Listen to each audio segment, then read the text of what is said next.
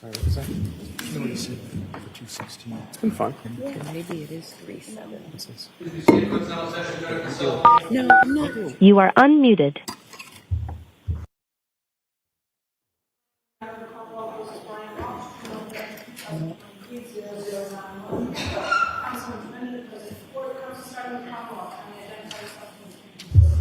Good morning, Your Honor. Greg Connor for the Commonwealth. Good morning, Your Honor. Ann Yaz for the Commonwealth. Good morning, Your Honor. Tracy Cusick for the Commonwealth. Good morning. Good morning, Your Honor. Good morning, everyone. Kelly Porges on behalf of Mr. Walsh. Good morning. Good morning. Good morning, Your Honor. Larry Tipton for Mr. Walsh. All right. Good morning, everyone. Let me just get my computer up and running, and then I'll talk about a few things that I want to address with the counsel before the jury comes in. Just give me a minute.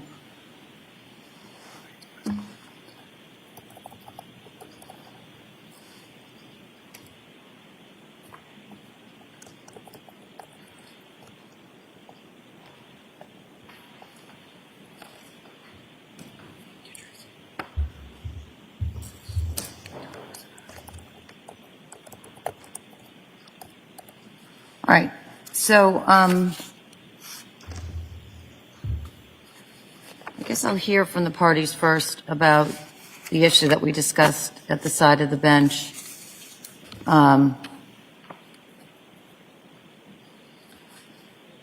Attorney Porges referred to it as the 2010 or 1020 issue. Does Commonwealth have anything you wish to say to the court about that issue? Your Honor, only that looking at the memorandum the defense submitted, that also said 20 as a potential penalty would be the only thing the Commonwealth would add at this point. You mean the prior sentencing memo? Yes. All right. Defense. So, Your Honor, we were unclear at that time what exactly the colloquy was going to look like, and so I was giving the court the spread of the potential. The way it has worked out is different. As the court noted, there were not admissions to allegations with respect to misleading on that charge. That's not necessary for the court to take the plea on that charge, right? Correct, Your Honor. Right. I'm just saying, answering the court's question is what the max is. I think it is a live issue that I'm still looking at, and I will have an answer for the court, but I don't think it's as simple as the Commonwealth is saying, well, they put it in their sentencing memo. That is the potential spread. As the factual basis stands now, there very well could be a legal precedent or case that hamstrings, for lack of a better term, the court to the 10. So let me tell you what I'm doing on my end and where I think that brings me today, because I don't want you wasting your time. The statute, as you know, is written in a way that the very first time that this concept of imprisonment punishable, or a crime punishable by life imprisonment, it's not a statute where there's a section that, oh, if you lie in relation to a police officer in relation to investigation that does not trigger a life felony, blah, blah, blah. And that's punishable by maximum 10 years. And then there's an alternate provision that says if you lie to a police officer in connection with a crime that's a life felony, it's 20 years. The first time that life felony is mentioned in that statute is in the very tail end of it, when it's setting forth the potential punishments for the conduct. And as a result of that, in order to take a plea on that charge, which I did, the defendant only has to admit that he lied in connection with an investigation. And so that's what he did. He lied in connection with an investigation. It seems to me the enhanced penalty, I'll call it enhanced, the higher maximum penalty of 20 years, which is triggered when an individual misleads the police in connection with a crime that is punishable by life imprisonment, then becomes an issue for the court to decide. We could debate as to what standard. It almost feels like, sort of feels like a subsequent offense type scenario, but it's not. That's not how it's set up. But it seems to me that the time at which I should determine that is when this jury has spoken about whether or not the defendant has been found guilty or not of any life felony, and not now. Because it could end up in a very perverse situation where I sentence him to an illegal sentence if the jury came back and found out and told me he's not guilty to a life felony. So I am going to put off the sentencing on the 2 charges until I hear from the jury on their verdict on the murder charge, so that I have the benefit of that jury verdict when I decide this issue. And I encourage the parties to continue to research whether or not the Commonwealth has an obligation to prove that he lied in connection with an investigation that was a life, punishable by life imprisonment at a sentencing, and how they do that. Is it through an evidentiary hearing, and to what standard?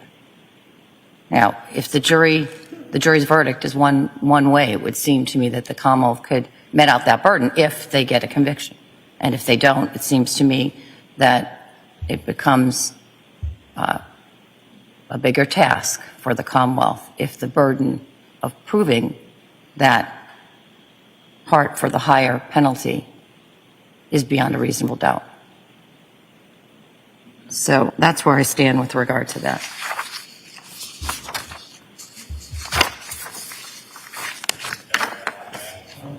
Yes? Me? Did you say something? No, I was just whispering to Mr. Tipton. Oh, maybe the whisper came out a little louder than you thought. Anyway, I also want to, I understand from the emails that came to me last night that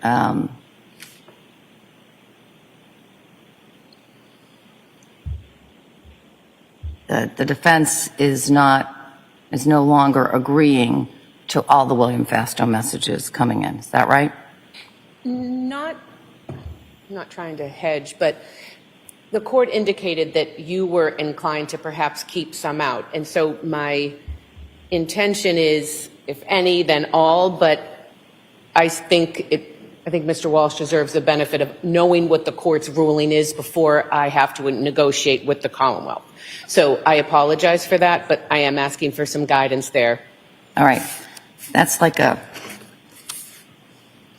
Well, actually, can we approach? That might be Well, easier. no. No. Okay. So I'm not giving an advisory opinion. And so here's what I'm going to say to you with regard to that. I'm going to read something in the record because I want it to be clear under what authority I am allowing those text messages in so the record is complete. And this ruling relates to both the my thought process with regard to the William Fastow text messages to the extent that they reveal some state of mind evidence of Anna Walsh. And also, just so that I'm clear, these thoughts equally apply to the reason why on an earlier motion in limine with regard to the expected testimony of Alyssa Kirby, why I believe these state of mind statements are coming in. So just bear with me while I read this into the record. And this is my oral order on the motion to admit the text messages between Anna Walsh and William Fastow. And again, same reasoning for what I expect at some point will become a similar issue with regard to a conversation Anna Walsh had with Alyssa Kirby, I think on the evening of 10/12/29/22. The Commonwealth filed a motion in limine to enter text messages between William Fastow and Anna Walsh as evidence of Anna's state of mind. Quote, an exception to the hearsay rule permits the admission of evidence of a murder victim's state of mind as proof of the defendant's motive to kill the victim, end quote. Commonwealth versus Castano, 478 Mass 75 at 85, 2017. Such evidence is admissible, quote, when and only when there also is evidence that the defendant was aware of that state of mind at the time of the crime and would be likely to respond to it. Period. End of quote. Commonwealth versus Qualls, 425 Mass 163, 167, 1997. There need not be direct evidence that the defendant learned of the victim's state of mind, so long as the jury reasonably could have inferred that he did learn of it. Citing again to Castano, 478 Mass at 85. In this case, there is evidence from which the jury reasonably could infer that the defendant saw the text messages exchanged between William Fasto and Anna Walshe. Specifically, during his interviews with the police on January 4th, 2023, Brian Walshe told detectives that sometimes Anna's iMessenger comes up on his phone and that he had seen messages people were leaving for Anna. That is on the 1/4/23 interview transcript at page 30. During his January 7th, 2023 interview, Brian Walshe told police that Anna took a bunch of photos on New Year's Eve and that she sent one to William Fasto around 10 o'clock. That can be found in the interview of 1/7/23 transcript at 86. And during his January 8th, 2023 interview, Brian Walshe told the detectives that they could get the exact time that his son went to bed on New Year's Eve based on the time Anna texted Fasto the photo. That may be found on the 1/3/23 interview transcript at page 7. From such evidence, which accurately noted the time Anna sent the photo to William Fasto, it is reasonable to infer that the defendant had seen her text message exchange.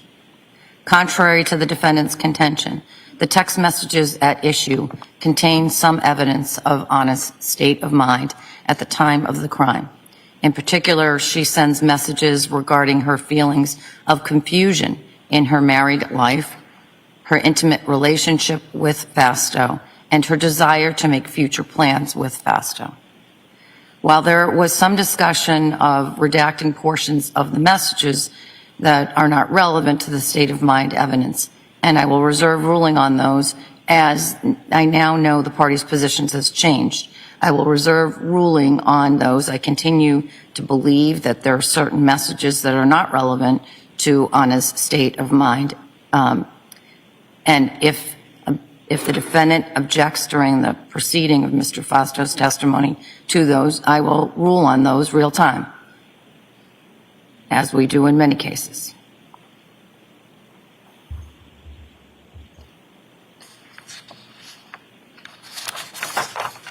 So that's that.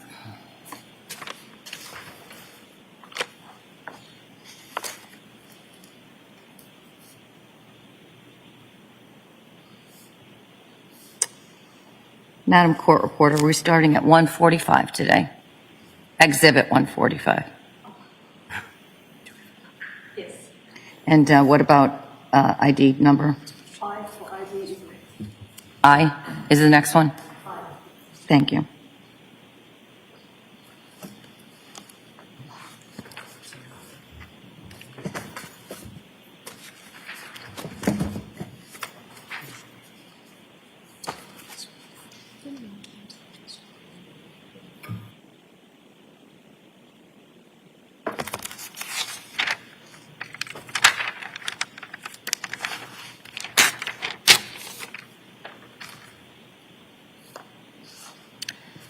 All right, anything, the jury's ready to go, is that right?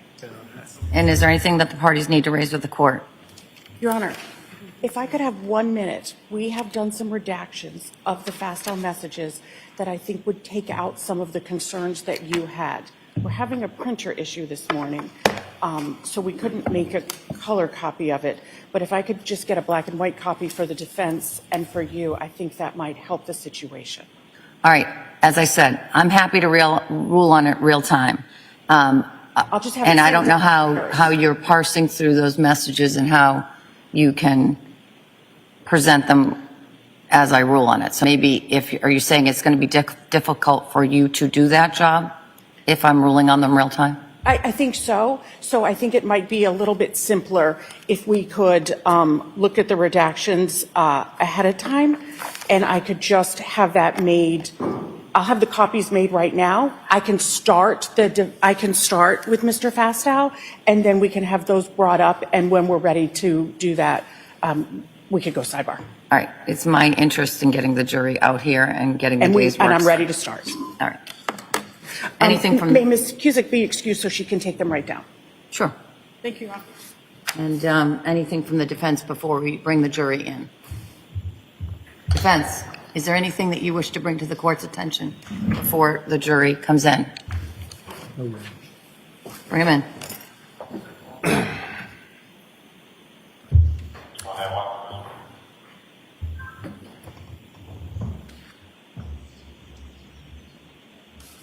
Someday.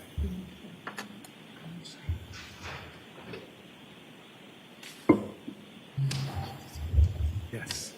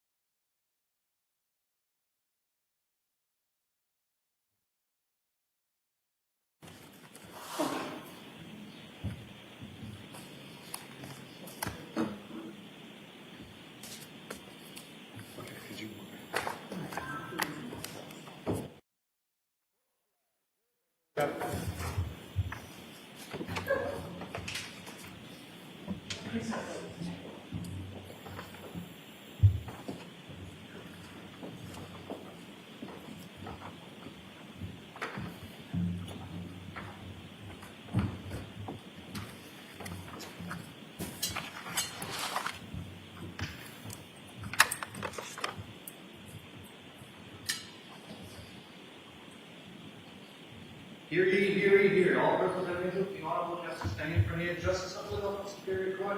Ron and give your attendance and you shall be heard. Let's have a call to Massachusetts in this humble court. Please be seated. Please turn up your cell phones. Welcome back and good morning, jurors. Good morning. Good morning.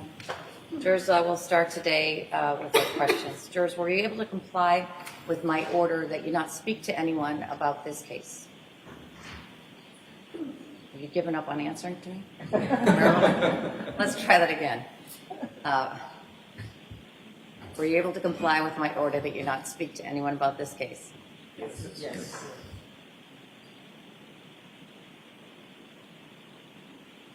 Were you able to comply with my order that you not go on any social media and not take in any news media?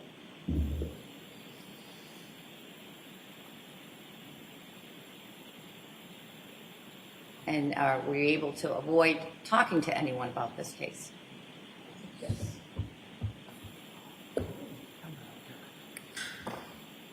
And do you all still have open minds? Yes.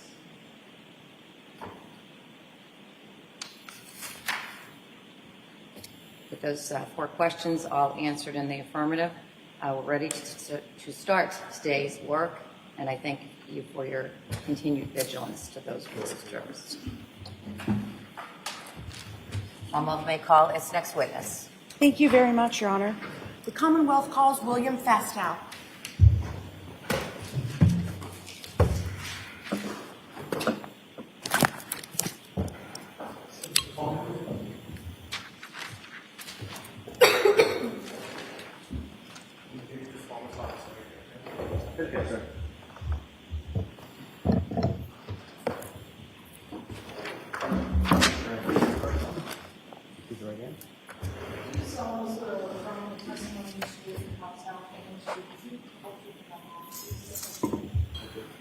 Right this way. Let's step up and just watch your step for me. Thank you. Slide over there. Shoot for you. No, a little bit more. There you go. You may proceed. Thank you. Good morning. Good morning. Could you please state your name and spell your last name for the record? Yes, my name is William Fastow, Fastow. Thank you. And what do you do for a living, sir? I'm a real estate broker And where do you do that? in Washington, D.C. And is that where you live as well? It is. And how long have you been a real estate broker? Just about 20 years. Always in the D.C. area? No, actually up here in Boston for a few years, and then a hiatus, and then back in D.C. And were you familiar with Anna Walsh and Brian Walsh? Yes. And how did you meet the Walshes? Anna Walsh was referred to me by a mutual friend, Jem Mutlow. They were looking for a home in the D.C. area, and I assisted them in purchasing a townhome in Chevy Chase, D.C. And did you know Anna or Brian Walsh before that? I did not. And where was that property located generally? It was on 43rd Street in Northwest D.C. And you said it was a townhome? That's correct. Can you just describe that townhome? So it was a semi-attached townhome. One side of it faced on 43rd Street. It had a staircase that led up to a parlor level. It was 4 floors and had a 2-car garage underneath. And who bought the home? Anna Walsh. And was the deed in her name? I believe so. And when did Anna close on that property? March of 2022. And did you meet Anna in person? Yes. And when did you first meet Anna in person? I think a couple months before that, she had come up to Washington once or twice to look at properties. And did Brian Walsh come with her? He did not. Had you ever met Brian Walsh in person? No, I have not. Did you ever speak with Brian Walsh? Yes, we had at least one, if not a few, teleconference calls to discuss the property. So after you sold the townhome to Anna Walsh, did you have further contact with her? I did. And when was your initial contact with her after you sold her the home? Immediately. And what was your initial relationship? We quickly became close friends, then confidants, and before long we started an intimate relationship. And what do you mean by confidants? We would share conversations about our lives, what we were going through, personal troubles, those sorts of things. And you said that your relationship became more, that Yes. it became intimate. It did. And when did that happen? Shortly after she moved to Massachusetts, within a few weeks. Massachusetts? Sorry, excuse me, Washington, D.C. From Massachusetts to Washington, D.C. And what was your marital status at that time? I was separated. And do you have children, sir? I do. Tell me about the types of things that you and Anna did in the course of your relationship. We would go out to dinner, go to bars. She would accompany me to functions. I have a boat in Annapolis. She would come sailing with me. We did a couple of fitness dates together, see movies, those sorts of things. You said movies? Yes. And you said fitness dates. What do you mean by fitness dates? Anna was very active physically. Being in shape was very important to her. I hosted a outdoor yoga event, and she had attended on multiple occasions. When you say Anna was very active, what do you mean by that? She was very focused on staying in shape, sort of recovering from her multiple pregnancies, getting her figure back. She was really, trying to dial everything in and be as active as possible. Did she exercise? She did. Did you see her exercise? Yes. What kind of exercise did she do?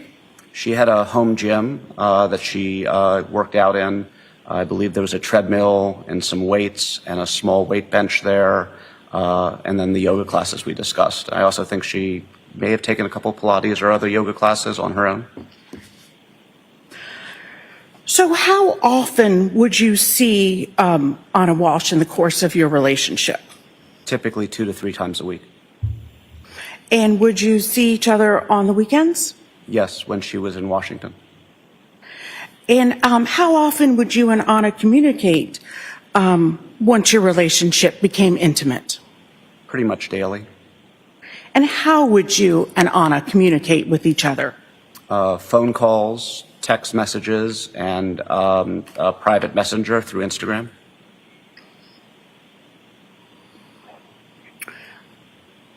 Did she use a cell phone? Yes. And how many cell phones did you contact her on? 1. Did you know her to use more than one cell phone? I did not. How about you? How many cell phones did you use? Just 1. And the cell phone number that you used to communicate with Anna, do you remember that number? Not off the top of my head, but I know it was a 617 number. If I said the number to you, would you recognize the number? Yes. Do you recognize 617-599-7966? Yes, I believe that's correct. Did Anna use social media? She did. How do you know that she used social media? She was a frequent Instagram poster. And when you say frequent, what was her practice or custom with social media? Typically, I'd say at least once or twice a week.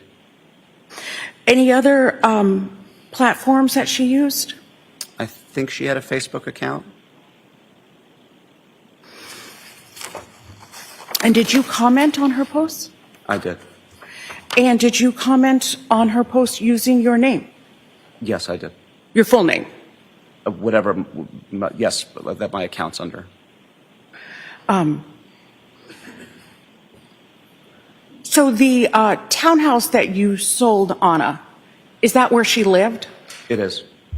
And did you go inside of that townhouse after she moved into it? I had. And did you ever stay overnight at that townhouse? I did not. Did she ever stay at your home in D.C. overnight? She did. So talking about her townhouse, you said it was 4 floors? Yes. And that starting like at the garage level? The garage was at street level, and then there was an elevated parlor, and then 2 bedroom levels above that. And that parlor level is where the kitchen would have been? Correct. And what had she done about, was the home furnished? Yes. And how was She the had furnished it. Okay, and how was the home furnished? She had settled in very quickly. It was important to her to nest as quickly as possible. So she had fully furnished it. She had built out the home gym, which I had mentioned earlier, furniture on the main level, the owner's bedroom, and 3 bedrooms upstairs that were for the children. And what had she done to furnish the bedrooms for the children? She had acquired beds, accessory furniture. I think she had the rooms painted. She may have even gone as far as buying some individual items, clothes, toys, whatnot. Did you ever meet Anna's 3 children? I did not. What did Anna tell you about where her children were? Her children were living in Massachusetts. What did Anna tell you about why her children were not with her? She told me that her children were with their father, Brian Walshe, up in Massachusetts, and that they were there because his home confinement was predicated on him being the primary caregiver. When did Anna tell you that? Fairly early on. She had attempted to apply for a insurance policy, blanket coverage policy for her house, and the company she had reached out to was unwilling to underwrite the policy, and they had disclosed to her that it was because of Brian's history. What did Anna tell you about how she felt about her children not being with her in D.C.?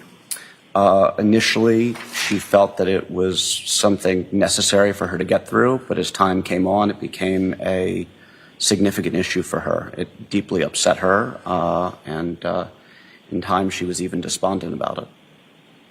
Jurors, I'm going to give you a mid-stream brief instruction. You're going to hear through this witness evidence of Anna Walsh's state of mind. And it is limited to the purpose of establishing her state of mind, as may be relevant to the defendant's motives in this case. Evidence cannot be considered as proof of the criminal act that is charged in this case. You may proceed. Thank you, Your Honor. What do you mean despondent? She was deeply upset about it. She was troubled. I think she was concerned about her role. As to, I think. All right. Restate the question, and I'll have the answer. What do you mean despondent? Anna felt deeply disappointed that she wasn't in a position to be the mother the children deserved.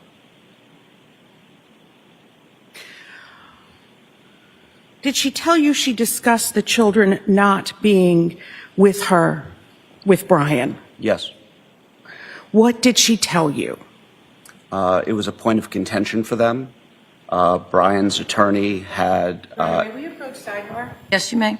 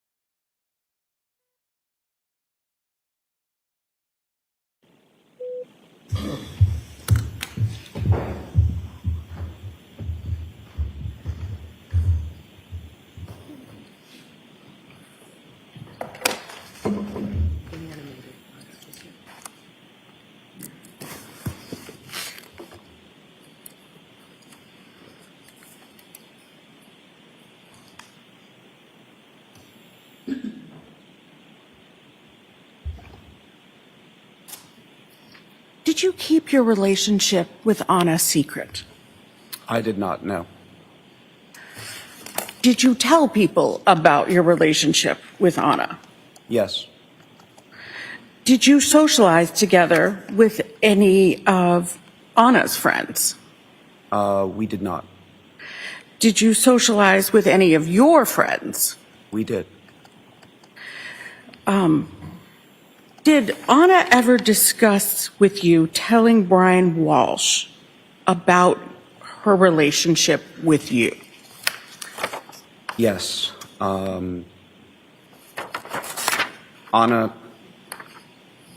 felt it was really important that when Brian was to find out about the relationship, that she would hear it from her. She had expressed great concern, and I think she felt it would be a strike against her integrity if he found out a different way.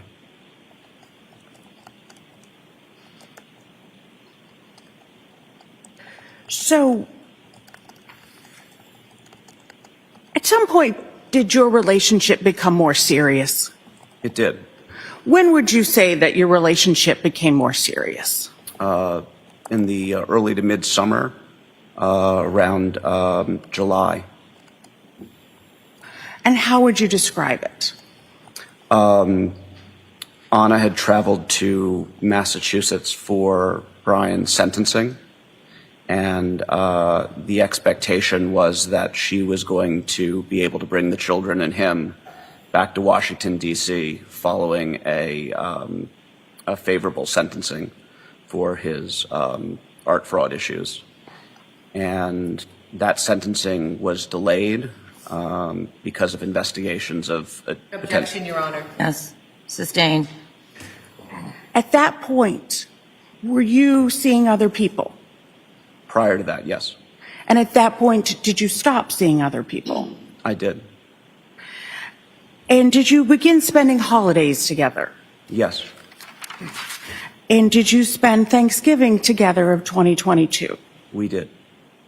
And what plans did you and Anna have for Thanksgiving of 2022? We had planned a trip to Dublin, Ireland together. And when did you get to Dublin? I believe we left on the 23rd or 24th of November. Did you fly together to Dublin? We did, And how long were you in Dublin? until the 27th.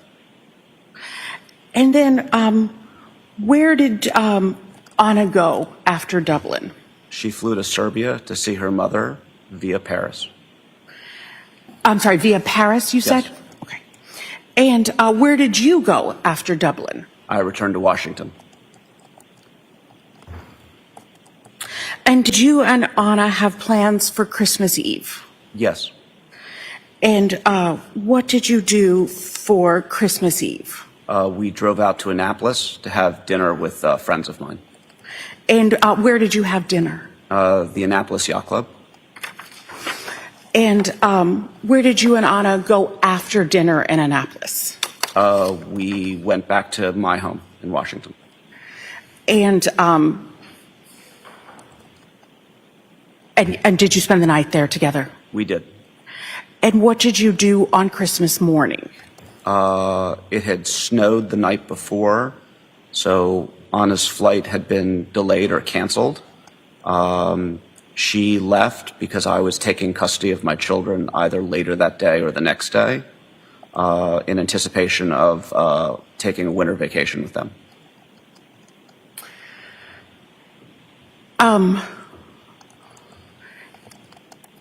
And do you do you know where Anna went on Christmas Day? She eventually ended up driving back to Massachusetts. And I'm sorry? I didn't say anything. Oh, sorry. So she went to Massachusetts to Cohasset? Yes, I believe so. And did you and Anna discuss how Brian Walshe reacted to Anna not being in Cohasset on Christmas Eve and getting there later on Christmas Day? She told me that they had an argument about it, and there were some points of contention. Did you and Anna discuss any stressors about that, or any stressors in her marriage to Brian? The biggest stressor was his inability to resolve his criminal case, and the fact that because of that, she couldn't be with her children and bring them back to Washington, D.C., and the fact that it felt like it was holding up her life. Was there any discussion about credit cards? Yes. And what was that? Anna was the primary breadwinner with her job in Washington. And one evening, she was looking through her credit card statement and had found numerous charges that Brian had made.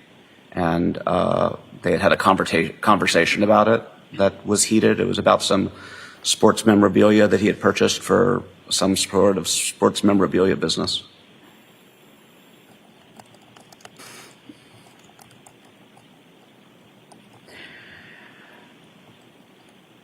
When was the last time, were you and Anna making plans to go on any other trips in 2023?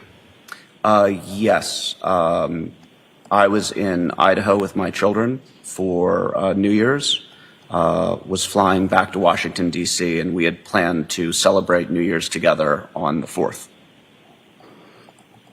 And were you going to go to any other locations together, any vacation locations? While we were communicating over New Year's, we had talked about doing a trip to New York City. Tishman Speyer, the company that Anna works for, has an ownership interest in Rockefeller Center. So she had mentioned wanting to go to New York, and we had discussed it. I think we may have even planned it at one point. But I was concerned coming back from Idaho that I would need to be back on the job, and I didn't want to commit to travel before coming back to the office. So you said you went to Idaho. When was that? I left early morning, December 27th. And did you communicate with Anna while you were in Idaho? I did. And how did you communicate? Through text message and through Instagram. And how did you communicate through Instagram? Through the private messenger feature. And what is the private messenger feature? Within the application of Instagram, you can send a private message to users. And did you voluntarily provide text messages from between you and Anna to the Commonwealth? Yes, I did. Your Honor, may we be seen at sidebar? You may.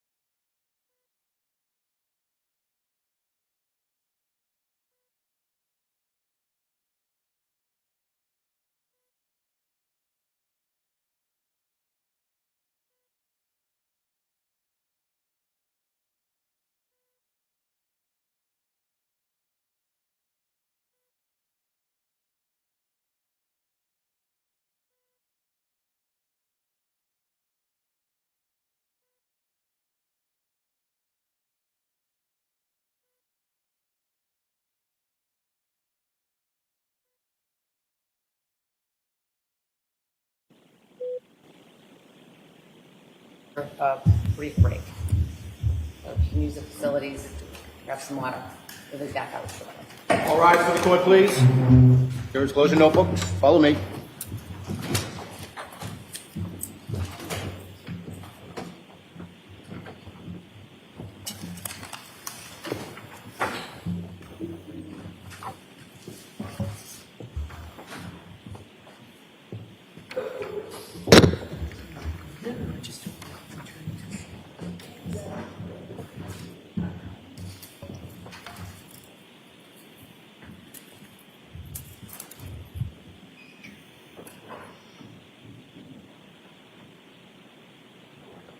You can get off the stand for a minute. What's hard is you need I'll give what you you a redacted. few minutes to take a look at the proposed redactions, and Okay. when you're ready for me to come back out on the bench to address those, I'm happy to. Thank you, Your Honor.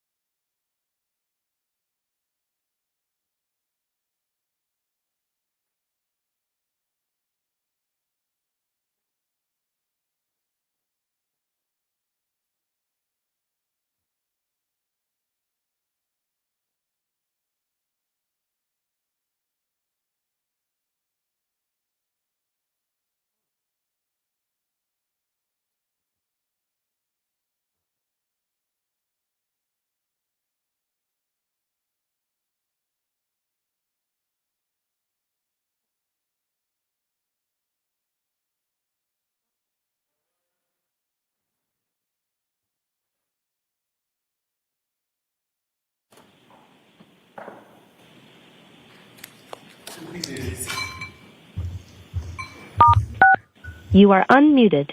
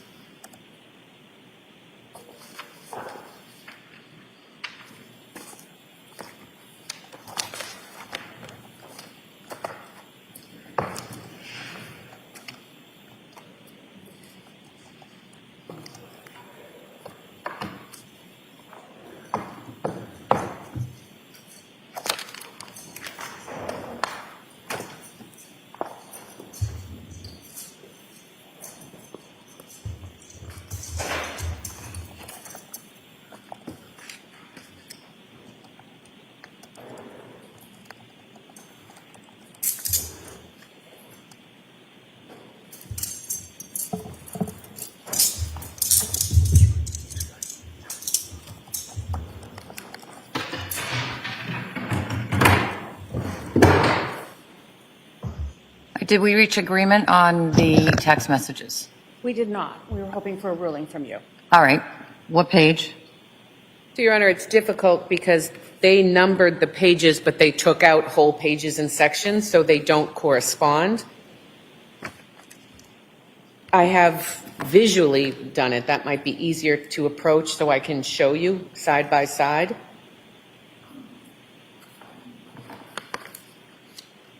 All right. Approach.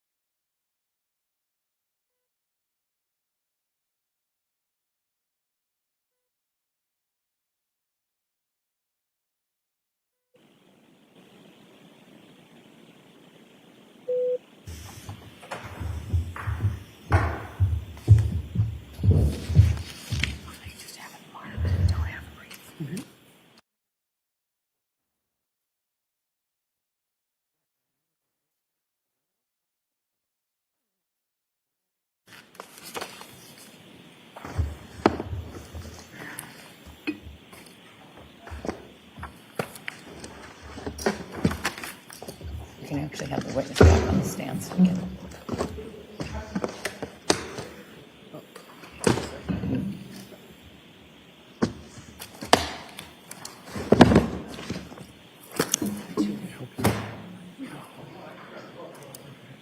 Okay.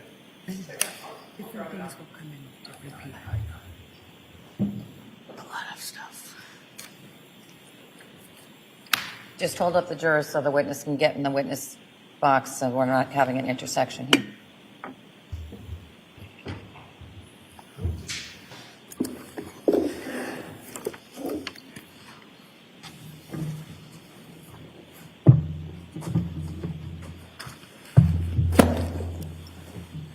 Thank you. All rise for the court, please. Jurors entering.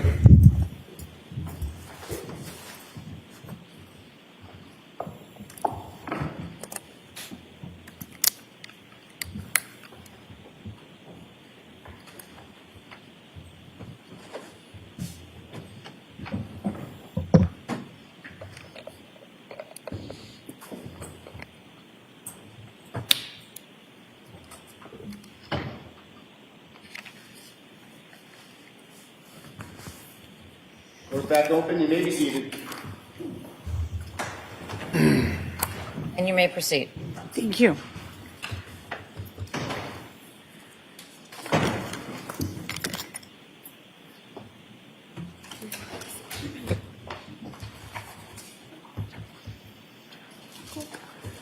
May I approach, Your Honor? You may.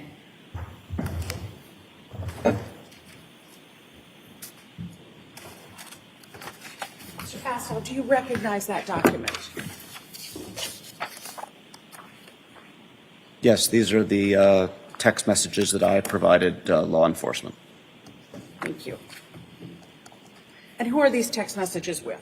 They're between Anna Walshe and myself. I'd ask that this be the next exhibit. Subject to the prior objections, any new objections? No, Your Honor. The text message packet, how many pages is it? Well, I'll have somebody count that. 43 pages. 43 pages. 43 pages of text messages between Anna Walshe and William Fastow are now in evidence as Exhibit 145. Thank you. Thank you. And Your Honor, if I might again approach the witness and stand there for one moment. You may.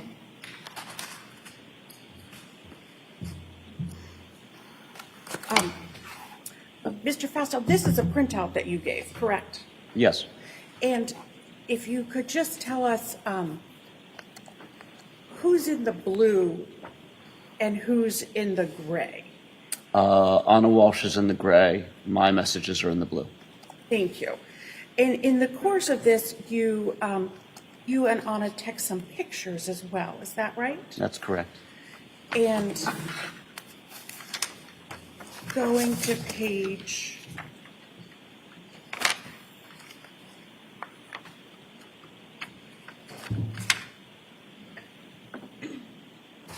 40.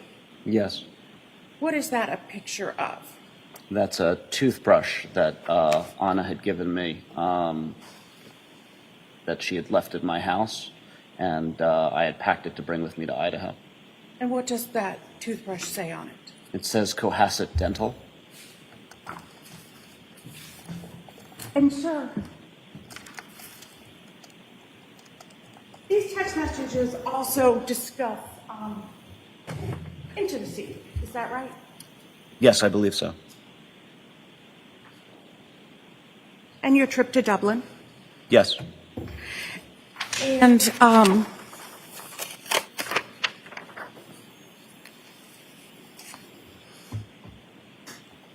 you also received a photograph, which is in that, well, you received several other photographs, which are in those text messages from Anna,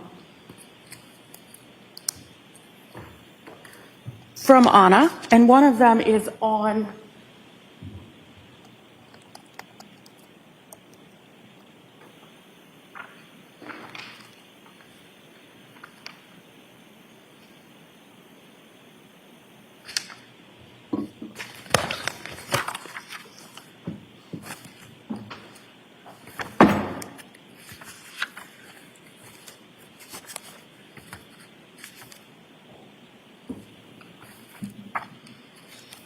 Apologize, Your Honor.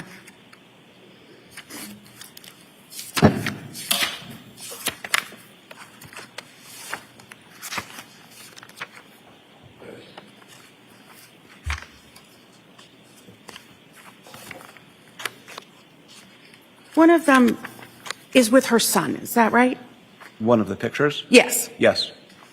And she sent you that, and it says Anna and her son, is that correct? Yes.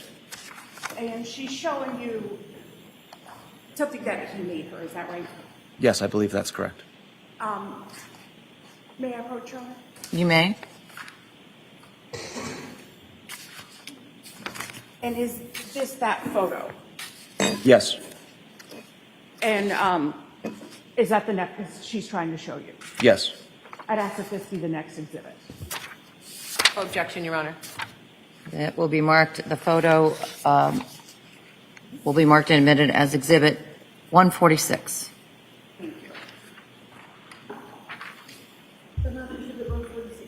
And Your Honor, this is blurred per the court's instructions. Yes, so can I just see it quickly?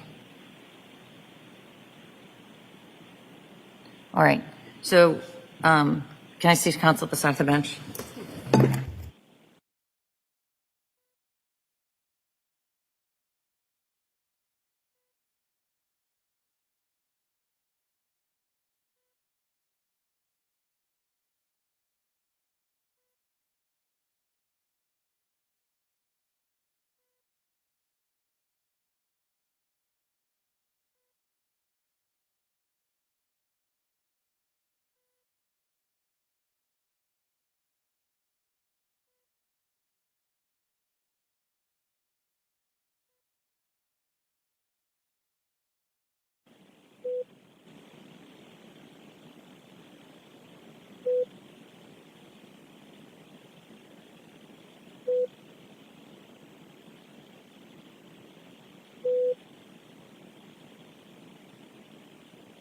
Walsh's face is blurred out. It wasn't that way in the original, but it's relevant to your decision making. So that's why I've instructed that it be blurred. All right? Thank you. I'd ask that now be published for the jury. You may publish it.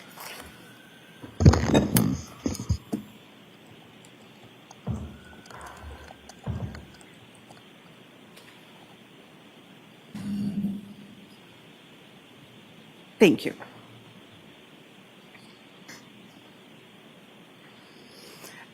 Did she also send you a photo on New Year's Eve as well?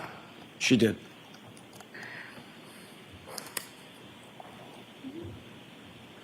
I know. Okay.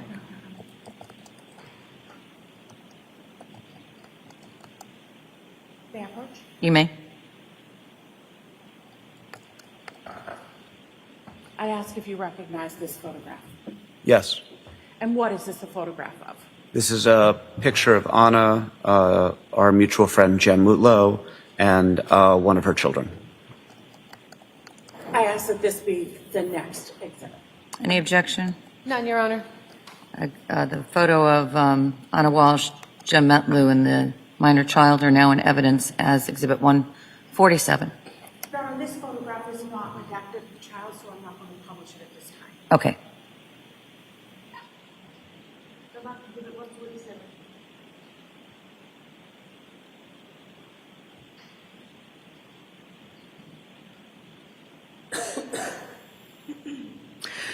When did you plan to return from Idaho? I was scheduled and I left on January 3rd. And when did you return from Idaho? I believe I came back very early the morning of January 4th. I think it was probably right around like midnight or 1 or 2 a.m. And did you have plans to celebrate New Year's with Anna? I did. And when did you make those plans? When I was in Idaho and she was in Cohasset. And what were your plans for? When were your plans for? Our plans were to have dinner on January 4th to celebrate New Year's and discuss our 1, 3, 5, and 10-year plans. And what had you and Anna discussed about your future together? We'd had a number of conversations about what a life together might look like, what merging two families would look like, how that might work. But I had always said to Anna that she needed to figure out how she wanted things to be with Brian and what she wanted to look like for her life before, we could make any sort of commitments or decisions. And did you have dinner reservations for January 4th? I did. Did you have dinner on January 4th? I did not. What was the last contact that you had with Anna Walshe? I received a text message from Anna. It was a Happy New Year's message right around the stroke of midnight on New Year's Eve, East Coast time. Did you respond to her? I believe I did. And then did you send her anything? The following day, I had sent her a photo of me showing one of my children how to ski. I had sent her, I think, a waving hand emoji. I think I'd sent a question mark query and then a couple of other texts over the next day or two that went that were not responded to. Did you try calling her? I did. When was that? I believe I tried calling her on January 2nd, and it went straight to voicemail. I tried that a couple times, and then I called her from a landline, thinking that she may have blocked my cell phone. Did she ever answer you? She did not. Were you concerned? I was. Did you have any contact with Brian Walshe after you sold the townhouse to Anna? I may have had a call or two with him discussing the townhouse. I don't really recall. It would have been dealing with property matters. And then he called me on January 4th. And did you answer that call? I did not. What did you do? I pushed the call to my voicemail. Why'd you do that? I was in an intimate relationship with his wife. I had not heard from her in several days, and frankly, I was concerned that maybe he had found out and was calling to confront me.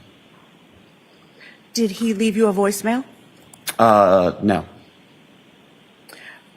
Did you call him back? I did not, but he called me a few hours later again. When was that? A few hours after the initial call, so maybe mid-morning, noonish. I couldn't tell exactly. And did you answer that second call? No, I pushed that to voicemail as well. Did Brian Walshe leave you a voicemail? The second time he did. And did you provide that voicemail to law enforcement? Yes, I did.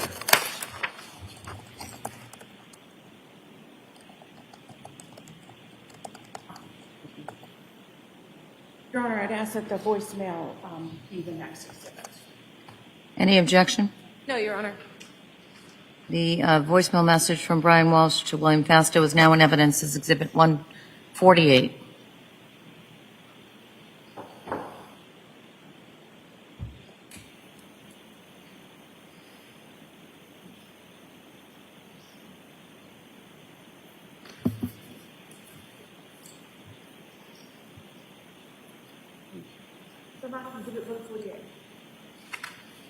I'd ask Ms. Gilman to play that now.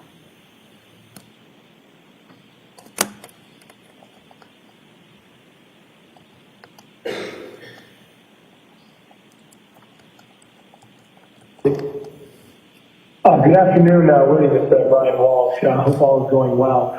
I was just reaching out to basically everybody I could. Anna hasn't been in touch for a few days. I spoke to work today. She hasn't been in.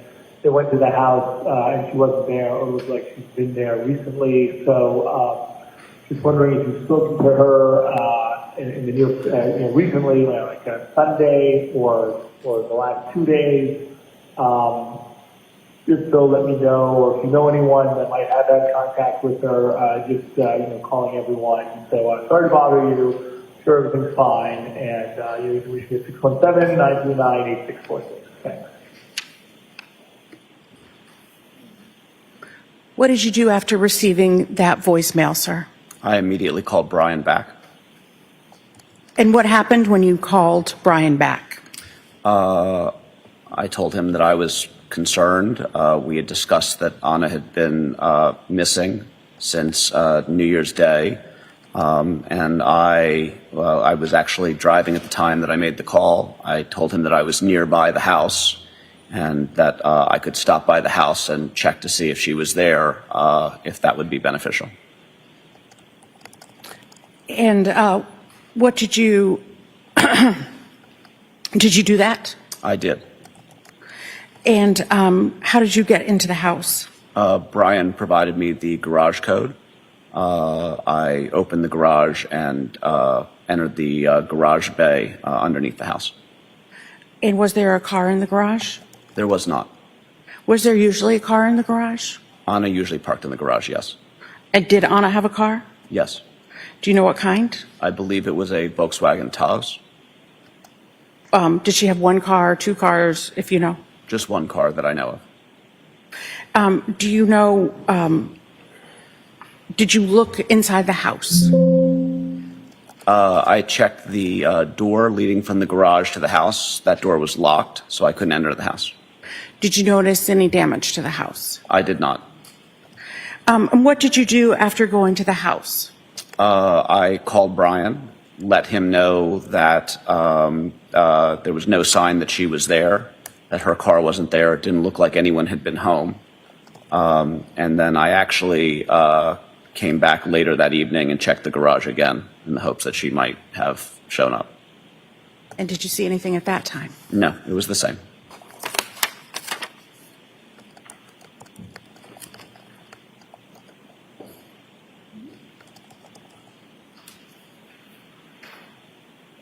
Your Honor, I approach. You may.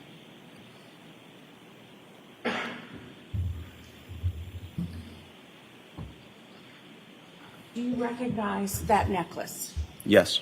What is that? It is it's a Gucci pendant necklace that Anna wore frequently. Thank you. I'd ask that this be the next exhibit. Any objection? None, Your Honor. Do you also recognize... Marked and admitted as Exhibit 149. Sorry, Your Honor.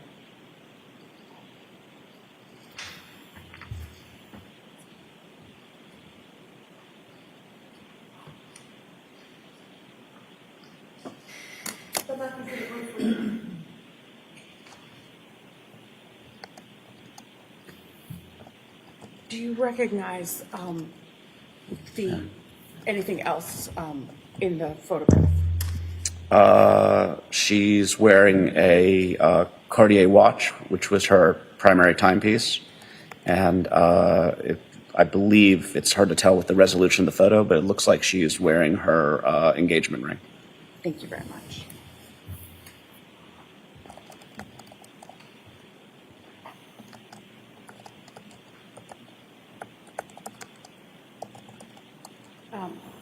Your Honor, I'd ask that this be published to the jury. Again, this has been blurred at...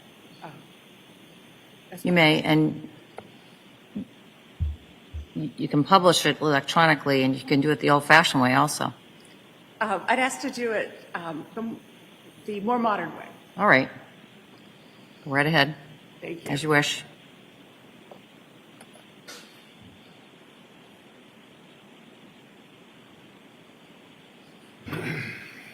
Thank you.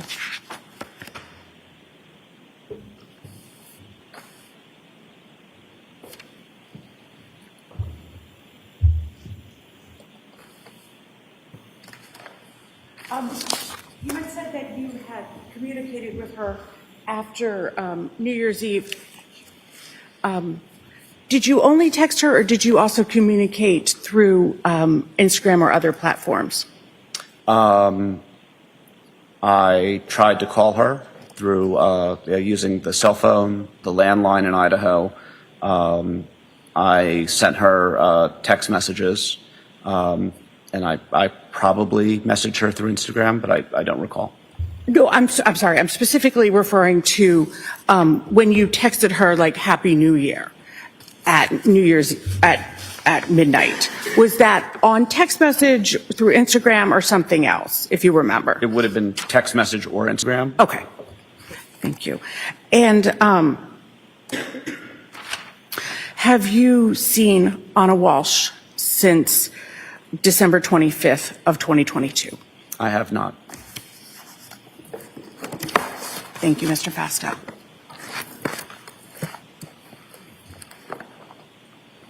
Cross-exam.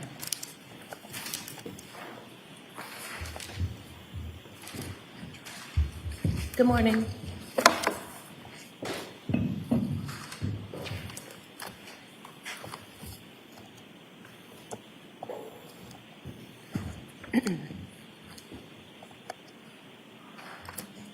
You had mentioned that you met Anna Walshe, I guess, in the late winter, early spring of 2022?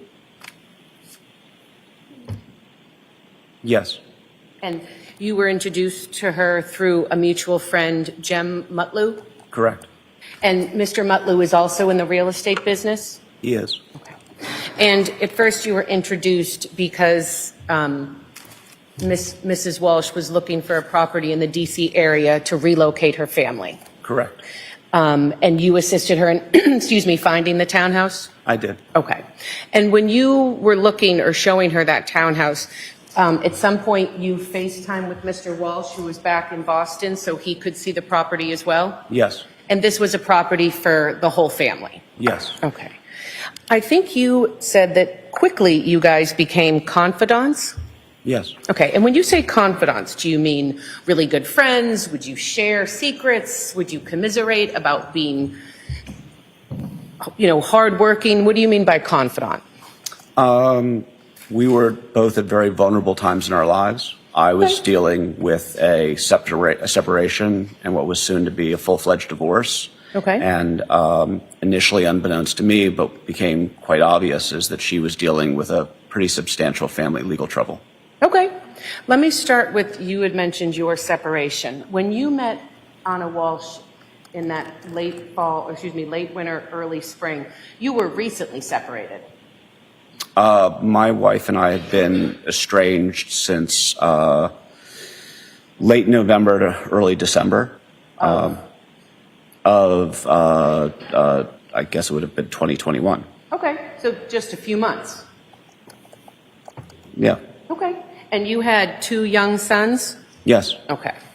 And I think you had mentioned that Mrs. Walshe, Anna Walshe, had described an argument that she had with Brian Walshe about some charges on a credit card? Yes. So they had an argument about finances or money? Yes. Okay. During your marriage, did you ever have an argument or disagreement with your wife about finances or money? Yes. You had also mentioned that there was an argument, I guess, on or around Christmas Day between Anna Walshe and Brian Walshe, right? Yes. Okay. And am I correct? Excuse me. Am I correct that this argument was because she was delayed in coming home? Yes. On Christmas Day? Yes. Okay. And so it's Christmas Day. They have 3 sons, and her flight gets canceled, and she's late coming up, right? Yes. And so from what you talked to her about, that was upsetting to Mr. Walshe. Yes.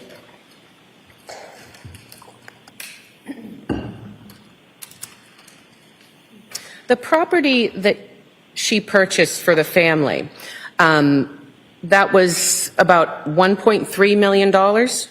Yes. And was it paid for in cash? Was there a mortgage? I believe there was a mortgage. Okay. And it was a 4-floor townhouse? Yes. How many bedrooms? 4. 4. So 1 for each boy, and then a master bedroom for Mr. Walshe and Anna Walshe? Correct. Okay.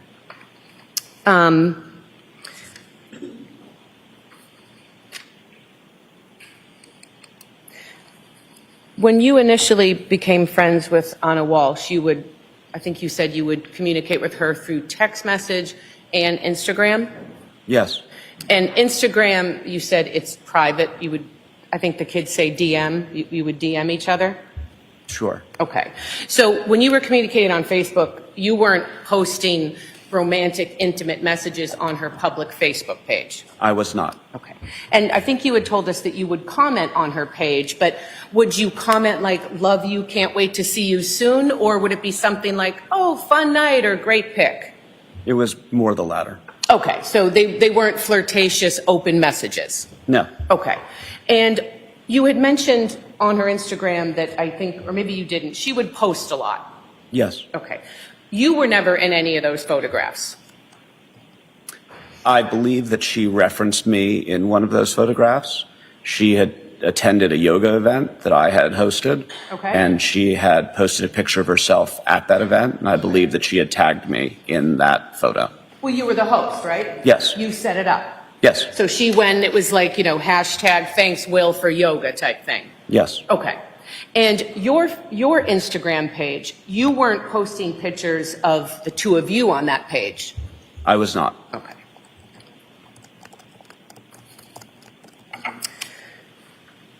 The timeline of your relationship with Anna, how quickly did it go from friends to more than friends? Fairly quickly. Bless you. So were you intimate with her after a week, after a month? When did you start becoming intimate? To be honest, I don't remember the exact moment, but I know it was very shortly after her move to Washington, D.C. Okay. You had mentioned, I think, that things had gotten more serious in July, so it had been going on for a few months at that point? That's correct. Okay.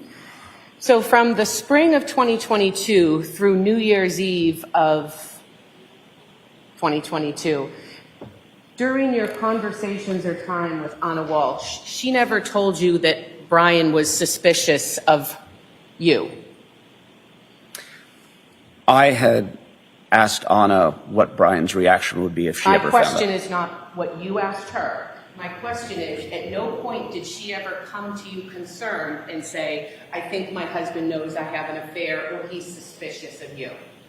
We had one episode where Brian called me while we were out to dinner, and I showed the phone to Anna because it was unusual for Brian to call me. Anna then later called Brian, and Brian had claimed that one of their children had taken his phone and called me by accident. That would be the closest thing that had happened where we felt concerned that maybe Brian had found out. So I guess I'm not asking if you felt concerned. I mean, you're having an illicit affair. You're always kind of concerned someone's going to find out, right? I mean, I suppose. My question to you is, did Anna ever text you or call you and say, ugh, I think Brian is suspicious that I'm having an affair? Anna never texted or called me and said that she felt that Brian knew that we were having an affair. You had mentioned that you had introduced or socialized with your friends and Anna Walsh. Yes. The friends that you had that you would socialize with Anna Walsh, they weren't connected to Brian in any way? No. Except for Jem Mutlow. Okay, and did Jem Mutlow ever come to D.C.? He did not, but we had correspondence. Okay. And as far as you know, well, let me ask you this. You didn't tell Jem Mutlow about your relationship with Anna? I don't recall. You don't recall? Okay. Anna never told Jem Mutlow about your relationship. I'm sorry, is that a question? It sure is. I don't know what Anna told Jem Mutlow or what she didn't. So Jem Mutlow was the reason you guys met, right? Correct. You guys, or you were good friends? I would say that we were professional associates. Okay. Actually, let me couch that. I would say we were friends. Okay.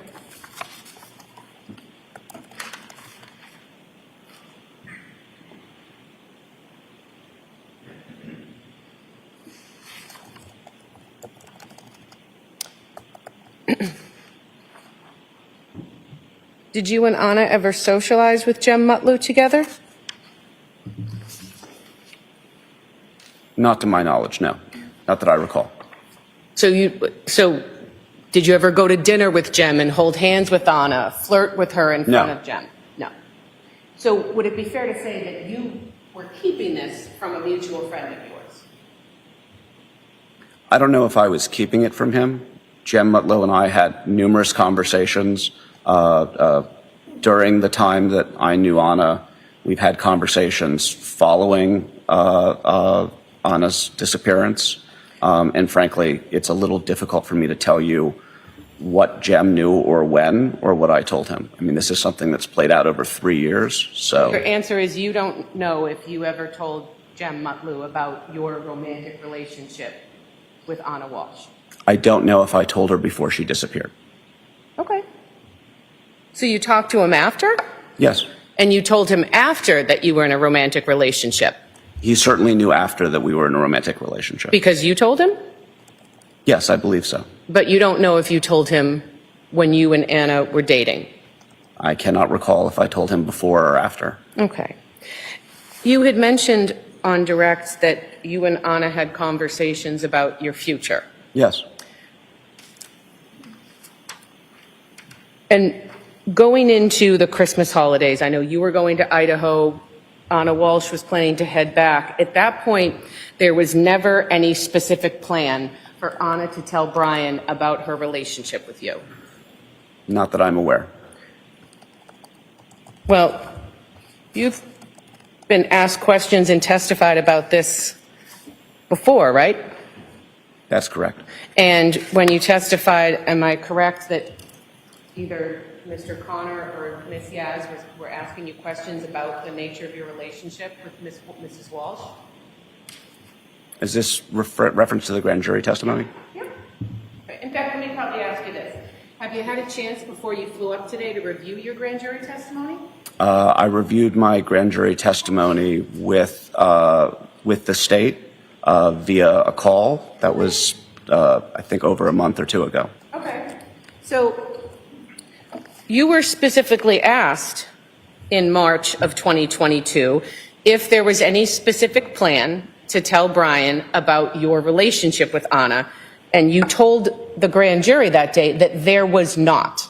That is correct. Okay. So there was no plan as Anna went home for Christmas to be with her family that she was going to come clean and tell Brian about you. As I said, there was no plan that I was aware of. She never told you, hey, Will, I'm gonna go home, I'm gonna talk to Brian, I'm gonna blow up my marriage and come be with you. She never told you that. That is correct. She didn't tell you, I really want to tell him I just want to be with you before she went home for Christmas. Objection. Sustained. That is correct. You guys never communicated on Facebook Messenger, right? We may have, I don't recall. Well, did you have a Facebook page? Yes. And did Anna have a Facebook page? Yes. And did you turn over any Facebook messages between yourself and Mrs. Walshe to the police? I don't believe so.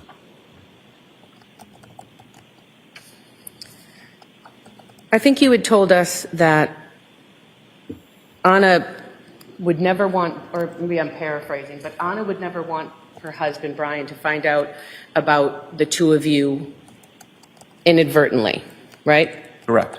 That I think you mentioned integrity was the word that she used, that if anyone was going to tell him, she wanted to be the person to do that. Correct. And at least in December heading into Christmas, there was no plan to tell him. Not that I was aware of. You had mentioned that you guys would go to dinners together. Yes. Did you ever go to dinner with a woman by the name of Alyssa Kirby? Not that I recall.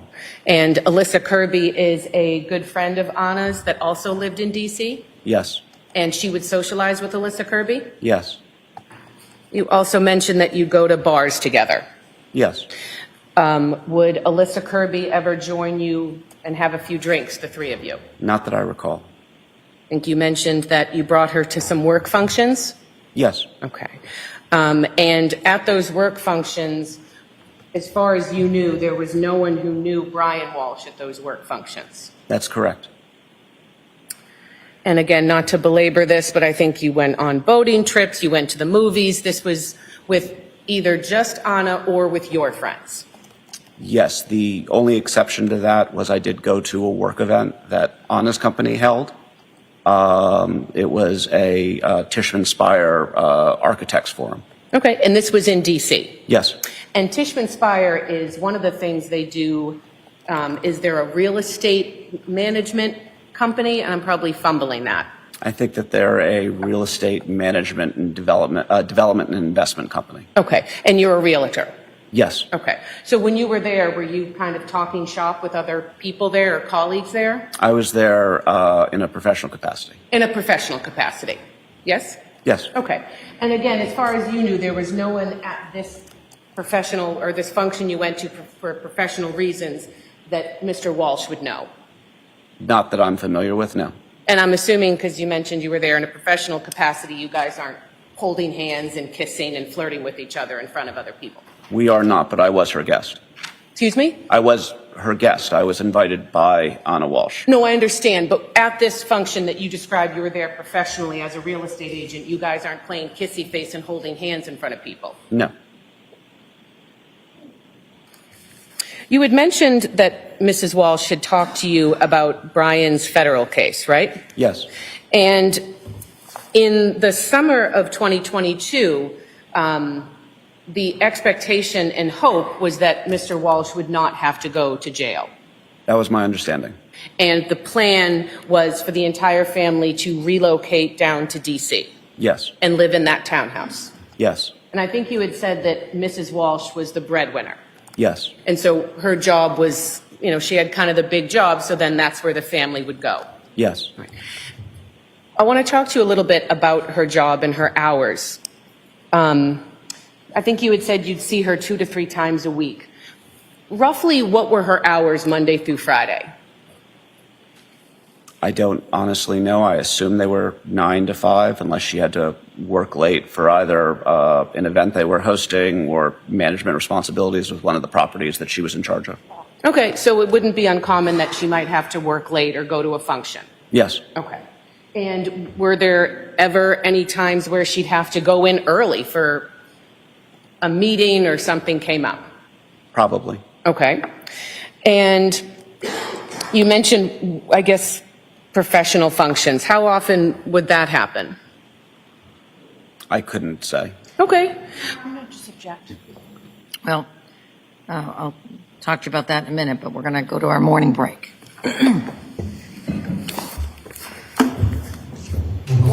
All right, please.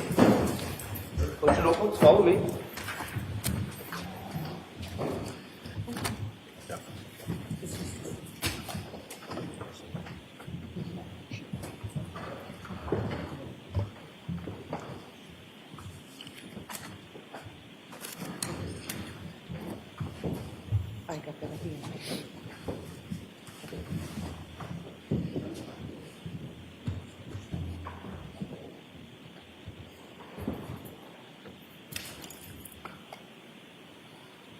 The witness may step down.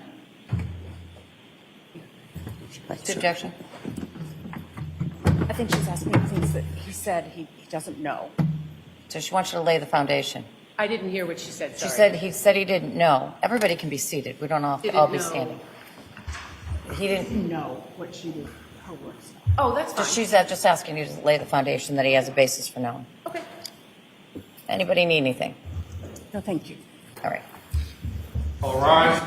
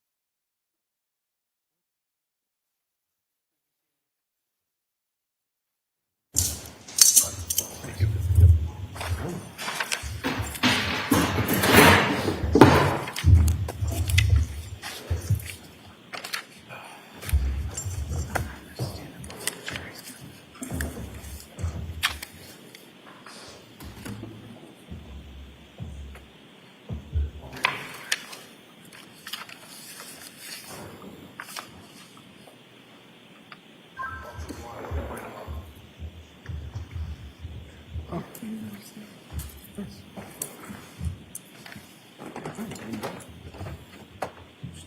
watch your step. You may just remain standing for a moment, okay? Yes, sir.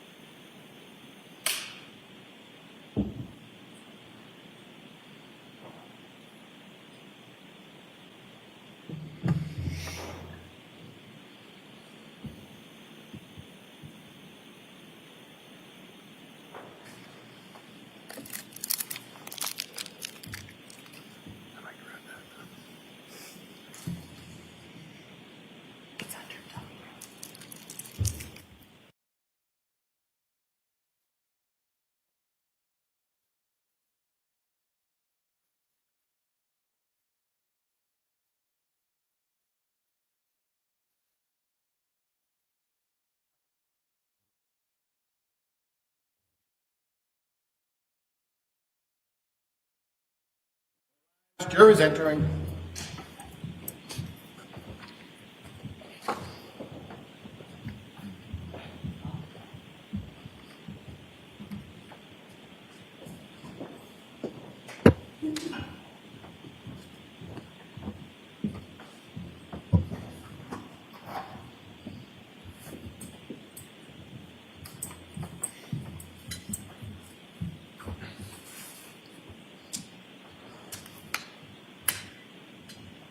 Court is back in session. You may be seated. You can have a seat. Thank you, sir. You can voice up for me, please, okay? Thank Yes, you. sir. Thank you.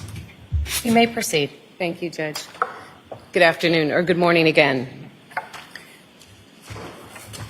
Before the break, we were talking about whether or not there was any definitive plan for Anna to tell Brian about your relationship. I want to talk to you a little bit more about conversations that you did have with her in which she told you that if Brian was going to find out, she wanted it to be from her, right? Yes. And that it would really upset her if he found out any other way. Yes. To the point where it would devastate her if Brian ever found out that she was having an affair. Yes. And you had mentioned, I think on direct, that you had conversations about a future together, Yes. but you never had extensive, concrete conversations about being together and when that would happen. Correct. And at the time, at this time frame, that summer, fall, and winter of 2022, you were also in no position to openly start a new relationship with another person.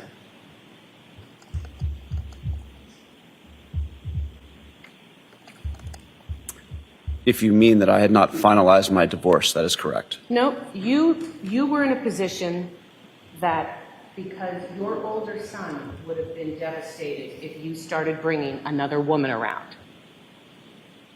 Yes, I did say that. And if I'm correct, I believe on page 36 of Exhibit 145, which are text messages that you turned over,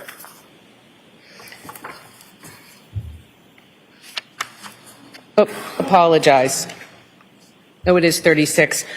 And this is, the text message that you turned over, just to be clear, are from December 29th of 2022 through January 5th of 2023. I assume that's correct. Want me to approach so you can look at it? Sure. Your Honor, may I? You certainly may.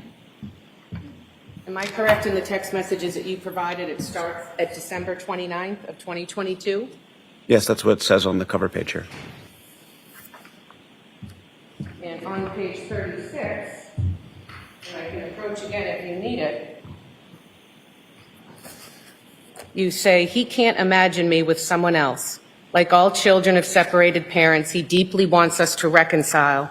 Introducing him to someone else would destroy that fantasy. it would crush him now, right?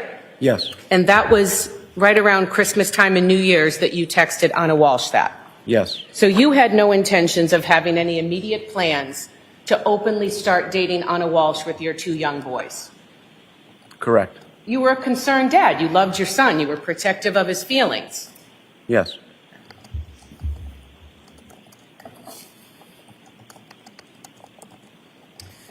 At the same time you were having conversations just about her marriage and your relationship, you knew that it was always a possibility after having these conversations that Anna would stay with Brian, the father of her children. Yes. And while she would talk to you about arguments they had about finances or the stress of his federal case, she always spoke to you about him in a positive light. Yes. And you knew from her words, that she cared for him deeply. Very much so. And I believe during these times when you would talk about her relationship with Brian Walsh, she wanted everyone to see him in the light that she saw him. Very much so.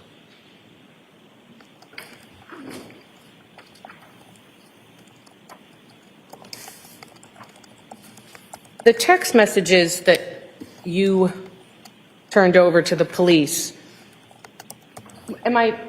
is it fair to say that the police asked you questions about whether or not you had any information that Mr. Walsh had discovered your affair with his wife? Yes, I'd say that's fair. Okay. And you understood that anything that could help them in determining if Mr. Walsh had discovered your relationship, you would turn over or it would be helpful. Yes. And so I asked you about Facebook and you said you don't remember. That's correct. Well, so you don't remember if you would send any flirtatious, sexy, or intimate messages or posts on Facebook? Isn't that something you would remember if you're trying to keep it a secret? I don't recall if I used Facebook Messenger as a means of communication with Anna Walsh. I would periodically delete messages. I don't recall if I had deleted messages from Facebook. I had certainly deleted messages from Instagram and text messages I had had over the term of our relationship. Well, why are you deleting stuff? Honestly, I said things to Anna that I might have found embarrassing that I just didn't want to look at, so I would delete the messages. But you weren't trying to hide it from anyone. It was just your own kind of squeamishness or embarrassness from whatever you had sent. Yeah. Okay.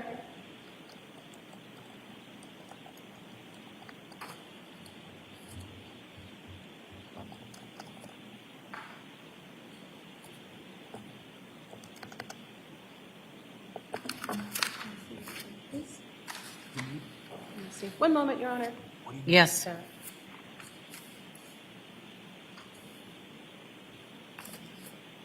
Nothing further. Thank you, sir. Redirect. Nothing, thank you. The witness may step down.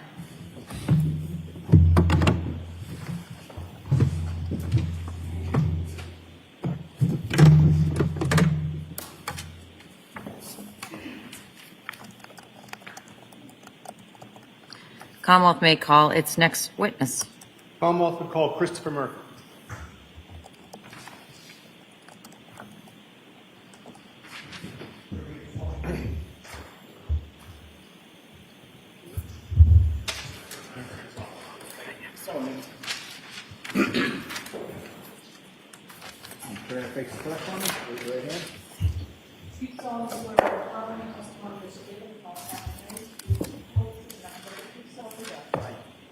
Right this way, sir.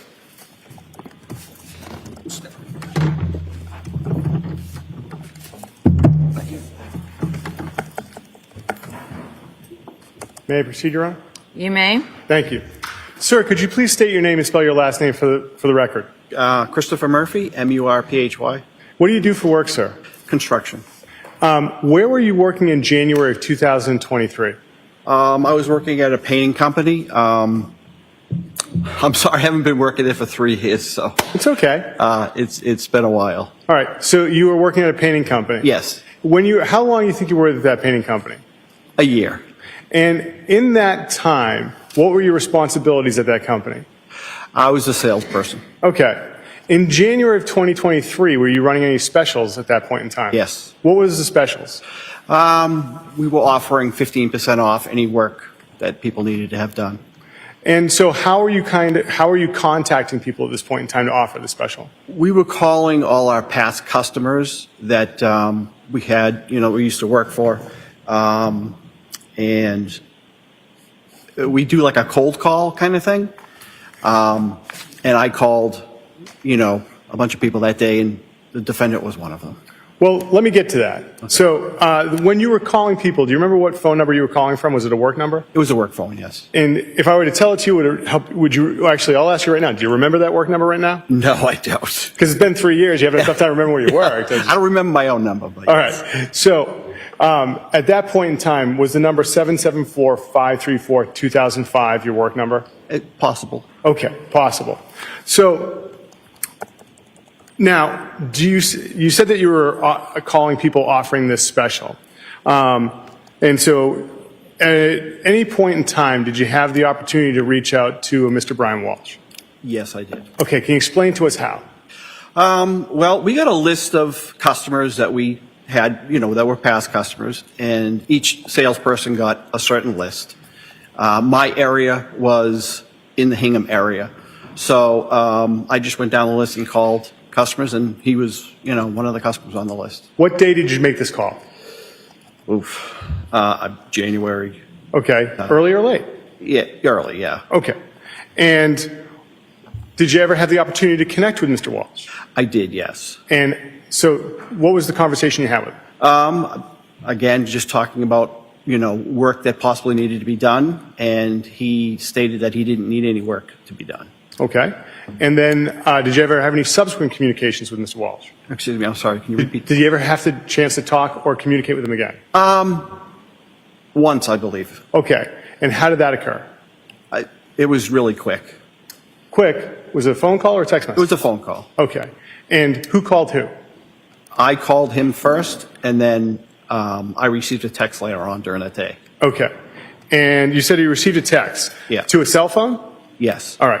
And you're on my coach? Yes. Do you recognize these images, sir? Yes, I do.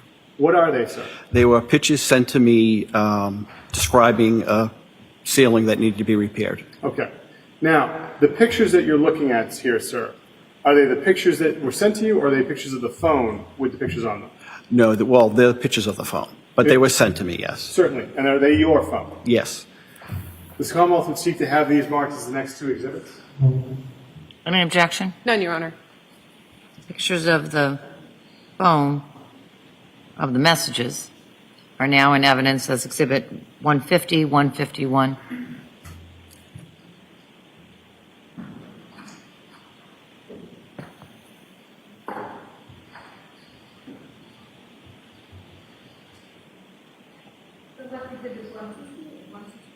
Thank you.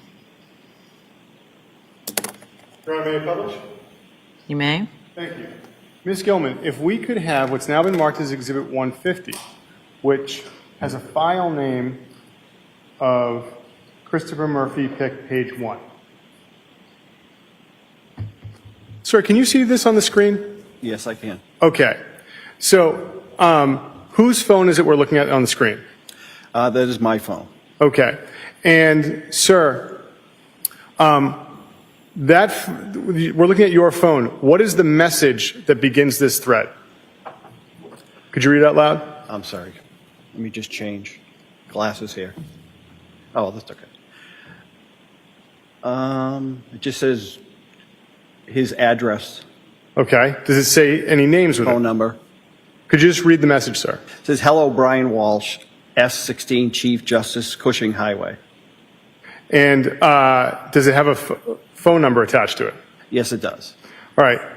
And underneath that, sir, you said there's a picture? Yes, there is. All right. Ms. Gilliland, can you scroll down again? Thank you. And can we have Exhibit 151, which is Christopher Murphy Fix, page 2.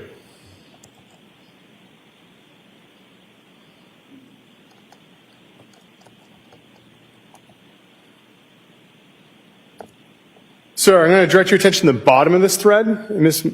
Gilman, if you could enhance this. Sir, at the end of the thread, what is the message? It says, "Good morning, let me know about the ceiling. Best, Brian." And what's the date on the message? January 6th. So, sir, did you have any phone communications with Mr. Walsh besides the initial one in relation to this damage to the ceiling? No. Okay. Nothing further, Your Honor. Any cross-examination? No questions, thank you, sir. The witness may step down. Thank you.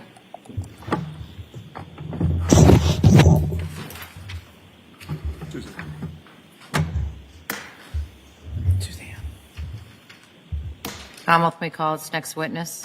The Commonwealth would call Suzanne Garland.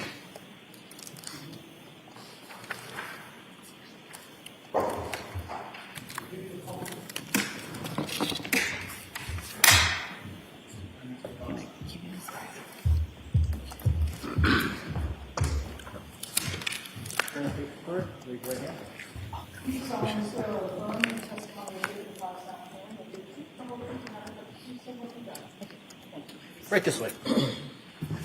Just watch your step for me. Step all the way in. Thank you. You may proceed. Good morning. Good morning. Could you please state your name for the record and spell your last name? Suzanne Garland, Garland. And what is your occupation, ma'am? I own a Bar Method studio. It's a bar workout in Hingham Center. And how long have you owned the Bar Method in Hingham Center? Since September of 2021, I opened the studio. And is that a franchise? It is, yes. And how many Bar Methods are in the United States? I think at this point about 100. And where exactly is your studio? It's right in Hingham Center, sort of on South Street, 99 South Street, across from CVS. And how many employees do you have at your studio? 16. And how many clients did you have in 2022 into 2023? I would say about 160 active clients. And at that time, did you keep and maintain records for your business? Yes. And what kind of records did you maintain? We maintained membership agreements and class history, purchases, time and date of classes taken, the number of classes each client took. And how did you keep those records? Electronically. And why do you keep those records? For regular course of business, but also to report to our franchise. And do you have a corporate email? Yes. And what is that corporate email? I have two, actually. One is hingham@barmethod.com, and the other is my personal business email, which is suzanne.garland@barmethod.com. And you also keep payment information? Yes. And do you maintain all communications with clients in good faith? Yes. And do you keep your records in good faith as well? Yes. Did you know Anna Walsh? I did. And how did you know Anna Walsh? I knew Anna for several years. Actually, prior to owning the Bar Method, it existed in Hingham Center. Another woman in town had owned it before, and I used to take classes there with Anna all the time. She and I would be there 4 times a week together taking classes. And then when I reopened the studio after COVID in 2021, she signed up right away. And again, she was coming 4 days a week up until the time that she was moving. And what kind of membership did she initially have with you? She purchased a Club Bar Unlimited membership, which allowed her to take as many classes as she wanted during the month for a fixed price. And did you have a membership agreement with her? I did, yes.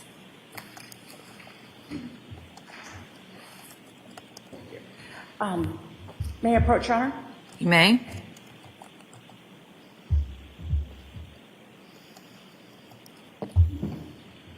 Ma'am, do you recognize this? Yes, this is our month-to-month membership agreement that we keep with all clients on the unlimited plan. And I'd ask you to look at the last page.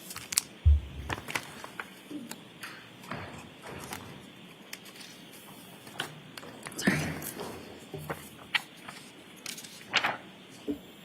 This is her signature.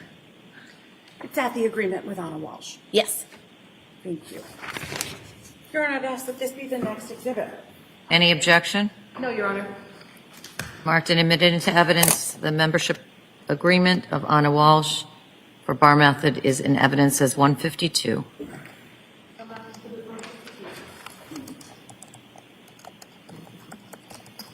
Ms. Garland, as part of the membership agreement, our members asked about their health. Yes. And do they have to sign off for medical information? They have to sign that they are fit to take classes. Why is that? For liability purposes for the studio. So in December of 2022, how often would Anna Walsh attend Bar Method? So she would be coming whenever she was in town. She was doing quite a bit of traveling back and forth to DC at that time. So I think she was there 3 or 4 times at least whenever she could come in, she wanted to be there. So do you mean 3 or 4 times a week or something else? I think December of 2022, she was there 3 or 4 times total, right? Okay. And did she have a membership at that time? She did not. She was paying drop-in classes. And did you have communication with her about the classes via email? Yes, she had emailed me when she found out that she was getting the new job in DC. She emailed me that she needed to discontinue her month-to-month unlimited class membership and that she would, drop in when she was around. And then when she came back to DC in December of 2022, she emailed me, I believe it was December 30th, saying that she had purchased a drop-in class, but she would rather do a special we were offering, which allowed her to take an unlimited amount of classes over the next month because she was going to be in the area more. And you said when she came back, she came to DC, but did you mean when she came to Cohasset? I'm sorry, when she came to Hingham, yes. Okay. And did you maintain the email communication that you had with her in your normal course of business? I did, yes. I kept my email from her and I have it to this day. Okay. Your Honor, may I approach? You may.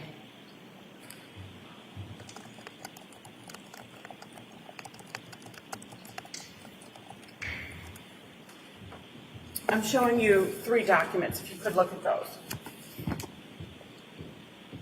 you recognize those documents?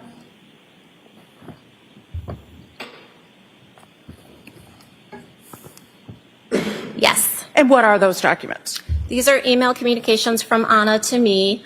The first one is letting me know that she had gotten the new job opportunity in DC and telling me how wonderful her experience at the Bar Method had been. However, the last 10 years, she's taken classes in DC and the Boston locations. She said, we have developed an incredible team culture and feeling of being cared for. She loves the energy of the studio. She asked if we were ever considering opening one in DC. That was the first email. The second email was the one that I mentioned on December 30th, asking if she qualified for the 30-day unlimited special we were offering for $79.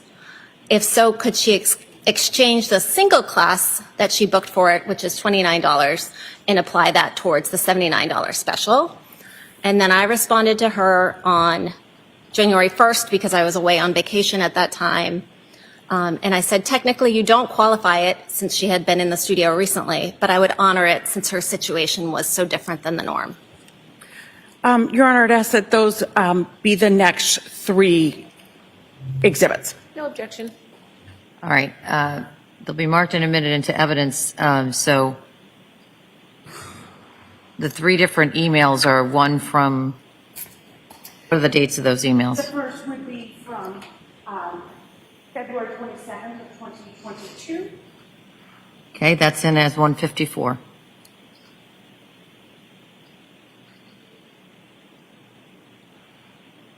Well,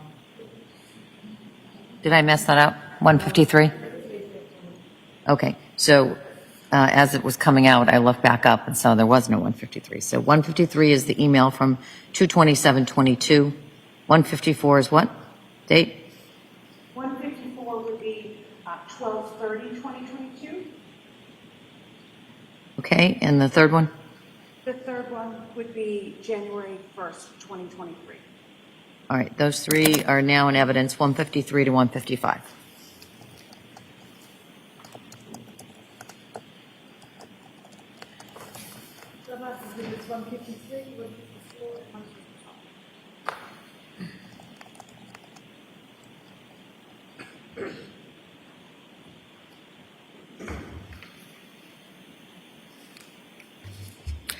And did you also keep the registration for December 31st of 2022? The class registration log? Yes, I apologize. Yes, we do. Thank you for correcting me. And that's maintained in the normal course of business? Yes, we have records of every single class.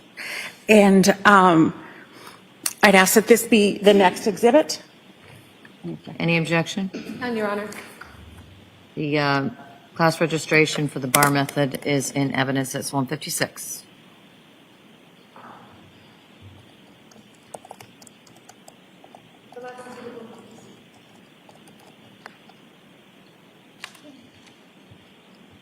May I approach, Your Honor?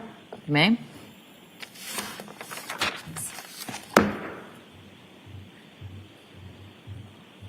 And seeing that document, ma'am, do you,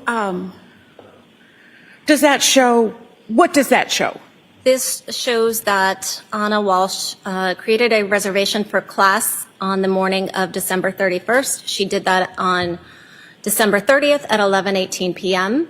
And it shows that she was checked in for class on December 31st at 8:17 p.m. And does that show that she attended that class? Yes. Thank you. Any cross? Just briefly. Good morning. Getting there. The email that Mrs. Walsh had sent you asking to convert her drop into the unlimited monthly, that was on December 31st? Was it December 30th or 31st? December 30th or 31st? Yes. Okay. And the reason that she was asking to do that is because she expected to be in the South Shore area more the next month? Yes. Okay. You had mentioned that your studio requires a medical waiver?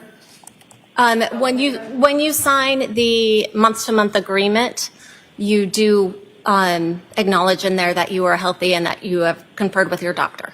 Okay. And she does that, or that a person, for example, does that once when they first start coming to you as a client? They sign that every time they sign a contract. Okay. So when was the last time Anna Walsh had signed a contract with Bar Method? I believe it was September of 2021. I don't think she was actually ever able to book that last contract she wanted to. Okay. So the health waiver that you're talking about, or the medical waiver, was September of 2022, or excuse me, September of 2021? Yes. Okay. And the medical waiver that someone signs, do they have to provide any type of medical documentation to confirm they are in fact good health? No, we don't require a letter from a physician. So it's just self-reporting? Yes? Yes. Nothing further, Judge. Any redirect? No, thank you. The witness may step down. Thank you. Do you want this? I'll take that.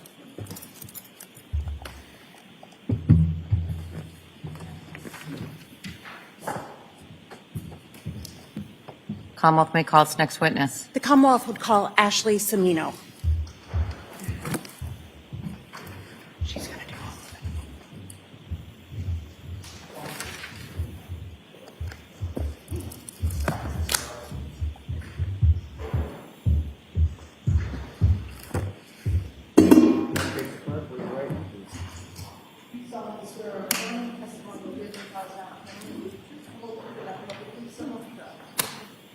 Right this way.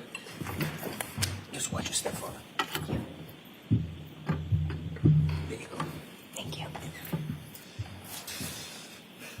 May proceed. Thank you. Good morning. Good morning, how are you? What is your name?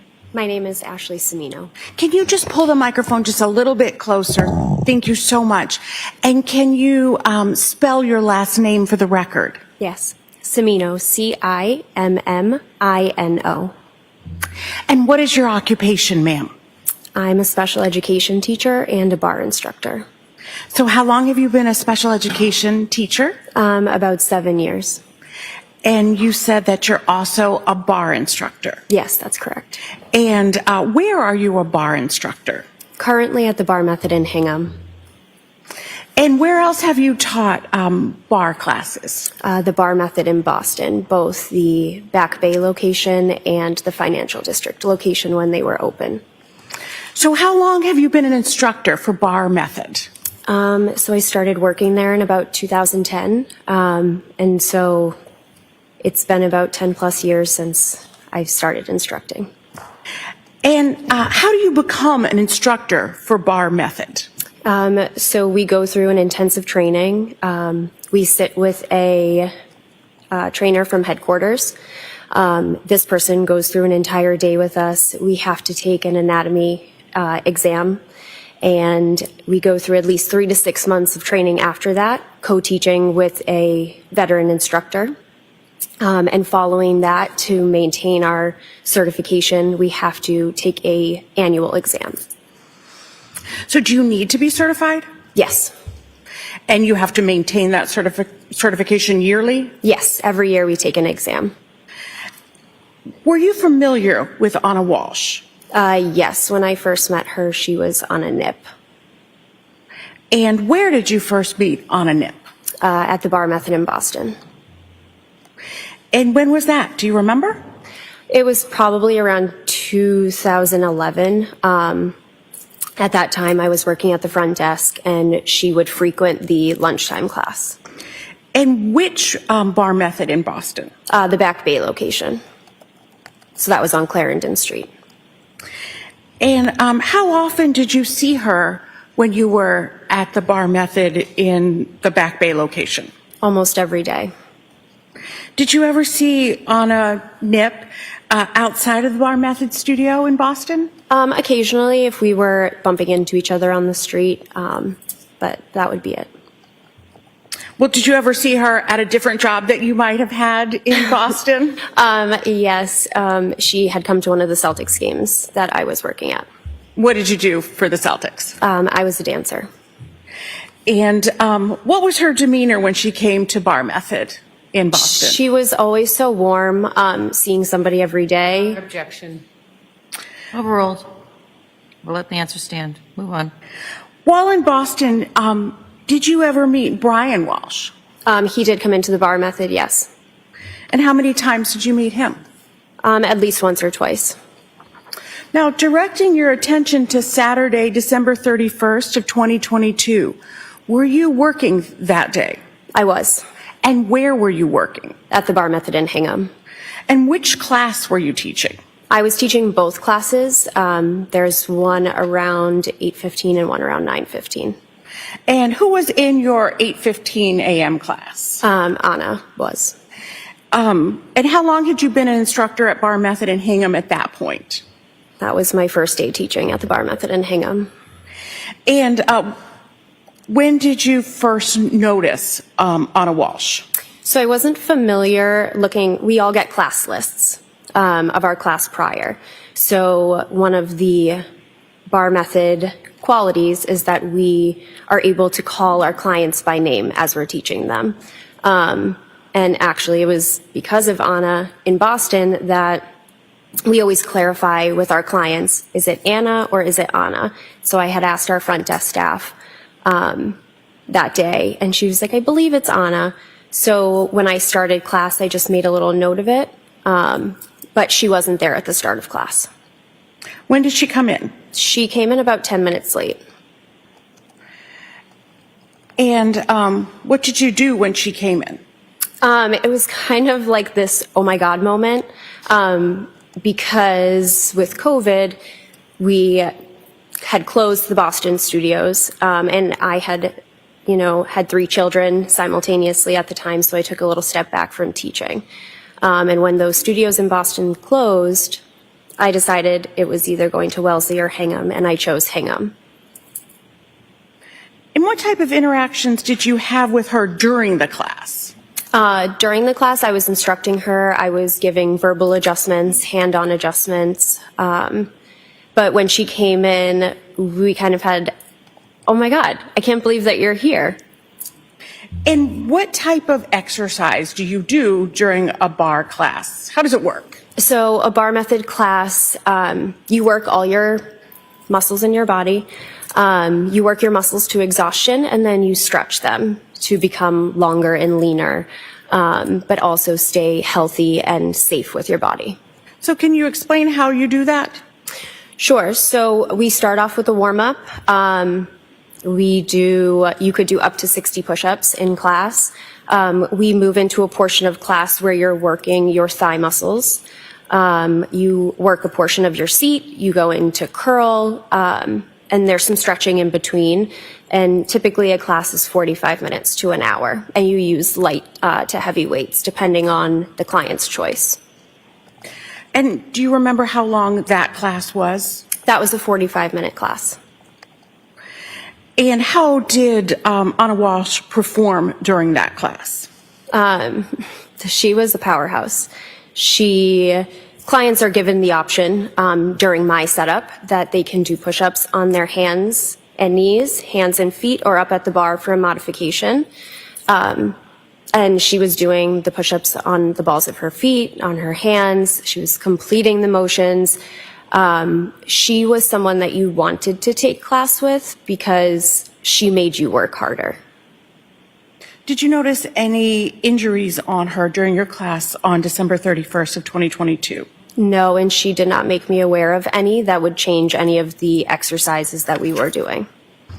And after the class was over, what interactions did you have with Miss Walshe? We chatted, and actually I remember having to tell her, I'm so sorry, I can't finish our conversation because the next class was starting. So there was at least 15 to 20 minutes between when her class ended and the next one started. And what, if anything, did she say about coming to the gym in the future? So she had been so excited to see me because she had told me that I was one of her favorite instructors, and she was so happy to see that I was in Hingham. She was planning on coming to a lot more, and she wanted to know my schedule. And have you seen Anna Walshe since Saturday, December 31st, 2022? If I might just have one moment, Your Honor.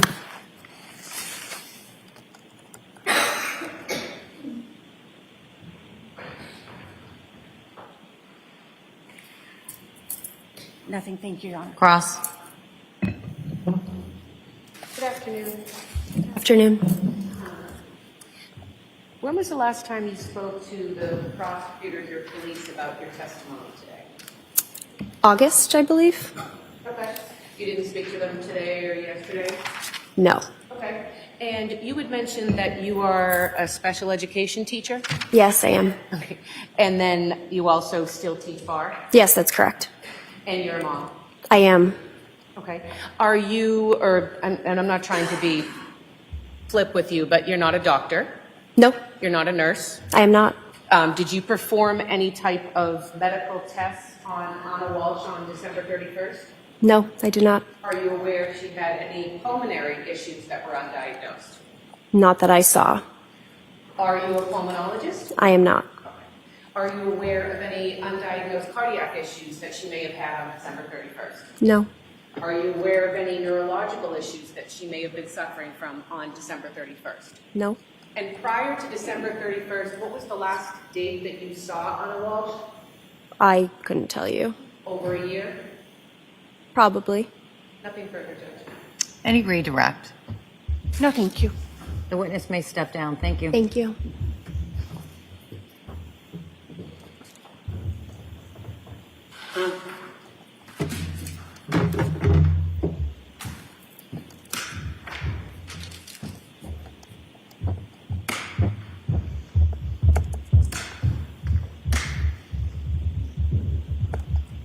Commonwealth may call its next witness. Thank you, Your Honor. Commonwealth would call Janet Cotter.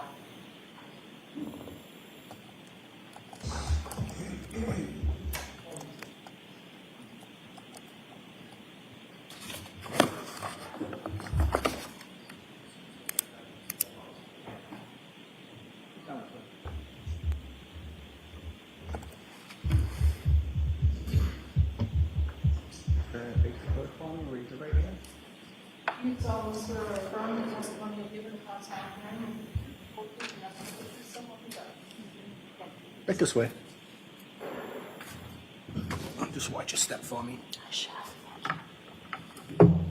all the way in there so you get this chair. There you go. Okay. All set. And you may proceed. Thank you, Your Honor. Good morning, ma'am.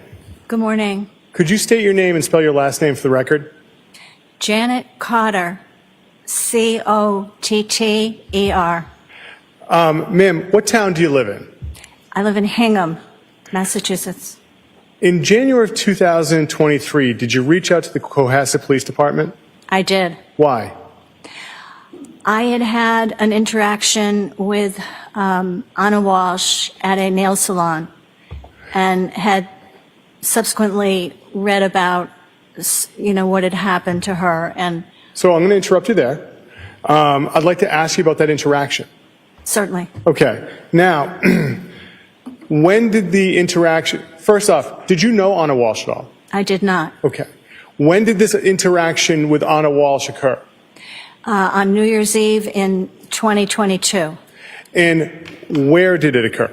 at a nail salon in Hingham called Walshe. And now, how did you two interact at Glossy Nails? We were just sitting side by side. And did you have the opportunity to have any conversation with Anna Walshe? I did. Okay. First off, what was her demeanor when you were talking to her? She was very friendly, very open and warm. And do you remember what she was wearing? I do. She was wearing yoga pants and a yoga top. And what did she tell you about her work while the two of you were talking? I believe she told me that she was employed in commercial real estate in Washington. And where did she tell you that she resided? She resided, I believe, in Washington part-time, but also lived in Cohasset. What did she tell you about her family? She told me she had 3 sons. And did she say who was raising her 3 sons? She indicated that her husband was helpful. And what did she tell you about her plans for New Year's Eve? She told me that she was entertaining. She was having somebody over for dinner. Yeah, No, I apologize. I interrupted you. Did she say anything else? she did not. And what did she tell you about her plans for New Year's Day? For New Year's Day, she told me that she was going to some kind of special dinner. Yeah, I think it was in Marblehead. And she was very much looking forward to it. She was going with just her husband. How long did the two of you talk for? Probably no more than 15 minutes, 20 minutes. And I'm not someone who gets their nails done. What were you guys doing at the nail salon? Well, we were getting a pedicure at the time, but we were there to get both. Did you see any injuries on her at this point in time? I did not. Nothing further, Your Honor. Cross. No questions. Thank you, Ms. Cotter. The witness may step down. Thank you. That chair for you.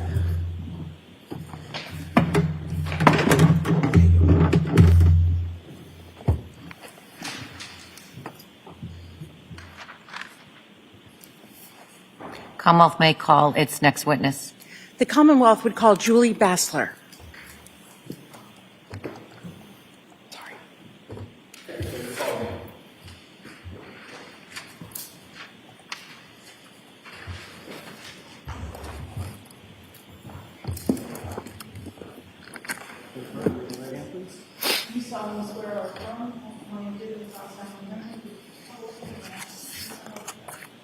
Right this way. Step for me. Okay. Slide There you go. Thank you. You may proceed. Thank you. You might want to move up just a little bit and move that microphone in. Thank you. Good afternoon. Could you please state your name for the record and spell your last name? Julie Bassler, B-A-S-L-E-R. Thank you. And what do you do for work, Ms. Bassler? I am the executive director of the Learning Experience in Dedham. Work for a daycare. Thank you. And how long have you worked in childcare in general? Over 30 years. And where did you work in January of 2023? Kindercare in Norwell, Mass. And was that also in December of 2022? Yes, it was. Well, actually, how long did you work in Kindercare in Norwell? For 1 year. And in that capacity as the director of the center, did you have the opportunity to know the Walshe family? Yes. And how did you know them? They were a family that attended, the 3 boys attended Kindercare. And when were the children enrolled? I believe probably September, around September maybe. I might be wrong. September 2022. And how many children were enrolled? 3. And what were the ages of the children that were enrolled? The youngest was around 2, maybe about 15, 17 months. The middle child was 3, and the oldest, I believe, was 5.5, 6 at the time.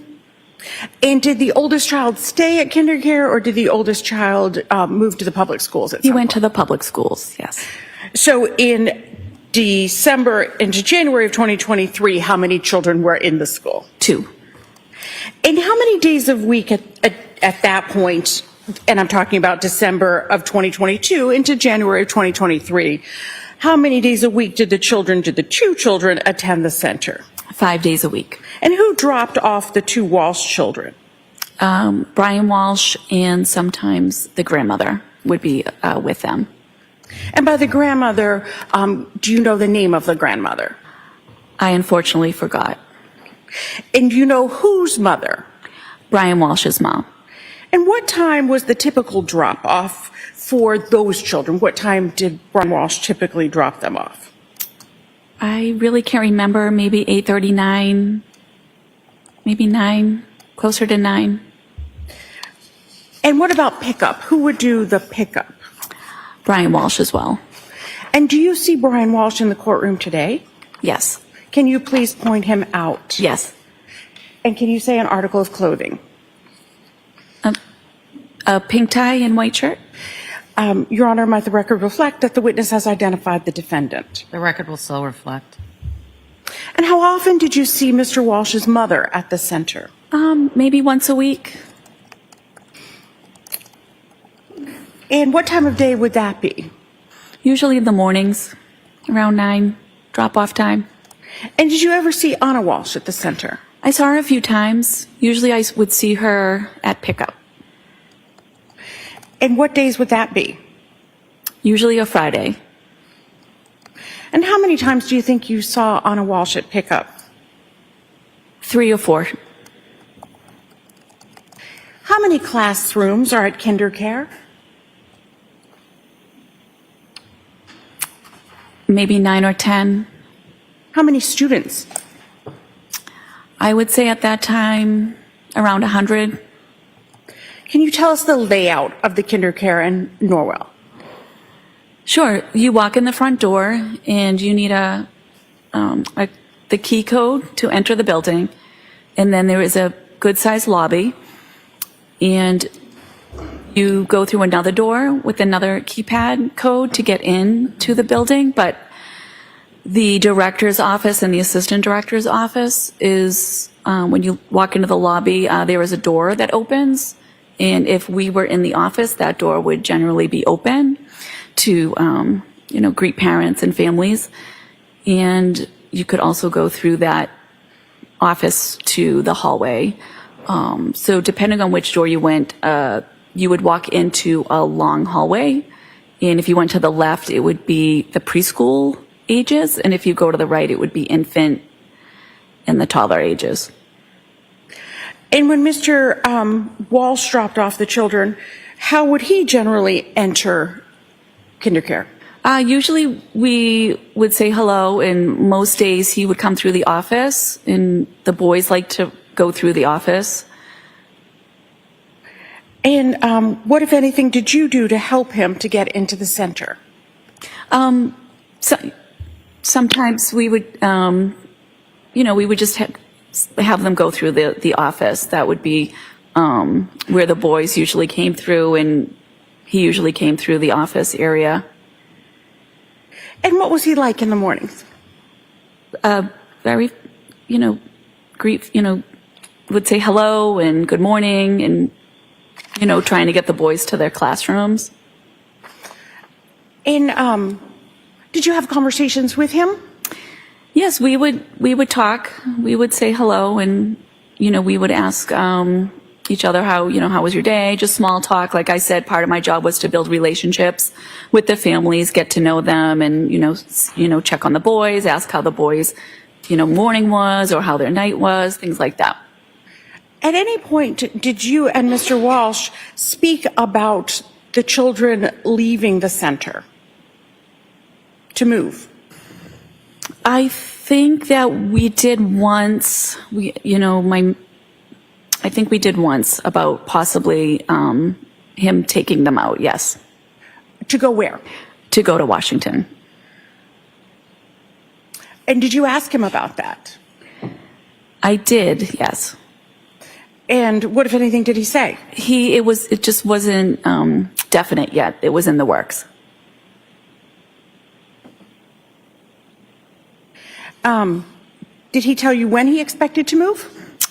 I don't remember. And why was it important for you to know? If we have space available, we would love to fill those enrollments and, let families know that we have space available in those 2 classrooms. So in January of 2023, how many days did you see Mr. Walsh drop off the children? 2 days. Which days? I want to say it was the 3rd and 4th. January 3rd, that'd be a Tuesday, and January 4th, a Wednesday? Yes. Okay. And what was his demeanor when he dropped the children off on those days? He came in with the boys and went through the other door, the other key code door, and they did not come in the office. I do remember saying hello to him, and I believe my assistant director was also in the office. We both said, "Hi, Brian, good morning." Like I said, that was part of our routine to greet the families. And what was his demeanor? It was, in a rush. It's kind of like, "Come on, boys, let's go." I remember, when they went through, and that was it. He dropped the children off at class. So it was, definitely a little different than the usual conversations we would have in the morning. Did you talk about anything those days? No. One moment.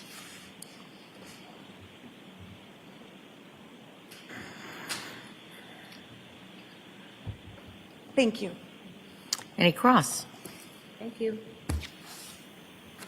Good afternoon. Hello. Good afternoon. Hi. I want to talk to you a little bit about kindercare. Sure. Is this one of the more high-end, fancy schmancy daycares? I think it's in the middle right now. I think it was back then as well. Okay. And when you said enrollment, is there usually a wait list? There is. There is. Yes. Okay. I think you had mentioned that the 2 boys were coming 5 days a week? Yes. And they enrolled in June of 2022? I honestly don't remember the exact date they enrolled. I apologize. No, not at all. You testified before with the prosecutors about this case? Yes. And you were asked questions about when the boys enrolled? Yes. And like I said, I don't remember right now. You don't have to remember. Okay. looking at a copy of your transcript refresh your memory as to when the boys enrolled? Yeah, that would be great. Your Honor, may I approach? You may.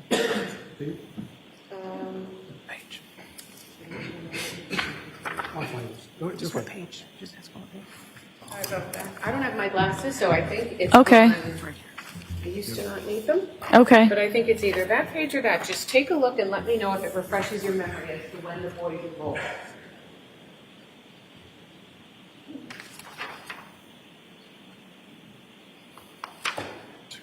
The end of June. End of June? Yes. Okay. Of 2022? Yes. Okay, and so from June of 2022 until the end of December of 2022, the two boys were coming 5 days a week? Yes. And you had said that Mr. Walsh would do drop-off every morning? Yes. And I think sometimes you said his mom would be with him? Yes. Okay. And then he would also do pickup? Yes. And in those 6 or 7 months, you had said that you had met or seen Anna Walsh, I think 3 or 4 times? Yes. And those pickups, were those on Thursday or Friday night? Usually Fridays, or I might have seen her once on a Thursday night. Okay. And you had mentioned, let me ask it a little bit better. Ms. Yaz was asking you about Mr. Walsh's demeanor those 2 days in January when he dropped the boys off. And you had said that it was different. Yes. That he didn't say anything to you or have a conversation. Yes. You said it was different than the other mornings when you speak with him. Yes. So the other mornings when he would drop off his 2 boys, he was friendly. Yes. He would say good morning. Yes. He didn't seem rushed. Yes. Would he chat with you about how you're doing, Yes. how's work? Oh, yes? Yes. Okay. This was different. Yes. Okay. When someone brings their kids to daycare, do they have to bring a lunch for them? No. Do you provide lunch and snacks? Yes. Do they have to provide diapers, formula? Yes. Yes. Yes. Do they have to provide a change of clothes? Yes. So each day, whoever is dropping off the child, parent, friend, auntie, they have to bring a little bag for each kid. Yes. And it's something that presumably the parent would pack each night or each morning. Yes. Okay. And when Mr. Walsh would bring his 2 little sons, he would have 2 little bags that would be packed for both of them. Yes. And again, change of clothes, diapers, anything else that they bring? If they had like a favorite stuffed animal, maybe. Okay. Things like that. Okay. And am I correct that when kids are at daycare, sometimes they'll make little art projects or drawings about their parents or about Yes. their life? Yes. And then those would be given to the parents when they come pick them up? Yes. Okay. And in those 6 or 7 months, was there ever a parent-teacher conference or a school night or anything? Yeah, we would have some school nights, like babysitting nights. A what night? Like a babysitting night, like it's parent night out. Oh, okay. I don't remember if the boys ever attended that. Okay. But would there be, I guess, options for parents to communicate with the teachers or staff at KinderCare about how their kid's doing if there's any issues? Yes. Okay. And did you ever have conversations with Mr. Walsh about how his boys were? I believe once. Okay. And it was good? Everything was great? The boys are cute, fine, there were no issues? Yeah, there was just, we talked daily, ask questions, things like that. When you say you talk daily, you mean with the little kids? Yes, and with the parents. Okay. And that is something that was common with Mr. Walsh, that when he would come in or pick the kids up 5 days a week, that he was friendly, right? Yes. He was engaging. Yes. He was invested in his sons' lives. Yes. And he would talk to you about their progress. Yes. Nothing further, Judge. Any redirect? No, thank you. Witness may step down. Thank you. Thank you.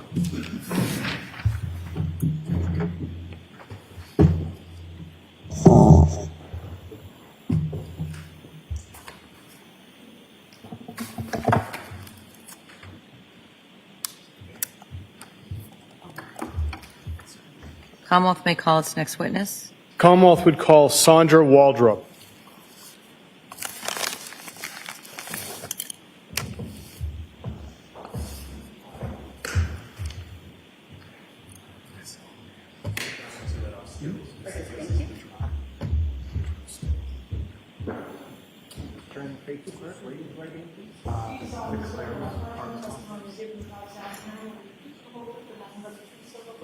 Okay.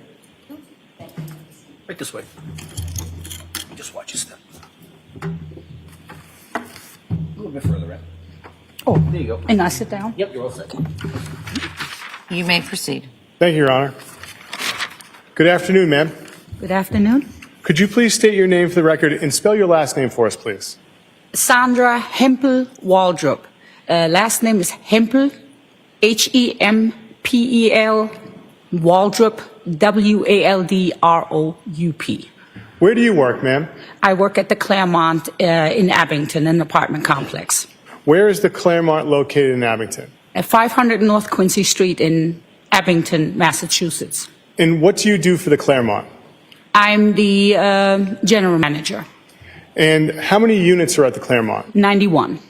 What are the responsibilities of the general manager?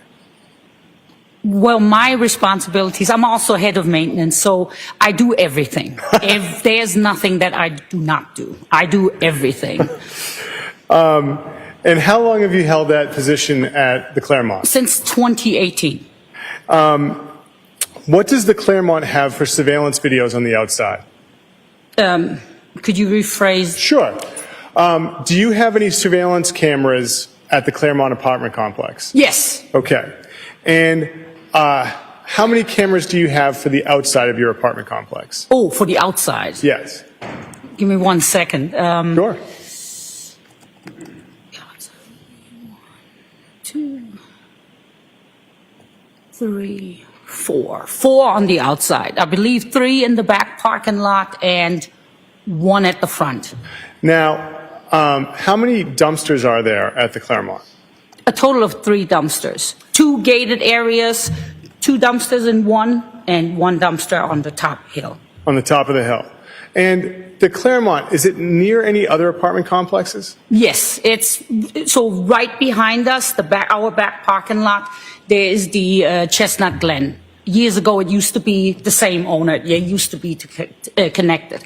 In Chestnut Glen, is that an apartment complex or is it assisted living or like what is Chestnut Glen? It is a home for the elderly and disabled. Okay. And now, I had asked you about the surveillance videos. In January of 2023, did you have the opportunity to produce any surveillance videos to law enforcement as a result of this case? You did? Okay. And have you had a chance to review those videos on a thumb drive? I didn't review it I saw it on the screen, actually, yes. Okay. And let me ask you this about your videos. Are they kept in the normal course of business? Yes. Are they kept in good faith? Yes. And I take it your cameras, they're always recording? Yes. Okay. Now, I'm going to show you this drive and ask if you recognize it.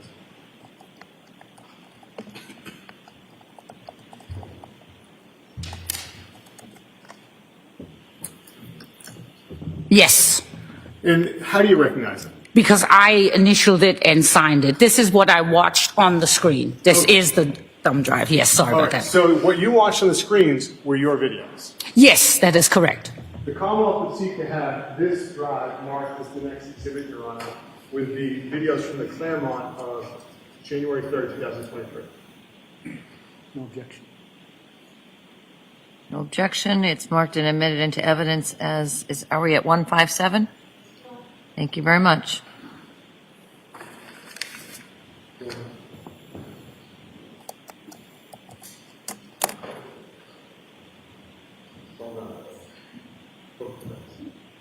Your Honor, may I publish? You may. Thank you. Ms. Gilman, could we have what's now been marked as Exhibit 157? Could we go to the video channel 14? And if you could bring us to 3 minutes and say 15 seconds. Pause, if I may. Ms. Waldrop, what area are we looking at of the Claremont? This is the front entrance, the right when you come in. So, yeah. Okay. And how many entrances are there to the apartment complex? 6. 6. Okay. Ms. Gilman, if you could press play. Thank you.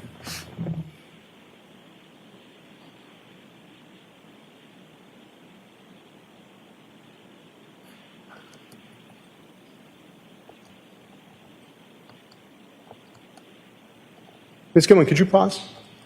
All right. Now, Ms. Waldrop, I have some questions about your videos in and of themselves. Yes. The date on the video, what is the date in the top left-hand corner? January 3rd, 2023. And the time, what does it denote the time? It's 4:33 p.m. Now, in January 2023, were there any issues as far as the time on your videos being different from the real time? Yes, I believe at the time it was, I don't know for sure, but I believe it was about 20 minutes difference. And sometimes it does that. It jumps and then I don't notice it till I actually have to pull up video for some reason. And then I'm like, okay, then I see it in real time that it's wrong. Okay, so there are times when the time on your video is not the correct time. That is correct. Okay. Now, as a result of working at the Claremont, are you familiar with the vehicles of your residents? Yes. And how many of your residents had Volvos XC90s at the time? None to my knowledge. Miss Gilman, if you could press play, please. Pause. Ms. Waldrop, did you recognize this vehicle as being one of your residents? No. And if you could press play, Ms. Gilman.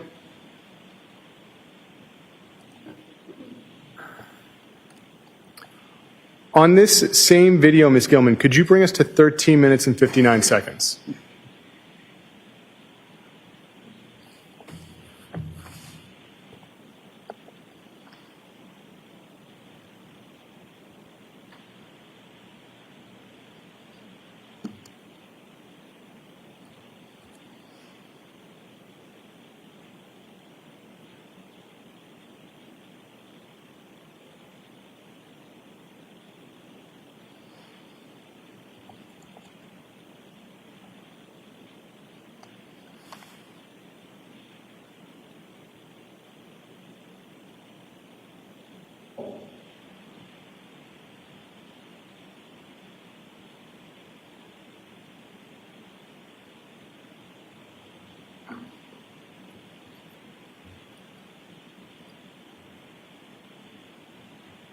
Ms. Gilman, I'm going to ask now if you could bring us to the next video from Claremont, which I believe is titled Claremont. Thank you. Ms. Waldrop, before you, if you could just pause it at this point in time. Ms. Waldrop, where are we looking at the Claremont apartment complexes in this second video? So this is the, right when you come to the back, this is actually at the bottom of the hill or of the backside where the two dumpsters are located in that fenced area right there. In that fenced area. And you said they're gated. Is there a lock to them or anything like that? No. And what access do you give the general public to your dumpsters?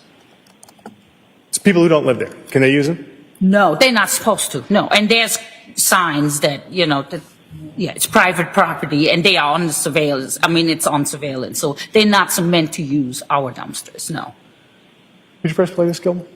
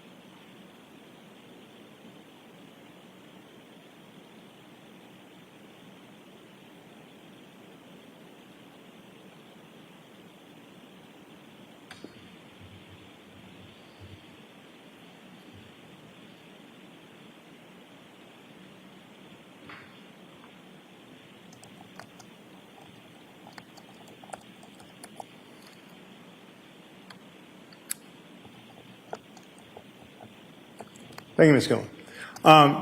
And finally, how many ways are there in and out of the property? One. There is really one. So there used to be, there's a smaller little, almost like a narrow walkway now that people used to use sometimes. They weren't supposed to because you can't actually have a vehicle. It's not the width of a vehicle. So technically, could you take another way? Yes, but there's only one driveway. Yes, one entrance, front entrance. Sorry about that. I think that my earlier question was probably an article. When I asked you how many ways are there into the property, you said 6. You talking about Oh, entrances. I thought you meant entrances as in the doors. We have 6. I'm so sorry. We have one way to get into the complex, one driveway to get in, 6 exits or entrance doors, and there is a little pathway coming from Chestnut. Yes, but it's not a driveway. It's not, but if somebody, I've seen it before when there was a roadblock and then people would just, but it's not meant to be used. So my apologies. No, you don't have to apologize. I didn't ask the right question. You fixed it, so thank you. My question was how many ways are there into the property, I guess, from the street? One. One. Okay. And then there's this path area that sometimes people should use, but they could use. It rarely now. I haven't seen it actually in years, but there was a time, and then, yeah, it stopped. And that pathway would lead Chestnut Glen? Yes, and into their parking lot. Got it. Yes. And as far as how to get in and out of the buildings, there's 6. Correct. Nothing further. Thank you very much. Cross? A few questions. Sure. Good afternoon. Good afternoon. Glad I get to ask you a couple of questions. Sure. Those dumpsters you just told us about that we saw in the video. Yeah. Is there any signage on the dumpsters saying when they're going to be picked up? No. Do you have a website for the Claremont? Yes. Does that have any notice on when the dumpsters are going to be picked up? No. Thank you very much. May I ask one on redirect? You may. When was the dumpster picked up? After January 3rd? What day of the week was that? It was a Tuesday? I'm sorry. Sure, I have a calendar right here on my desk. If January 3rd was a Tuesday, when would the dumpster have been picked Wednesday. It gets picked up Mondays, Wednesdays, Thursday. Monday, Wednesdays, and Fridays. Thank 3 you. times a week. Yeah. Thank you. Nothing further. Any recross? That's it. You may step down. Thank you.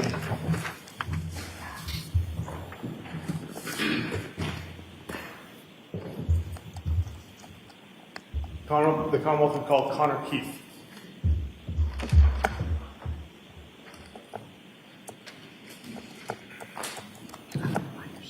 I think so.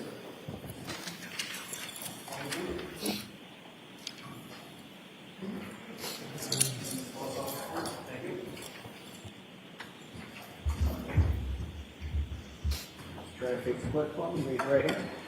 You solemnly swear or affirm the testimony you shall give in the false down the to the truth, the whole truth, and nothing but the truth, so help you God. Thank you, sir. Thank you. Thank you. You may proceed. Thank you, Your Honor. Before I I'm just going to put some of this stuff over here on this chair because I can see where that is going. Now, sir, can I ask your name and could you please spell your last name? Yes, it is Connor Keefe, last name Keefe. And sir, where do you work? I am a trooper for the Massachusetts State Police. How long have you been a trooper with the Massachusetts State Police? 8 years. And do you work within a certain unit of the State Police? Yes, I do. What unit do you work for? I work for the Norfolk County District Attorney's Office. And what do you do there, sir? I am a homicide investigator, digital forensic examiner, and a cell phone record analyst. Now, how long have you had that position working with the DA's office? 4 years, approximately 4. And do you have any certifications as far as being a digital forensic examiner? Yes. Can you tell us what those certifications are? Yes, I have certification from Cellbrite, which is a digital forensics company.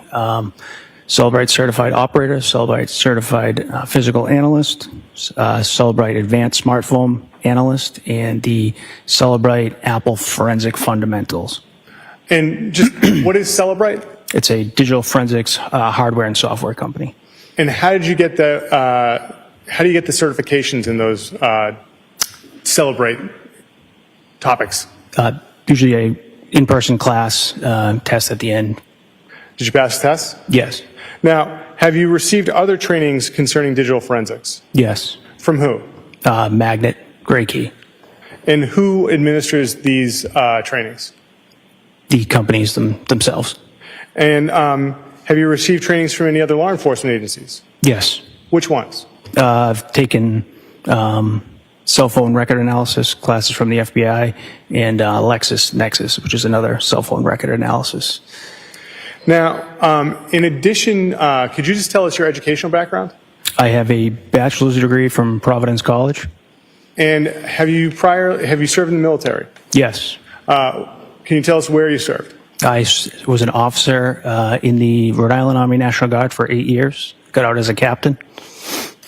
And, sir, have you ever testified before giving your opinion about digital forensics or cell phone record analysis? Yes.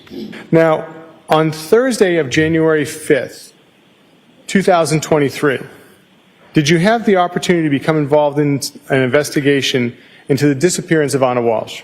Yes, I did. Where did you go on the 5th? I went to Cohasset Police Department. And why did you go to the Cohasset Police Department? I was asked to analyze a Verizon cell phone records associated with Anna Walshe. And are you familiar with the concept of pinging a phone? Yes. Can you tell us what that is? Usually it's through an emergency ping by law enforcement, usually missing person, someone's in danger. The law enforcement has the ability to ask the provider to ping a phone, which gives an estimated location of that device in order to hopefully locate the person.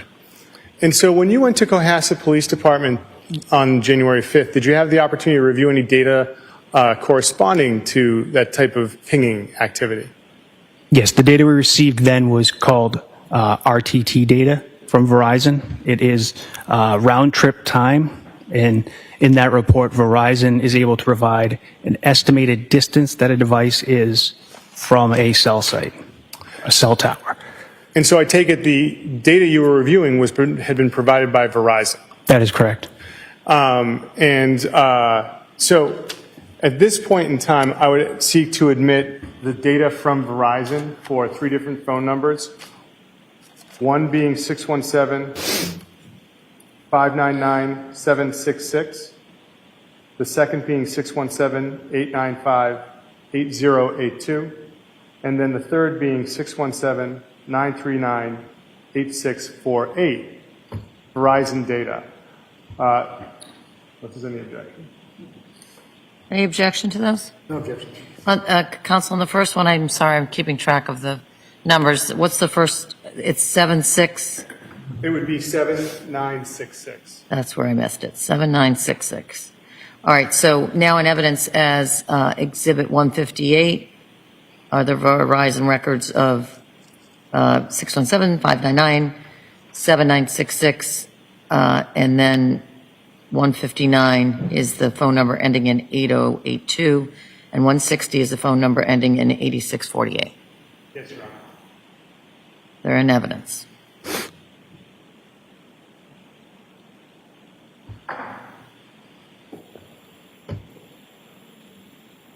Yeah.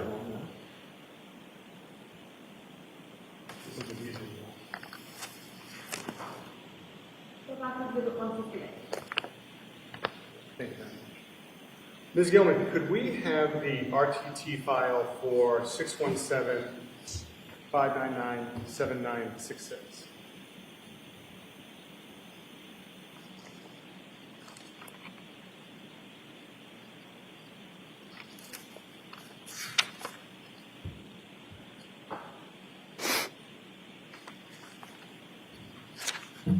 So, Trooper, looking at the file entitled RTT Details 617-599-7966, 5997966.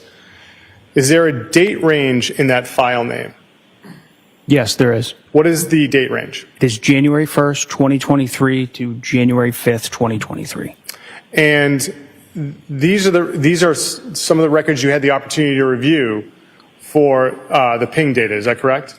The estimated distance data, the real-time tool data from Verizon, yes. Thank you for correcting me. Yes. So this is a bunch of numbers. What are we looking at? I can explain. I'd love for you to do that. Yes, please. Can I touch this, or is it you'll go through the columns? Or I'll tell you what. I'll ask you about the columns. Okay. What's record source mean?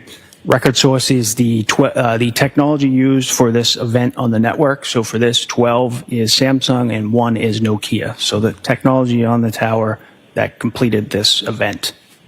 All right. And when you say event, does that mean it's a phone call? No. What's an event as far as data goes? So for these records, it's a signaling event from the cell site, the tower, to the device and back. Verizon is able to estimate a distance that the device is from the cell site. And what is start time and end time?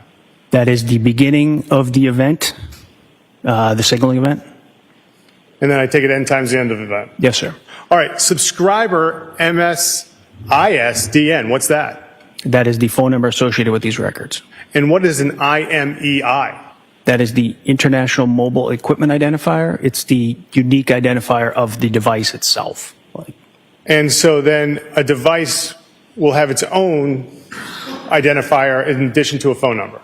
That's correct. What is an IMSI? That's the International Mobile Subscriber Identity, and that is essentially Verizon's number for this account or device.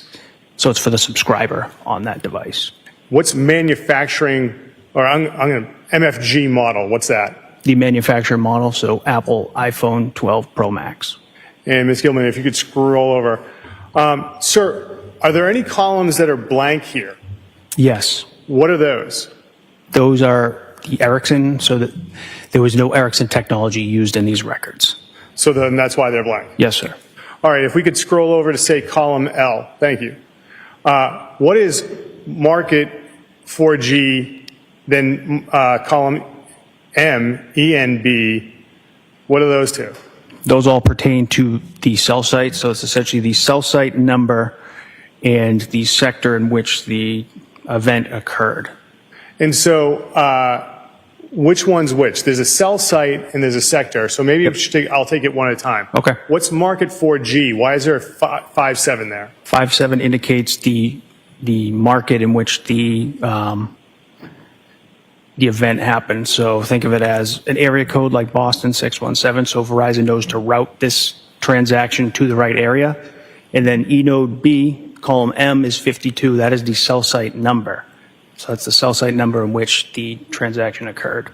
So there's a cell site, like a tower, within a sector or within a market. That's correct. Okay. And so I don't want to use the word sector because that's the next column. What's sector? Sector is on a cell site. It's typically three-sided. They have antennas on three sides. So sector 4G, sector 3 was the transaction started on sector 3, and then carrier 4G, so the transaction ended on sector 2. So the event occurred on one, then moved to another. That's correct. All right. Now, if you went down on carrier 4G, column O, there's a 7. What's the significance of a 7 in that column? So for Verizon, they start with their antennas, their sectors start with 2, 3, 4, and then most providers, the antennas are stacked on top of each other. So it should be the second row in numbers. Now, there's a bunch of another empty columns there. What are those? There was no 5G technology used in these records. And then first distance MI, last distance MI. What's that? So that's the first estimated distance that was provided, and then the end of the event was the last distance. And what happens when there's an NA there? That means Verizon was unable to provide an estimated distance of the device for that date and time during that transaction. So And does that correspond to the technology in the first column? Yes, sir. And why is that? Like, what technology had the data and which one didn't? Yes, after analyzing the records, all the data with a 1, which is Nokia, they were unable to provide any estimated distance of the device. The one with 12 was Samsung technology, and they were able to provide estimated distances for that. And so Samsung and Nokia both had antennas on this tower. Yes. And then what is VoLTE? That is voice over LTE. That would indicate if it was a call or not, like a voice call. All right. And could we keep on going all the way to the end? All right, if we could stop. Thank you, Ms. Gilman. So I take it there's no Ericsson's issues on why, because there's no Ericsson technology? Correct. And then there's a series of entries or columns from Z to AC, PCMD, and then that information. What is that? Column Z is the per call measurement data, and the 2 indicates that it was not an emergency call. A 0 would be invalid, 1 would be an emergency call. This is just how Verizon marks their data for these records. And then what is procedure duration? That is, again, per call measurement data. That's how long the transaction in milliseconds was for this signaling event. So milliseconds. That's not seconds, it's milliseconds. Correct. All right. And then I take it date, month, day, and year. Those are pretty much standard? Yes, sir. January 1st, 2023. Yes. Now, Ms. Gilman, can we go down the bottom of this and then go back over to the left?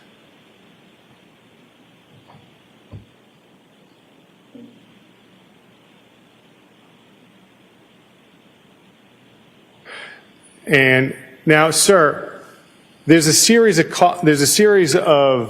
columns now at the bottom of this spreadsheet. What is it that we're looking at down here? This is the tower list for the transactions that occurred in this data. So these are the tower lists, and all this data occurred within this tower. So the tower list is located at the bottom. And then there's longitude and latitude. What do you do with what is that? That's the GPS or the lat long of the cell site location. Could be a building, could be, in this case, it's a water tower. And scrolling over, street address, city. I take it that's pretty standard, self-explanatory? Yes, sir. So now, Ms. Gilman, if you could go back all the way over to the left. Thank you very much. Looking at these records, sir, were you able to come to a conclusion as to the last time Verizon was able to estimate a distance of where the handset was when it interacted with the network? Yes. Okay. How are you able to do that? Or I should say, when is that, according to these records? That's a better question. That would be line 828. It would be January 2nd, 2023 at 3:14 a.m. And how do you know it interacted with the network at that time on line 828? If you could scroll over, please. The technology is 12, so that means it's a Samsung event. And then if you could keep going over, please. If you could just highlight 828 if you don't mind, just so I could see the column. Thank you. Okay, so 828, we see 0.024. What's that? That is the estimated distance that Verizon believes the device is from the cell site located on Reservoir Road in Cohasset, Massachusetts. And so is that measured in feet, inches, or what? Miles. So approximately quarter mile, Yes, right? sir. Okay, now, how do you know what direction it is from the tower in Reservoir Road, according to these records? So is it, are you talking that it's a circle or what? So it would be the azimuth in which the antenna is facing. Oh, okay. And so help me out with that because I don't know what azimuth is. What is the azimuth of where the antenna is facing? What does that mean?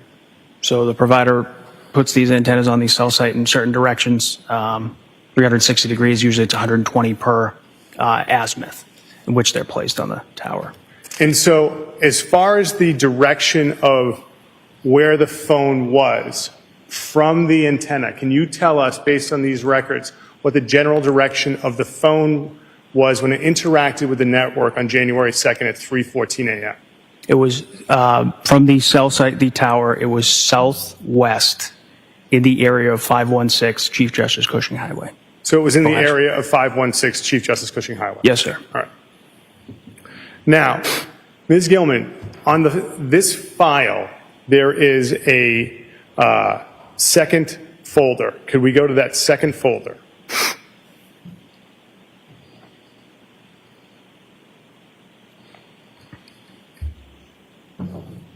Yep. Are you familiar with subscriber data, sir? Yes, sir. Okay. What is subscriber data in relation to Verizon? This is from Verizon. These are Verizon's business records associated with an account.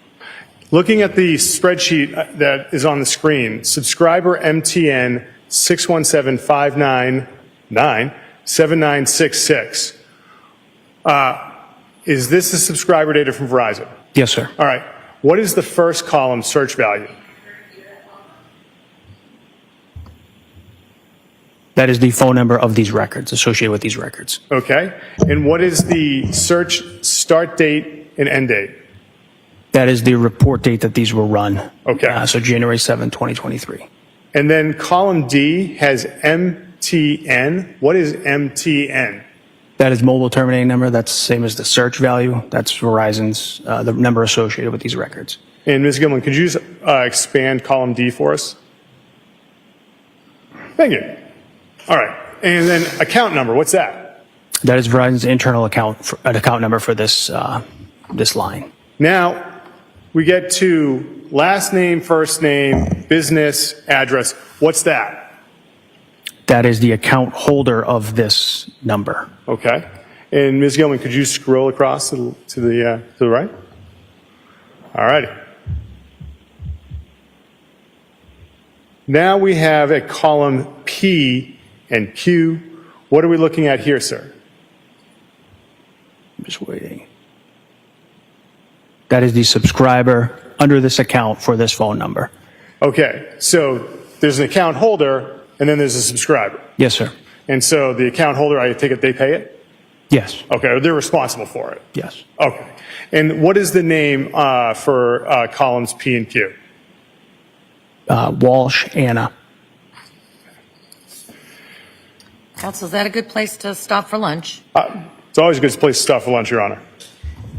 We'll do that now. All rise, please. Jurors, close your notebooks. Follow me.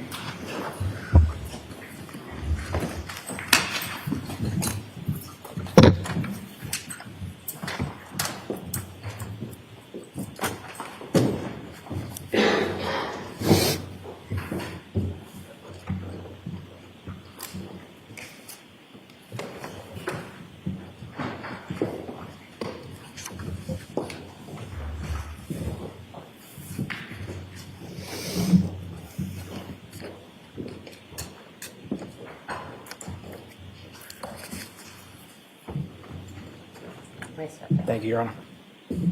Anybody need anything? Have a nice lunch. Thank you, Your Honor.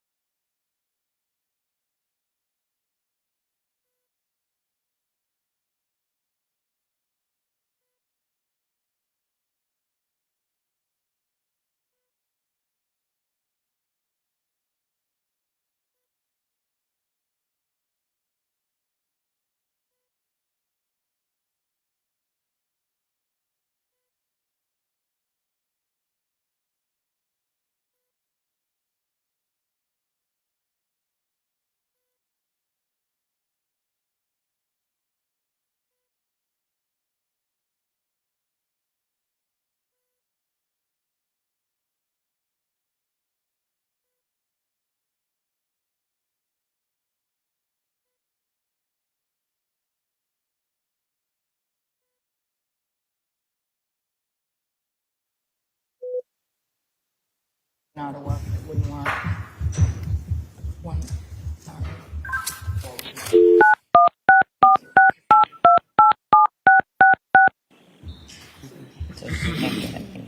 Welcome to Zoom for Government. Enter your meeting ID followed by pound. Yes, please. Come on. You entered 7678990. This meeting ID does not exist. Please re-enter your meeting ID.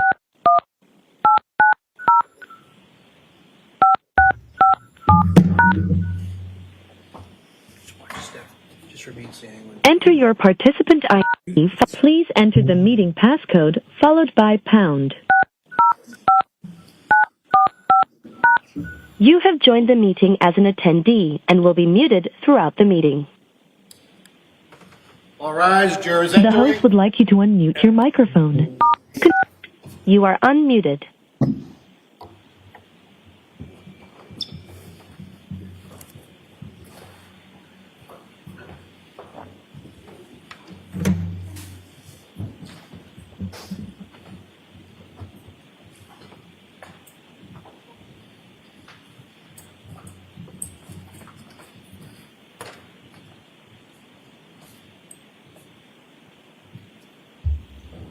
Court is back in session and may be seated.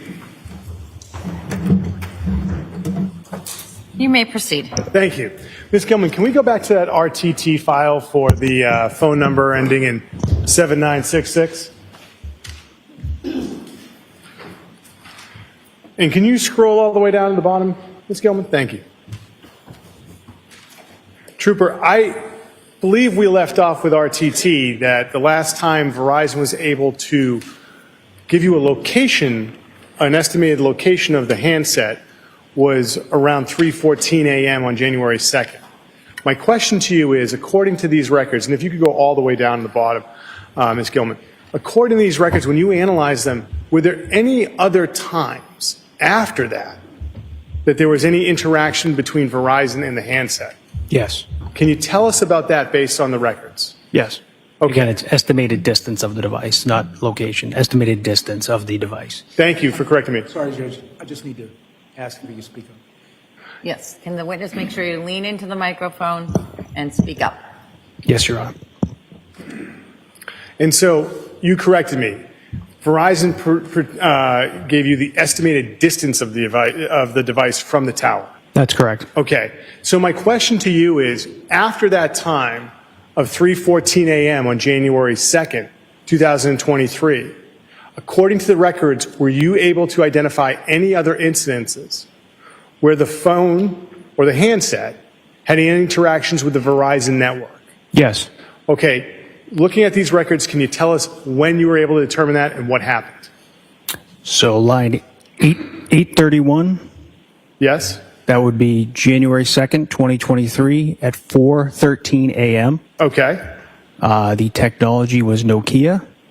That's the start and time of the duration. And then if you could go scroll all the way to the right, please. The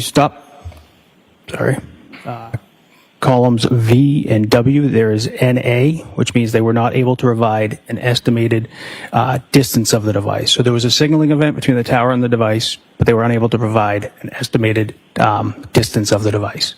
Were there any other interactions from Verizon after that event? Yes. What was the final interaction that you were able to determine from the Verizon network?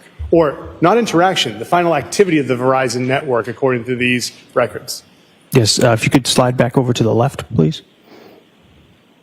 There's line 832, January 4th, 2023 at 4:14 a.m. Yes, sir. What happened at that time according to the data? There was a signaling event, but signaling event from the network, Verizon, to the device, but they were unable to complete that transaction. So if you could scroll all the way to the PCMD procedure, keep going, please. Right there, column AA, alpha, alpha, the procedure time, there is no time. So the network was unable to connect with the device at that time. Okay, so Am I missaying this? The network sent out a signal, but the device never connected with it at that point? Essentially, yes. Okay. Now, Ms. Gilman, if you could close out of that for us, thank you very much. So that's January 5th. But what time were you working on this at Cohasset PD? It was later at night. All right. So what do you do on the 6th on this case? The 6th, I am at the command post in Cohasset, Massachusetts, and I receive 3 devices from Lieutenant John Fanning. Where was the command post in Cohasset? The Stop and Shop Plaza. Okay. Kind of in the center of town there. Not center of town, but. Forgive me, I'm not in the military, I wasn't in the police. What's a command post? Usually like a uniform command where agencies collaborate, locate, there's communications established, different units to collaborate and come up with a plan and action. Were there any vehicles or anything like that brought in? Yes. What? There was different police vehicles, I believe, maybe some four-wheelers, stuff like that, from what I recall. Okay. So it's January 6th, you're at the command post and you received what for devices? 3 electronic devices. And who gave them to you? Lieutenant John Fanning. And what devices did you receive? I received an iPhone 13 mini, an iPad 6, and an iPad 6 mini. And what did you do with these devices? I transported them back to the Digital Forensics Lab at the Norfolk District Attorney's Office in Canton, Massachusetts. And so about what time did you get back to the lab? Around 9:30 p.m. And so what did you do with these devices around 9:30 p.m.? I began the extraction process on the iPhone 13 mini. Walk us through, what's the extraction process consist of? So in this case, I used Gray Key, which is a forensic hardware and software company. You will take the device, you plug it into the hardware on a forensic computer running forensic software, and then the data will be extracted from the device. How long does this take? It can take hours, up to hours. And so did you do all 3 devices at once? I did not. Why not? It got towards later in the evening, and I finished the devices the next day. And so do you have 3 Gray Key machines, or can you put all one onto one machine? No, it's one at a time. Okay, so one's got to download, then you can get to the next one. Yes, sir. And this information, once you download it, where does it go? It goes to the forensic server at the office. Okay, and does anyone have access to the server? Just the people assigned to the forensic lab. How many people are assigned to the forensic lab in January 2023? At that time, I believe it was 3. And so you said that you came back on the 7th to work on this? Yes. About what time did you finish downloading the devices? Before lunchtime on the 7th. And what was done with the devices? They were returned back to the owner. And who was your understanding the owner was? Brian Walshe. Now, once you've downloaded this information, can you just read it and go to town, do what you need to do? No, sir. What do you do? The data is in a raw form, and then we use a program, Celebrite, which is another forensic software that we take the raw data, it is ingested into Celebrite. Celebrite creates a readable, interactive image of the data. It breaks it down to calls, contacts, pictures, videos, text messages, web history, stuff like that. And so when did you finish getting the data into a readable format? The late afternoon on the 7th. And so on the 7th, what did you do as far as analyzing data from the iPhone 13 mini? I began analyzing data from December 25th, 2022 through the date of, I received them January 6th. And was that now, did you ever have a second opportunity to download this data from the iPhone 13 mini? Yes. When did you do that? Trooper Nick Areno did that, I believe in the January 9th. Okay. And so on January 9th, in addition to the iPhone 13 mini, did you have the opportunity to analyze data from any other iPhones? Yes, I did. What was the second iPhone you had the opportunity to analyze data from? That was an iPhone SE. And now, as far as looking at this data on January 9th, did anyone help you look at this data? Trooper Nicarino was there.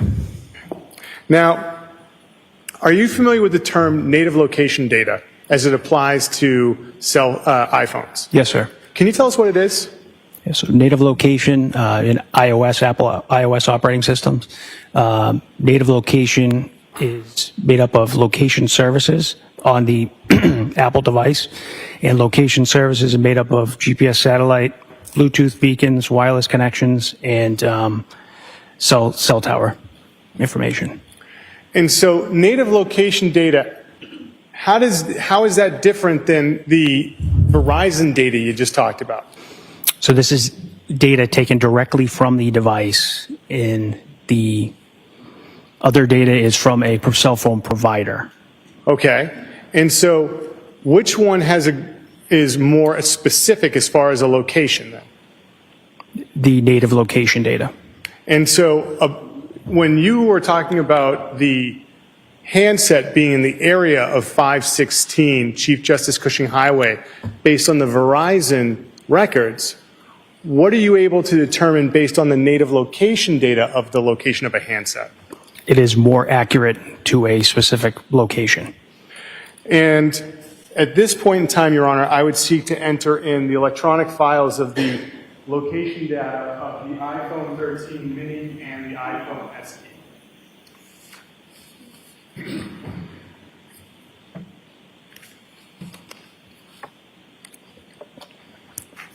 There's no objection. I'm just writing, but I'm happy to hear you. No objection.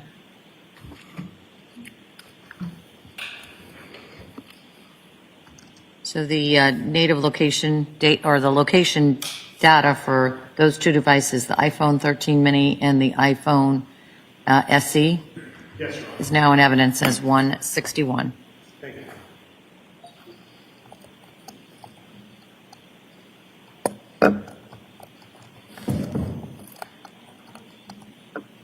Did I mess it up?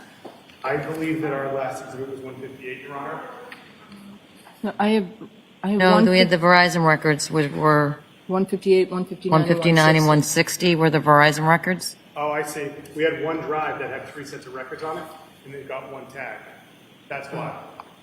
All right, well, just listen up when I'm announcing them. So let me clarify the record and make sure that I'm getting it right this time. Yes, Your Honor. All right.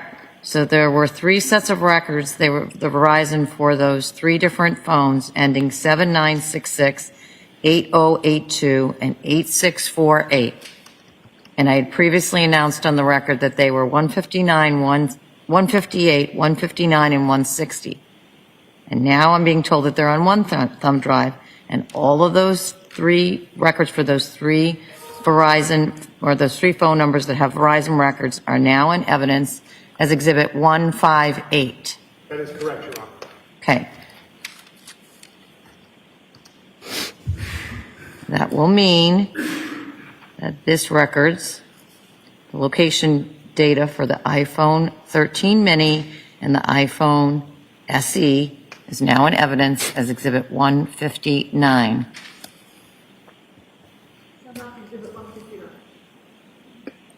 Thank you, Your Honor. My apologies.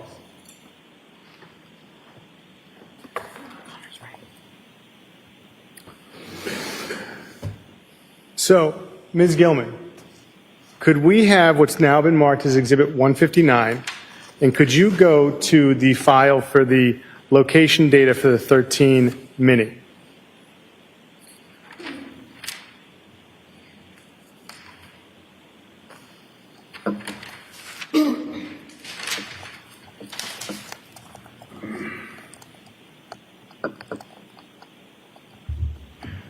So, Trooper, directing your attention to the screen, we're looking at an Excel spreadsheet from 159 titled iPhone 13 Native Location Data. Can you tell us what we're looking at here as far as, I'll ask you, the first column has a number associated. What does that column represent?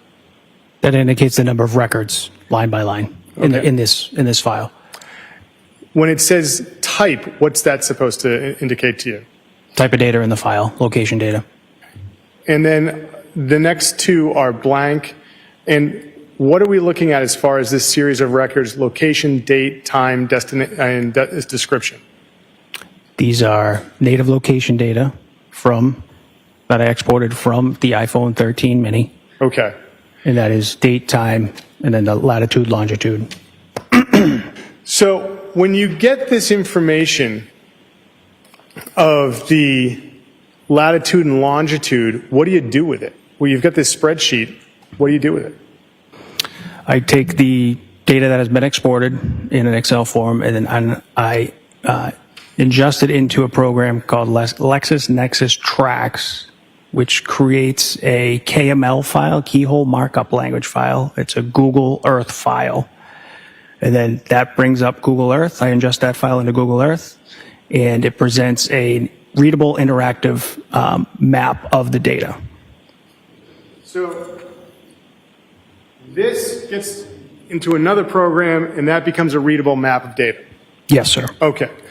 And when it says item number, how many points of data did you have between the iPhone SE and the 13 mini?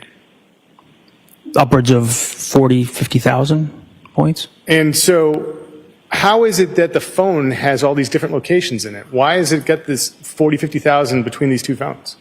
Any apps that you have location services on, anytime you use Apple Maps, Google Maps, stuff like that, your phone's consistently collecting this location information. Now, in addition to getting this location data, did you also get the subscriber information for these two phones? Yes, sir. All right. So, Ms. Gilman, I'm going to ask if we could go back, close out of this, go back to Exhibit 158, and go to the file for the phone number ending in 8082.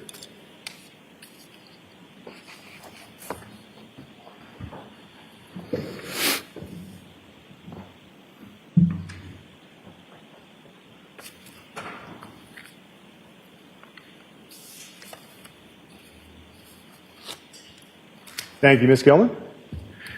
And so, Trooper, looking at subscriber MTN 617-895-8028. My bad, I said 8082. It should be 8028. Looking at this, what is the name of the account holder? Diana Walsh. And what is the address for the account holder? 330 Paradise Road, Unit 1320, Swampscott, Massachusetts. And Ms. Gilman, if you could scroll over to the end.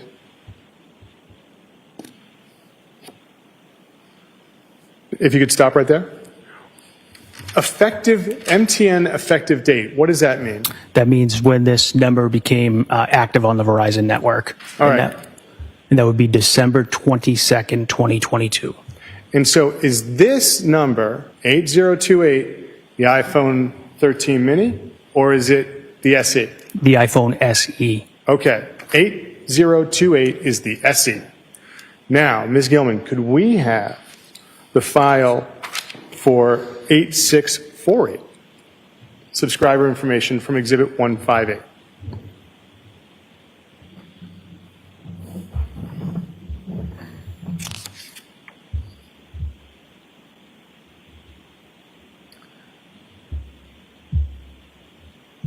Trooper,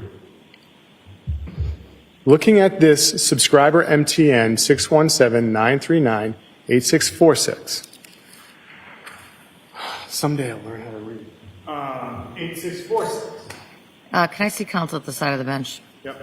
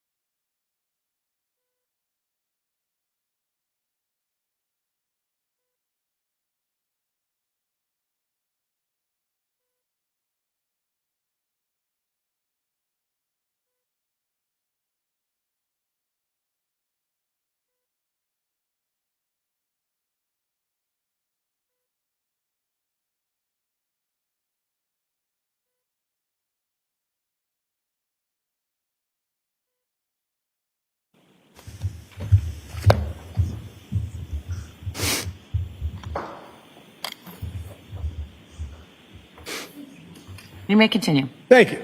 So, Ms. Gilman, actually, stop right there. Sir, what is the name of the account holder on this account? That is Diana Walshe, Okay. And what is the address for the account holder? 330 Paradise Road, Unit 1320, Swampscott, Massachusetts. Okay. Ms. Gilman, can you scroll to the end of this row of information? Okay. What is the effective date for this phone number? December 12th, 2018. And this phone number corresponds to what phone that you analyzed? The iPhone 13 mini. Okay. Now, sir, did you have the opportunity, Ms. Gilman, if you could close out of that? Thank you. Now, with this information,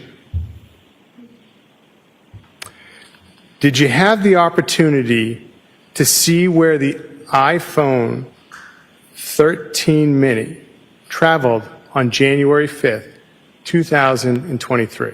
Yes. Okay. What did you discover in your initial examination of the location data of the iPhone 13 mini as far as where it traveled? January 5th, 2023, the iPhone 13 mini was about approximately 8 a.m. The device was in the area of 516 Chief Justice Cushing Highway. And then at approximately 9:30 a.m., the device is in the area of 330 Paradise Road, Swampscott, Massachusetts. And are you aware of any of Mr. Walsh's relatives that live in and around 330 Paradise Road? Yes. Who? His mother, Diana Walshe. Now, where does that device travel in that area on January 5th, 2023 of 330 Paradise Road? It is stationary in the southeast corner of the apartment complex where there is a large trash compactor. Can you tell from the data you saw whether or not the iPhone 13 mini went into the buildings of 330 Paradise Road that morning? I do not believe so. Now, did you ever have the ability to compare this data from January 5th, 2023 of the iPhone 13's native location data to its native location data, say, of December 27th, 2022? Yes. And when you look at the native location data from December 27th, 2022, can you determine whether or not the phone goes inside 330 Paradise Road?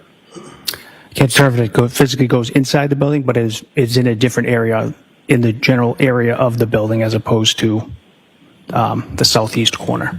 Now, as far as the location that you're determining of the phone, based on the data from January 5th, what day are you examining this data that you see this? Could you repeat the question? Yeah, Sorry. it's not really a well-worded question, so good for you. So, what day were you looking at this phone's data? That would be that weekend, January 8th, 9th Okay. Of 2023. And so when you saw that it was in and around a dumpster on 330 Paradise Road, did you alert anyone? Yes, sir. Who'd you alert? I alerted my immediate supervisors. All right. And have you had the opportunity, utilizing this native location data from the two phones, to create a PowerPoint presentation of points that you've discovered these two phones went to? Yes, I did. And at this point, Your Honor, I would seek to enter the PowerPoint presentation as the next exhibit. I've reduced it to a thumb drive. Is there an objection to that? No objection. So the PowerPoint presentation is now in evidence as Exhibit 160.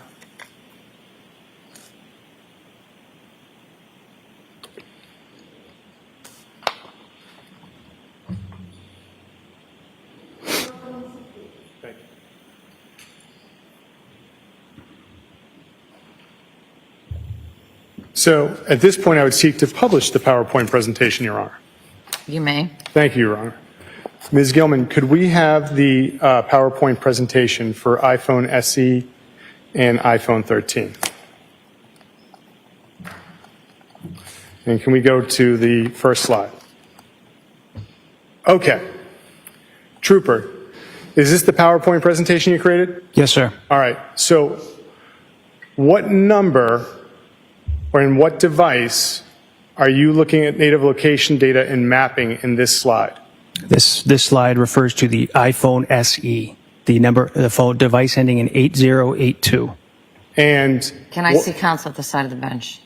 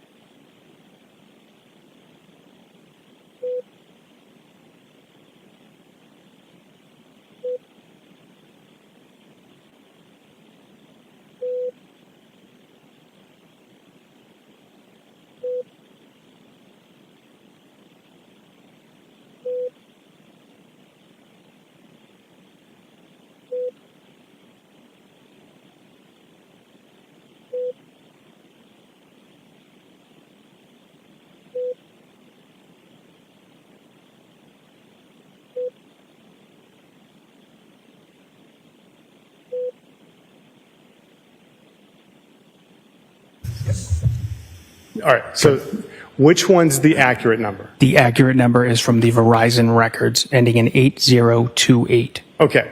And so in the PowerPoint presentation, you made an error as far as transcribing those two numbers. Yes. Okay. So, Ms. Gilman, if we could close out of that, and for the record, on your PowerPoint presentation, the last two numbers are wrong. Correct. Okay. So if we could go back to that slide that we had. Now, looking at this, on January 1st, 2023, that's the date you've put these points in.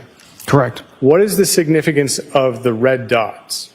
That signifies this was the data from the iPhone SE. Okay. So let's go to the next slide. Now again, the number in the corner, the last two numbers have been transcribed, correct? Correct. Or transposed. Yes, sir. Sorry. So it should be 8028. That is correct. All right. Now, what is the significance of the red dot 2? That was the line of data from the Excel. That's what the 2 represents, and this is the data from the iPhone SE. Okay. Now, what is the date and time corresponding to that line of data? January 1st, 2023 at approximately 5:07 p.m. And where is the device located according to the native location data at 5:07 p.m. on January 1st? In the southeast, at the landing at Vinnon Square Apartments at 330 Paradise Road, Swampscott, Massachusetts. Okay. Could we have the next slide, please? This next slide, again, the numbers should read 8028? Correct. Okay. And what is the significance, or what is the date and time you have with the red, what is the significance of the red dot 3? That represents the native location data from the iPhone SE. Okay. And what is the date and time of the native location data that corresponds to the location of that line of code? January 1st, 2023 at approximately 5:41 p.m. And where is the phone located? in the area of Lowe's Home Improvement in Danvers, Massachusetts. Okay. Could we have the next slide, please? Looking at this slide, again, this should be 8028, correct? Correct. Okay.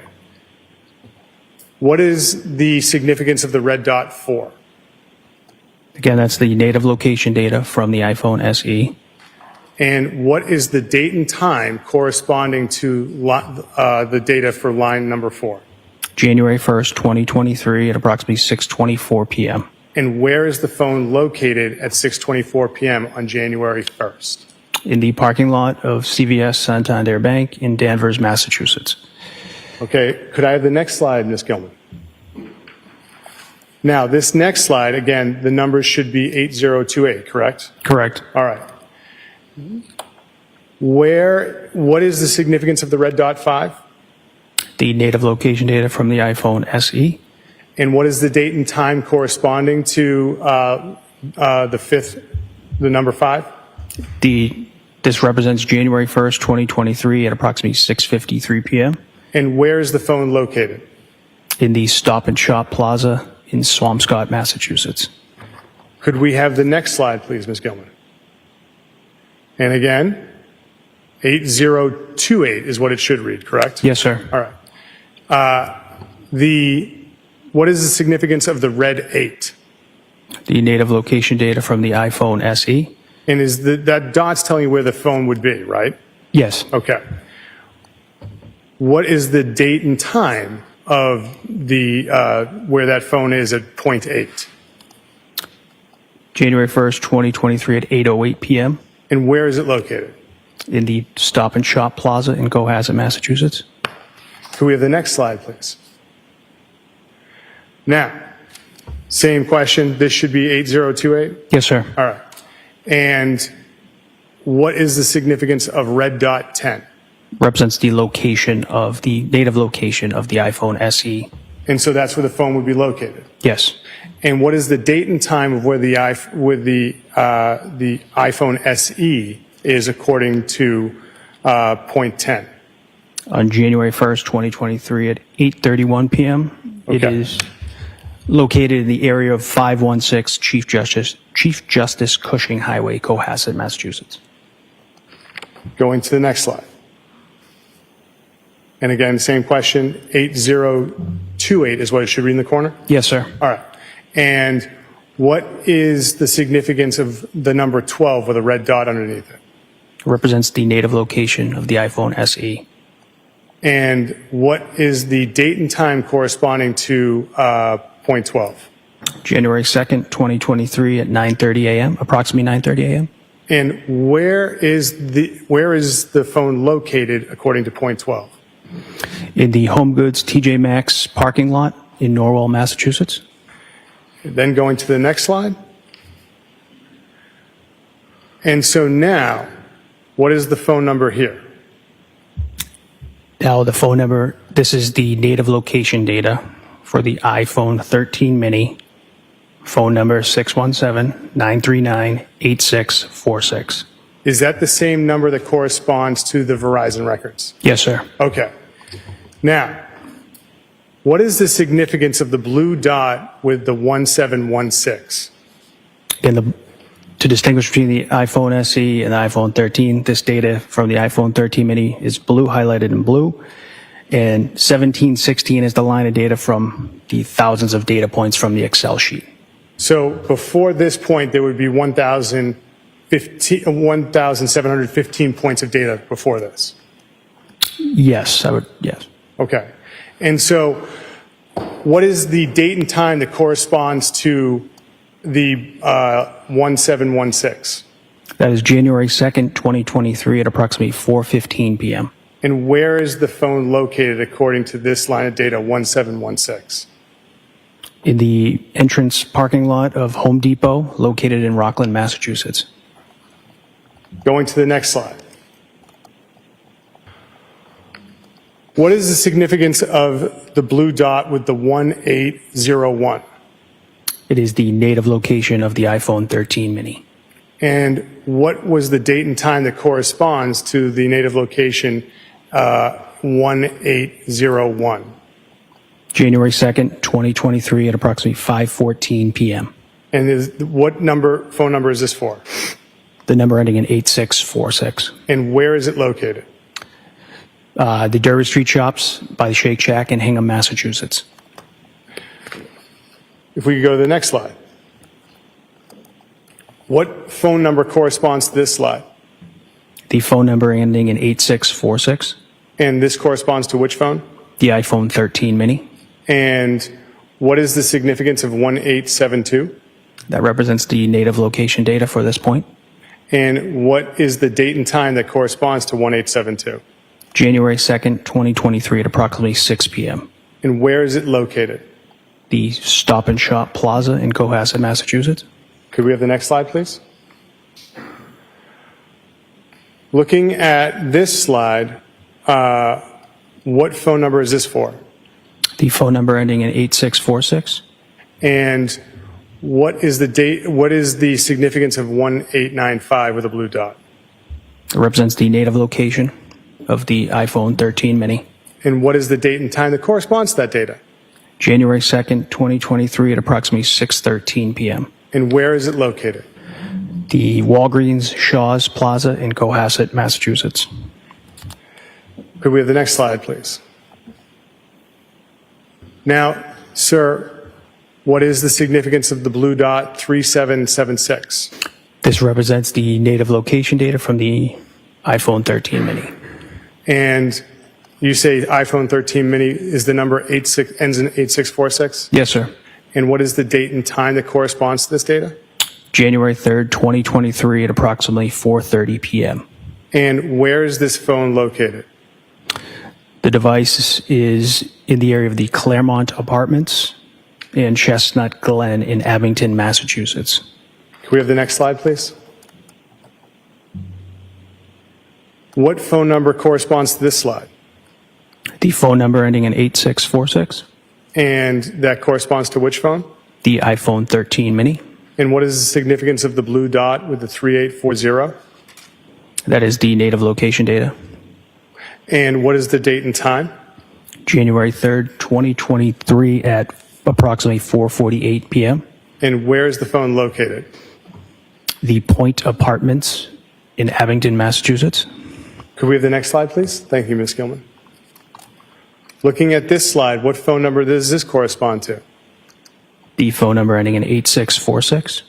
And what is the significance of the blue dot with the 3926? The native location for the iPhone 13 mini. And what is the date and time that corresponds to this? January 3rd, 2023 at approximately 5:14 p.m. And where is it located according to the native location data? The Chatham West Apartments in Brockton, Massachusetts. Could we have the next slide, please? Looking at the next slide, what phone number does this correspond to? The phone number ending in 8646. And what is the device that corresponds to? The iPhone 13 mini.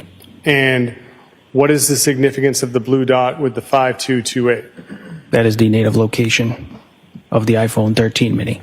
And what is the date and time that corresponds to that point of data? January 4th, 2023 at approximately 9:44 a.m.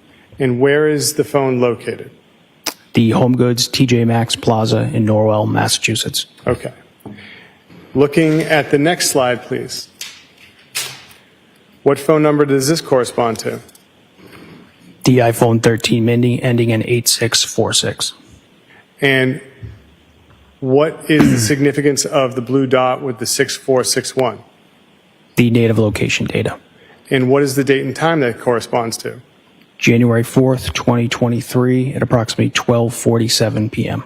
And where is it located?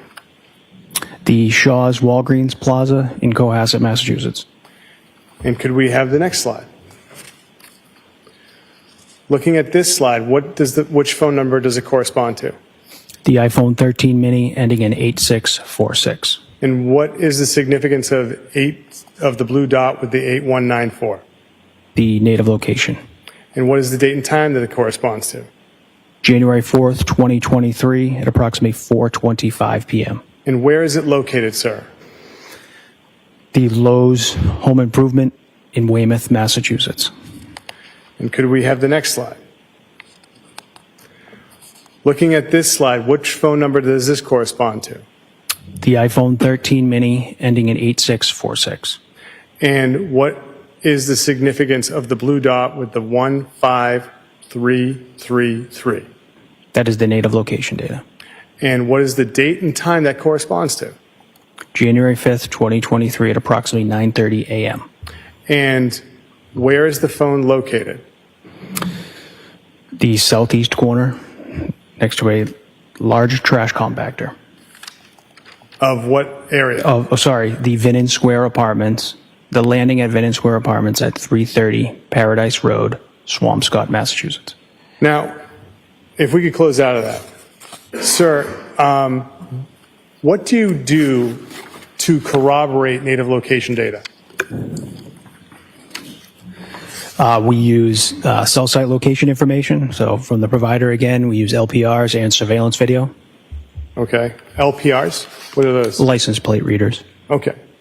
Now, in addition to getting native location data, did you have the opportunity to review the search history from the iPhone 13 mini? Yes. Okay. Now, did you create a report of the search history of the iPhone 13 mini? Yes. When I say search history, what is the search engine the iPhone 13 mini was using? The Safari web browser.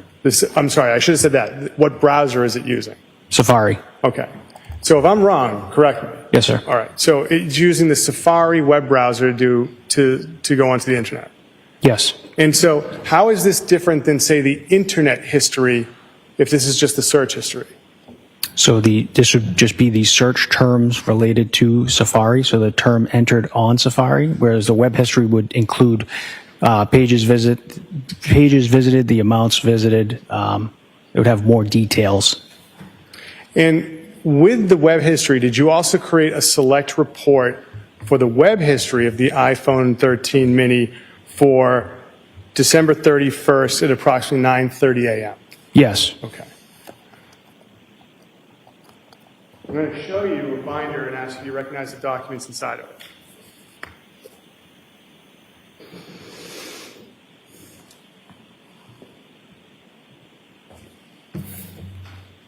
Take a look inside. Yes, sir. The first chapter, do you recognize that document? Yes, I do. What is that document? This is the Safari search history of the iPhone 13 mini. You created that? Yes. Using what program, sir? Celebrate. Okay, could you turn to the next chapter as well?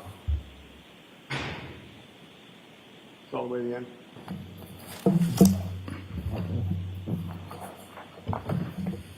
And that second chapter in the book, what is that? That is the web history. The web history. Now, the search history, what dates did that correspond to? If you want to turn to the front, you can. Sure. That is December 25th, 2022 through January 4th, 2023. Okay. In the web history, what time frame does that cover? That was just December 31st, 2022. Around 9:30 a.m. Yes. Okay. So when you create these reports, you can choose the times and filter them out that way. Yes, sir. Your Honor, the Commonwealth would seek to have this binder as the next exhibit, which contains the search history for the Apple iPhone 13 mini from December 25th, 2022 to January 4th, 2023, and Safari web history, Apple iPhone 13 mini, December 31st, 2022, 8:28 a.m. to 8:31 a.m. Okay. Can I see at the side of the bench? Yes.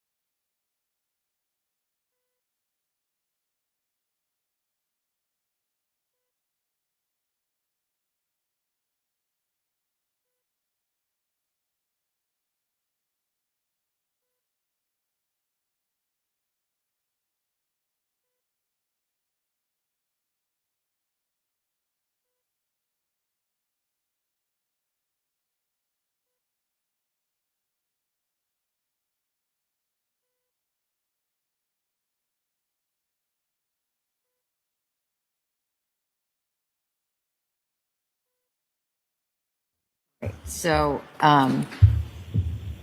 it's one exhibit. Yes, one binder, one exhibit. All right, so the Safari search history and the Safari web history for the iPhone 13 mini for the times indicated by counsel is now in evidence as Exhibit 161. Exhibit 161.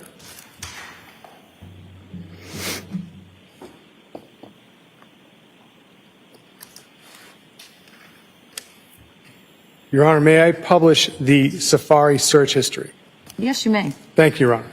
Ms. Gilman, could we have the Safari search history for the iPhone 13 mini?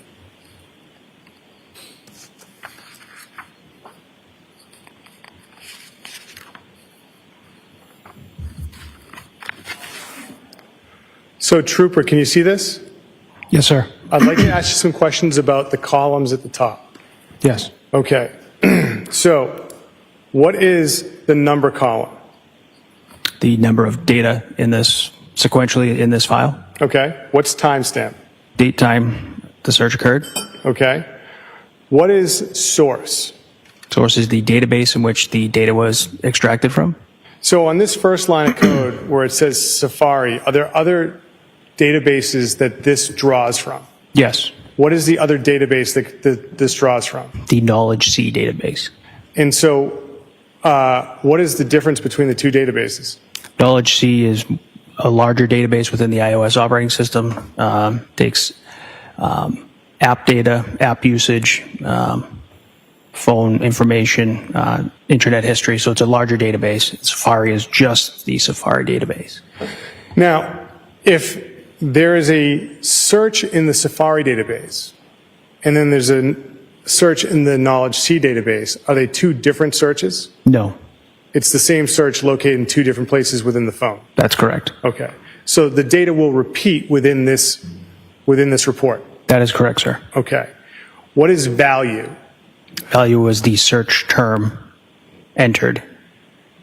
What is parameters?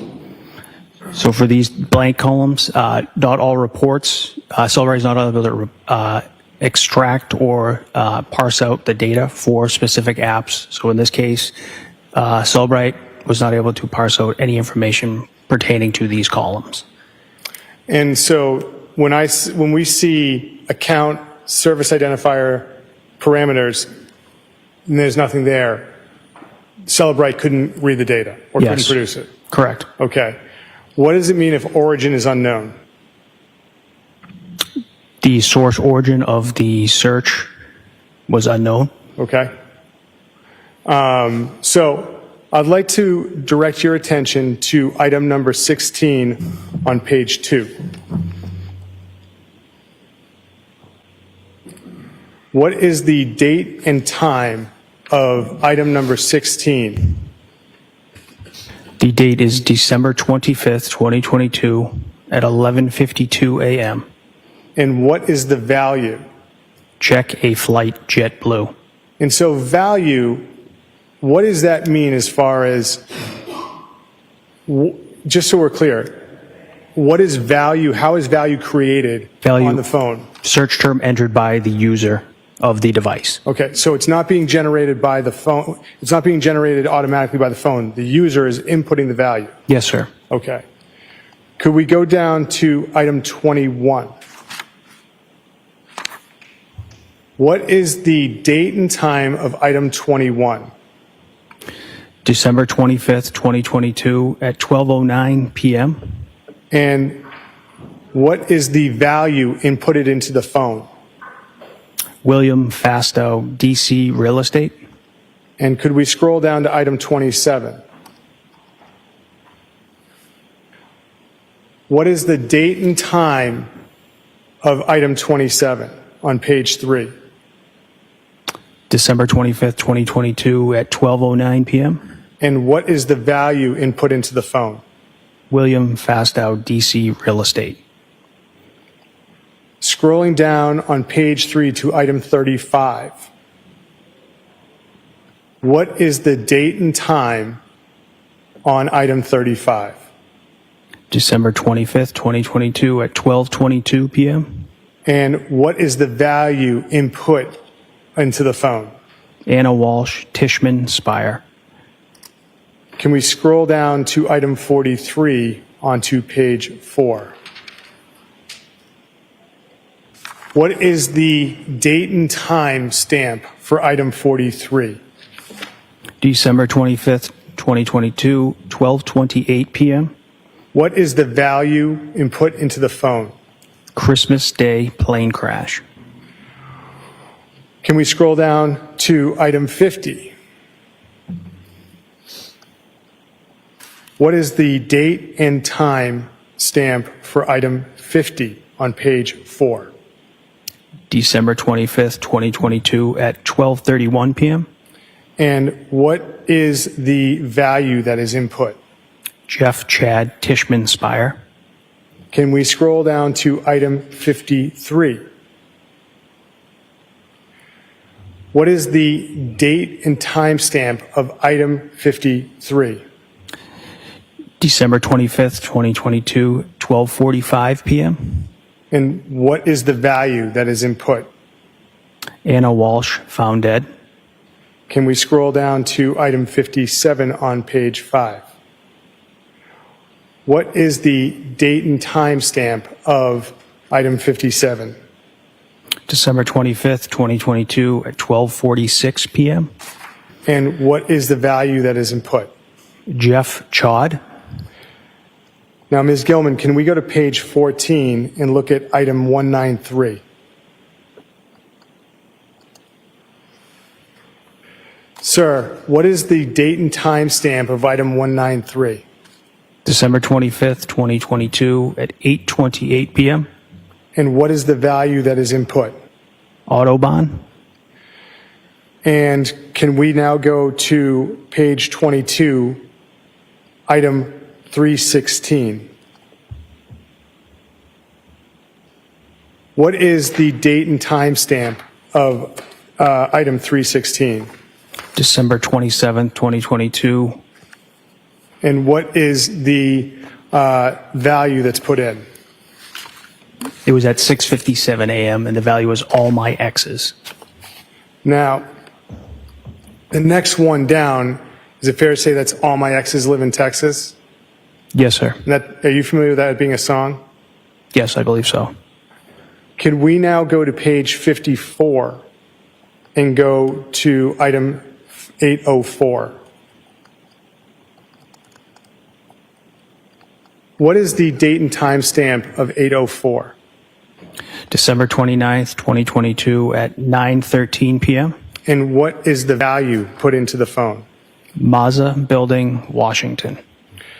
And scrolling down to 13, what is the date and time for item 813? December 29th, 2022 at 9:15 p.m. And what is the value that is input into the phone? Mazza Building, Washington, D.C. Scrolling down to 820, what is the time stamp for 820? 9:15 p.m. And what day? Sorry, December 29th, 2022, 9:15 p.m. And what is the value input? Crossing Building, Washington, D.C. And can we go to page 85 and line 1271? Sir, what is the date and time on item 1271? That is January 2nd, 2023 at 6:42 p.m. And what is the value that is input? I'm good. Going down to the bottom of page 85 and looking at item 1274, what is the time stamp for that? It is January 3rd, 2023 at 11:25 a.m.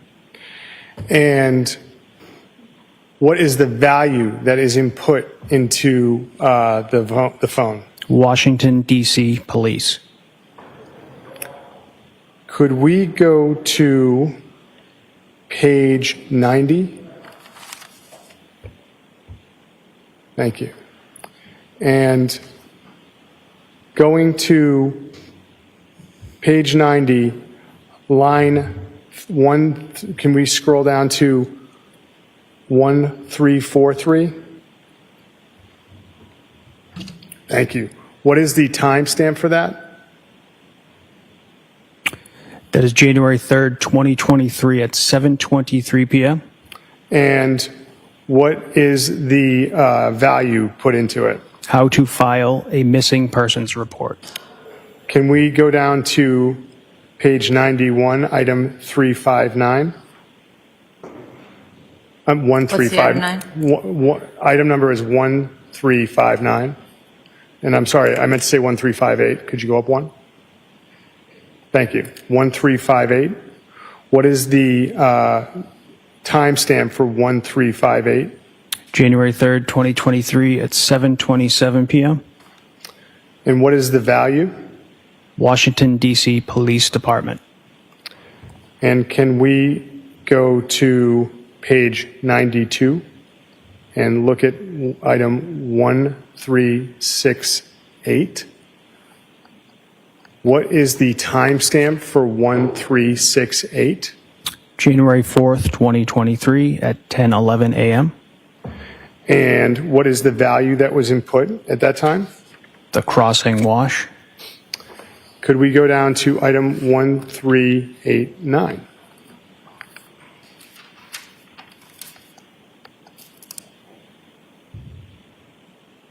What is the timestamp for 1389? January 4th, 2023, 10:14 a.m. And what is the value that was put in? Mazza Building, Washington, D.C.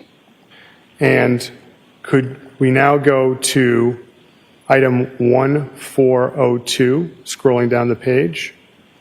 We are now on page 94. What is the timestamp for item 1402? January 4th, 2023, 10:15 a.m. And what is the value that is input?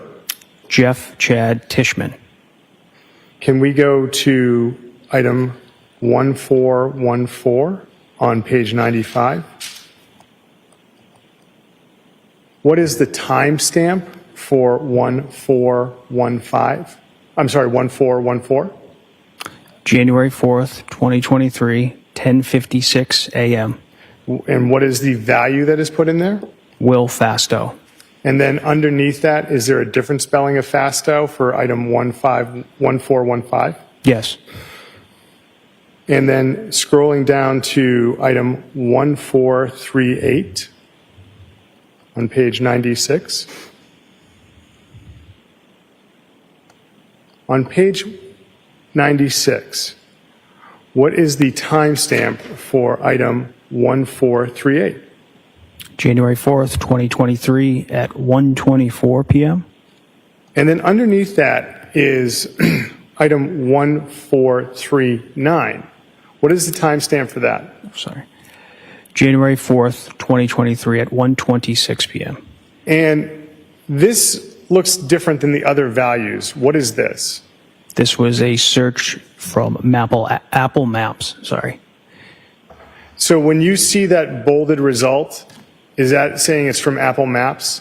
Yes, you can see the source file, Apple Maps. So that's different than Knowledge C, and that's different than Safari? Yes. Okay. And then the last one is the one directly underneath it, 1440. What is the timestamp for that? January 4th, 2023, 2:49 p.m. And what is the value that is put in there? I'm good. Now, if we could close out of this and go to the second chapter in that binder, web history.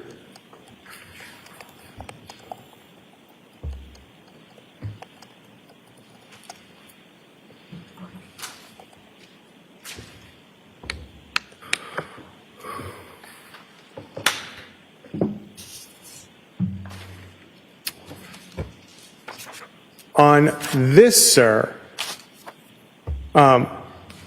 what is this, the columns that look different, I want to ask you, what is URL? Uniform Resource Locator. It's the website, essentially the website visited. Okay. And What is the URL in item number 1? casinos.bally's.com/Lincoln. And what is the last visited time and date? December 31st, 2022 at 9:28 a.m. And going to visits and usage pattern, those are columns that are empty like our last sheet. Was that Celebrite didn't have any data, couldn't give you any data on that? Yes. And then for source info, it says Knowledge C. And the one directly underneath it says Safari. Is this also pulling from different databases? Yes, it is, sir. Okay. So as far as the searches, as far as the web history for the device, for items 1 through 12, what did you notice about the URLs? They contained the casinos.bally's.com URL. And after .com, there's a backslash. What's the next word? Oh, sorry, Lincoln. Now, going down to item 13 through 17.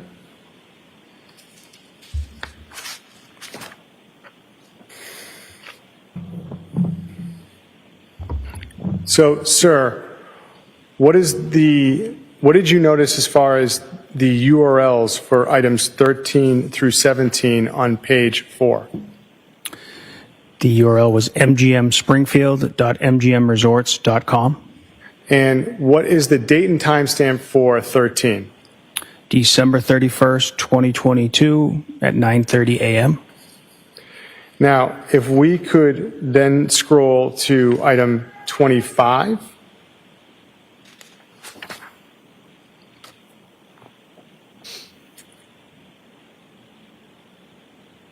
On item 25, sir, what did you notice as far as the URLs on items 25, say through items 30 to item 34?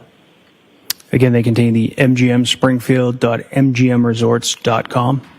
And what is the timestamp for item 25? December 31st, 2022 at 9:30 a.m. And could we then go down to items 38 and 39?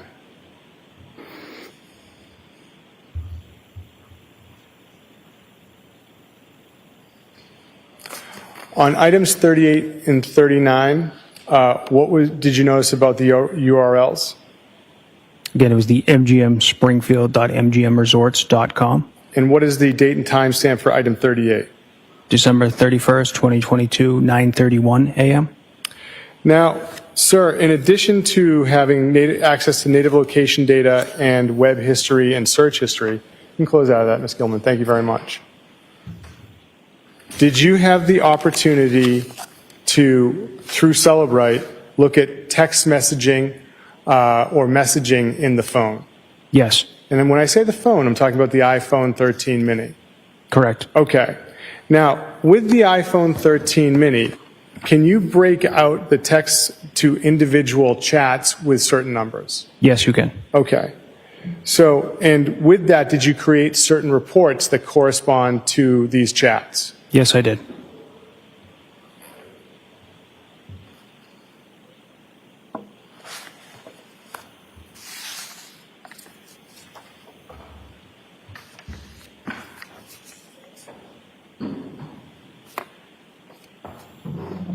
May I approach, Your Honor? You may. Thank you, Your Honor. Do you recognize this first report? Yes, I do. And did you create this report? I did. And it's in this report, can you tell us what it is? It is a text message report. And what are the numbers that correspond to the text message? The last four is 8646. Okay. And that's the iPhone 13 mini's phone? Correct. And then the next phone number, last four digits? 2005. And does it have a designation or an ID or some kind of identifier next to it? Yes. What? Contact associated as paint. And what is the time frame of that? This is January 5th, 2023. The Commonwealth would seek to have this text thread as the next exhibit, Your Honor. Any objection to that? No objection. Text thread labeled paint? I would go by the numbers, but Sure. Why don't you read it into the record? certainly. It would be a text thread between 8646 and 2005. Okay, sounds good. That's now in evidence as Exhibit 162. So now Exhibit 162. Ms. Gilman, can we have that text thread up?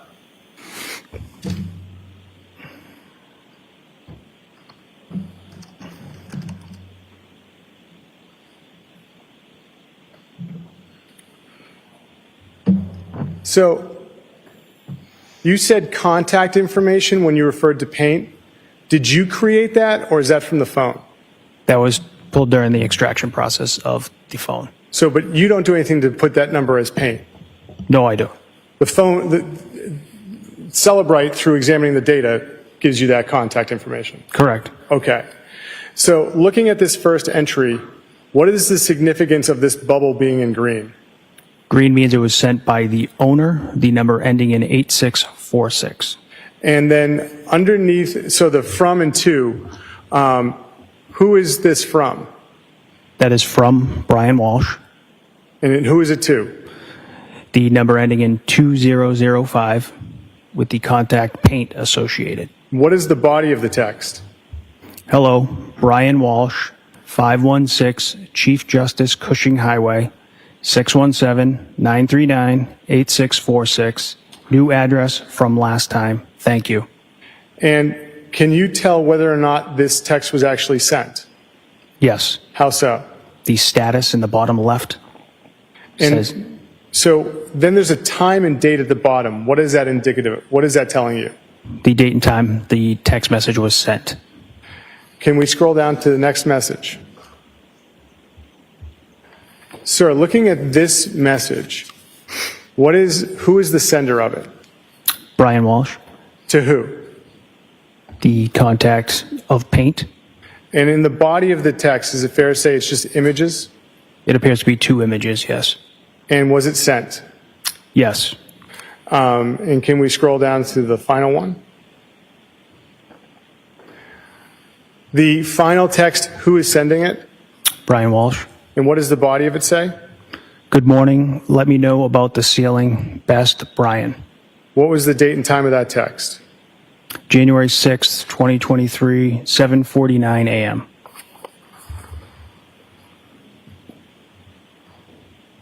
Can you close out of that, Ms. Gilman? Thank you very much.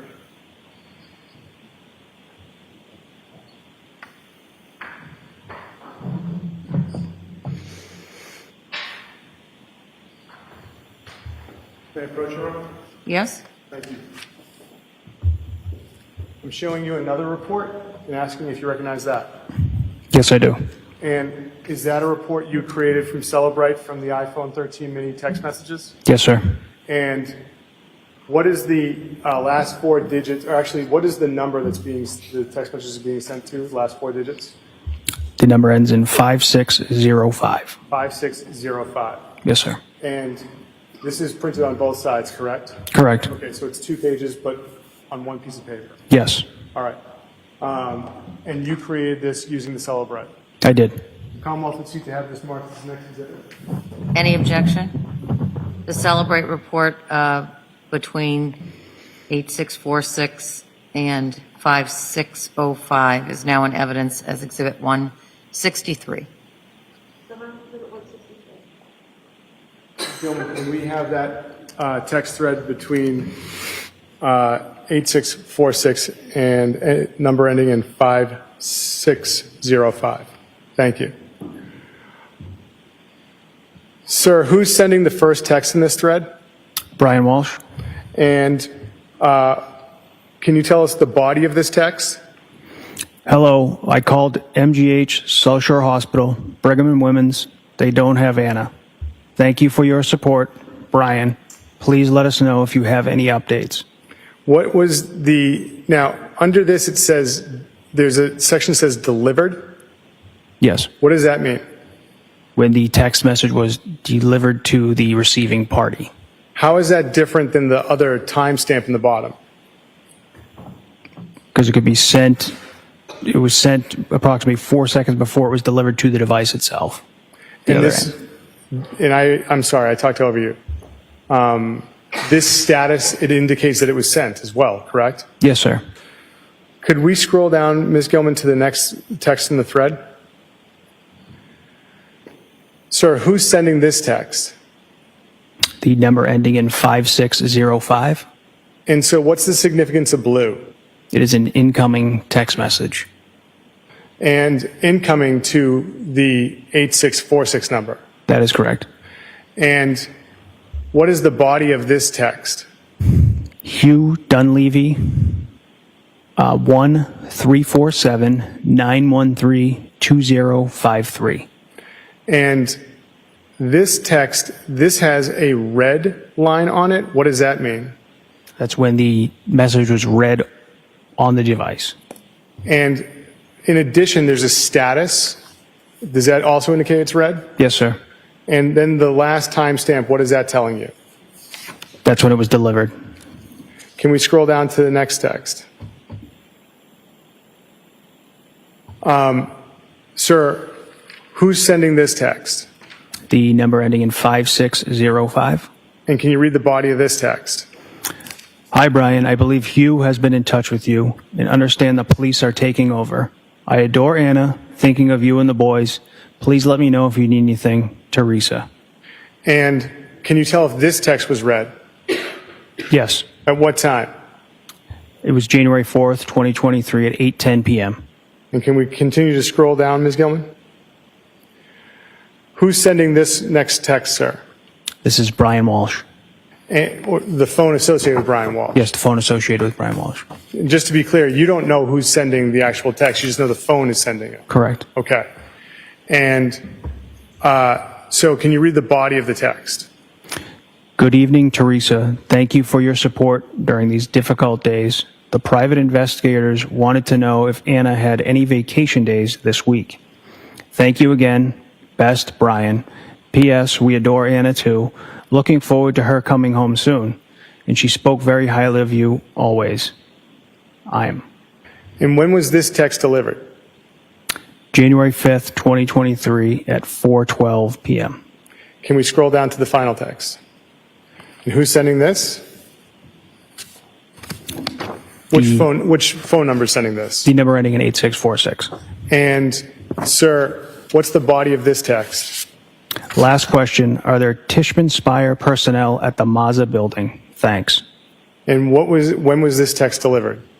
January 5th, 2023 at 4:17 p.m.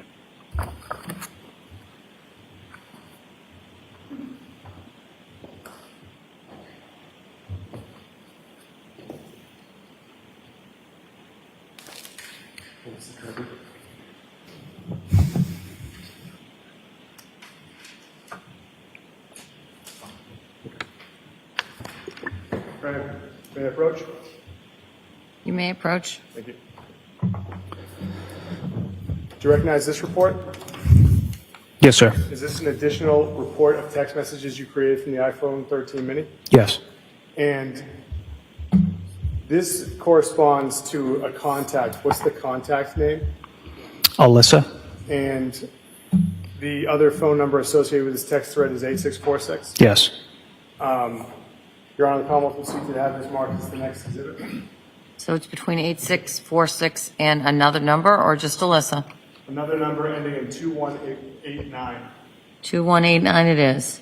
The text message thread between the iPhone mini 8646 and 2189 is now in evidence as Exhibit 164.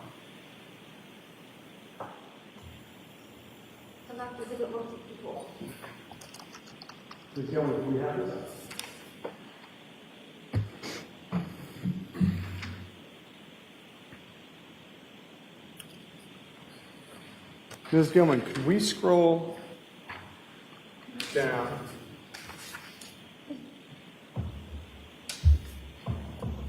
to page 2, the top text?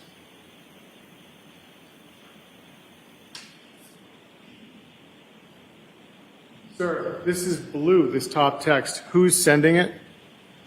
The number ending in 2189. And What is the body of this text? Thank you so much, Brian. Happy New Year. Hope you're well. 4. And when was this read? January 2nd, 2023, 3:05 p.m. And scrolling down to the next one in green, which phone sending this? The number ending in 8646. And sir, on this text, what does the body say? Hello, I know we did this a week ago, but have you heard from Anna? And when was this delivered? January 3rd, 2023 at 10:34 a.m. And scrolling down to the next text,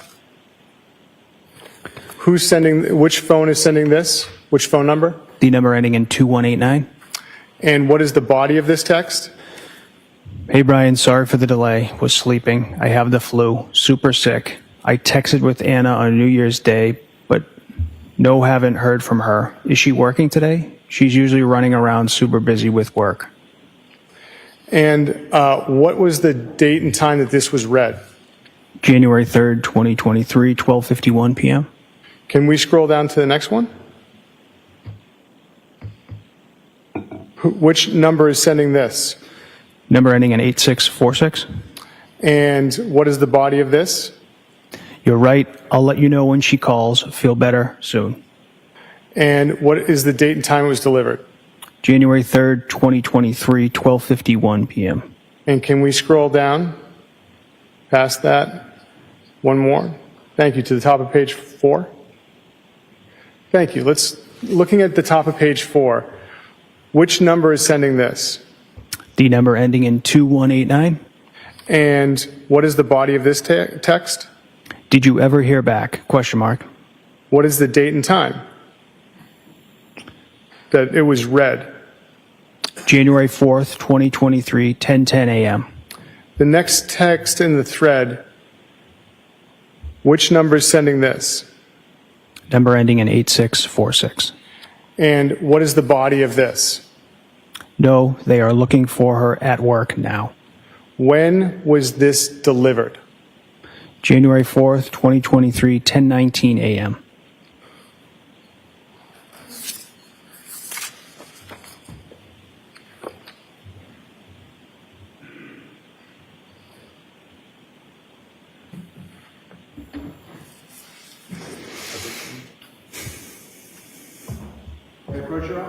You may.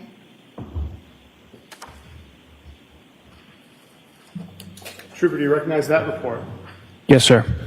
Is that another report you were able to create from messaging in the phone? Yes. And this has a contact associated with it. What is the contact's name? Alexandra, And what are the last 4 digits of Alexandra's contact? 5332. And the other phone number associated with this thread is 8646? Yes, sir. And does this contain the messages of that thread? Yes.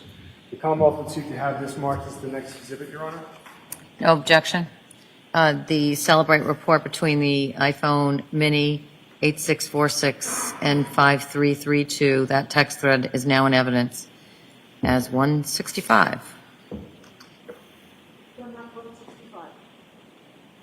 Sir, what is Viber? Viber is another messaging app. And this text thread, did this utilize Viber? Yes, sir. And so Celebrate reads Viber text messages just like it reads the regular text messages. Yes, it has the ability to extract it, yes. And so I'm going to ask you some questions about this Viber text thread with the Alexandra contact. Ms. Gilman, if we could have that up, please.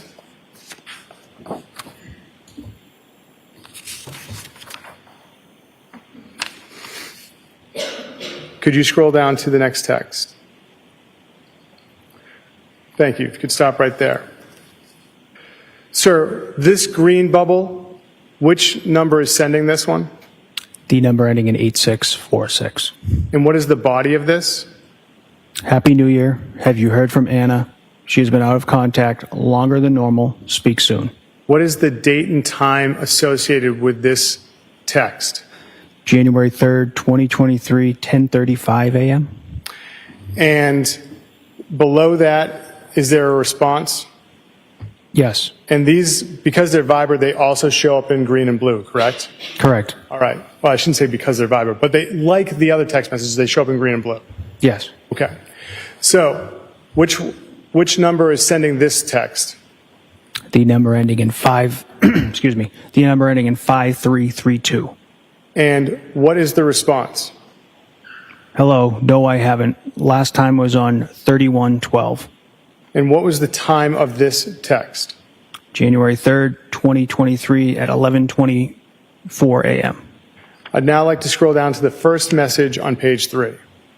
Excuse me, that was 11:21 a.m. 11:21 a.m. Yes. So if we look at the first text message, the first message on page 3, which number is sending this message? The number ending in 8646. And what is the body of this message? She had to leave early due to an emergency at one of the buildings. She left early on Sunday morning. I didn't have my phone till last night because William hid it in his bed. Thomas found it. I wasn't worried at first, but she has never been this long out of communication. I will call her work tomorrow morning. And what is the date and time with this message? January 3rd.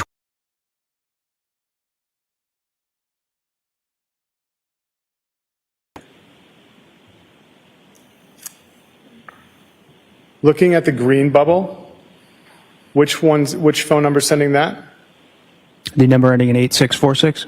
And what is the body? I know. Let me if you get in touch with her. I will let you know when I speak to her. What is the date and time associated with that message? January 3rd, 2023, 9:12 p.m. And then the next message beneath that, which number is sending that? The number ending in 5332. And what is the body of that message? That means no communication for almost days. Now, if we could go to page 11.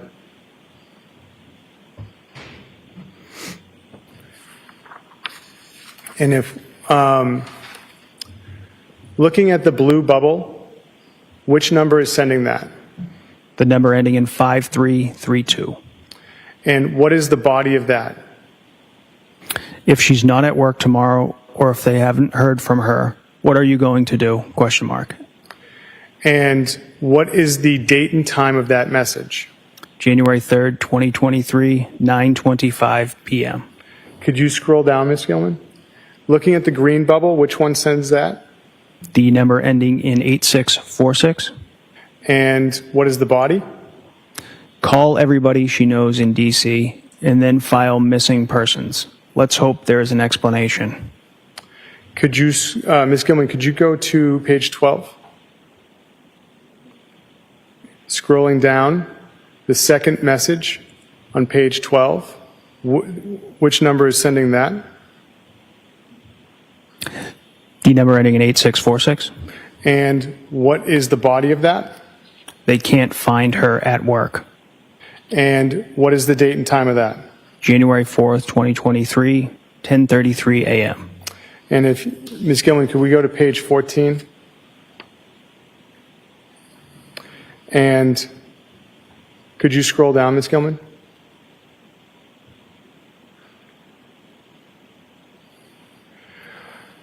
Ms. Gilman, could you stop?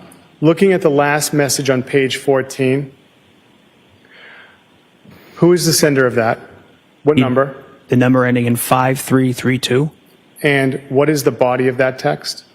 I think that you need to report this ASAP. And what is the date and time of that message? January 4th, 2023, 10:59 a.m.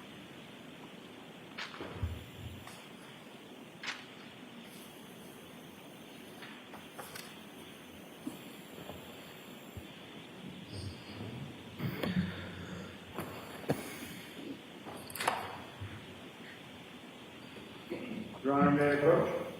You may. Showing you this, is this another one of the reports you created via Celebrate of a text thread? Yes, sir. And does this involve 3 numbers? Yes. So besides 8646, what is the first contact that's associated with this text thread? A number ending in 7966. And what is the name of that contact? Anna, new, and then a number sign. And then what is the other phone Awesome. number associated with this thread? A number ending in 6708. And what is the contact name? Gem. The Commonwealth would seek to have this marked as the next exhibit, Your Honor, which would be a text thread between 8646, 7966, 6708, and 6708. Thank you. Any objection to that? No objection. Now in evidence says 166.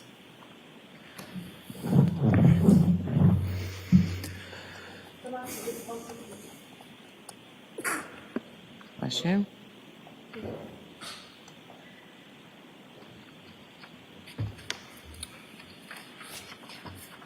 Ms. Gilman, may we have this published?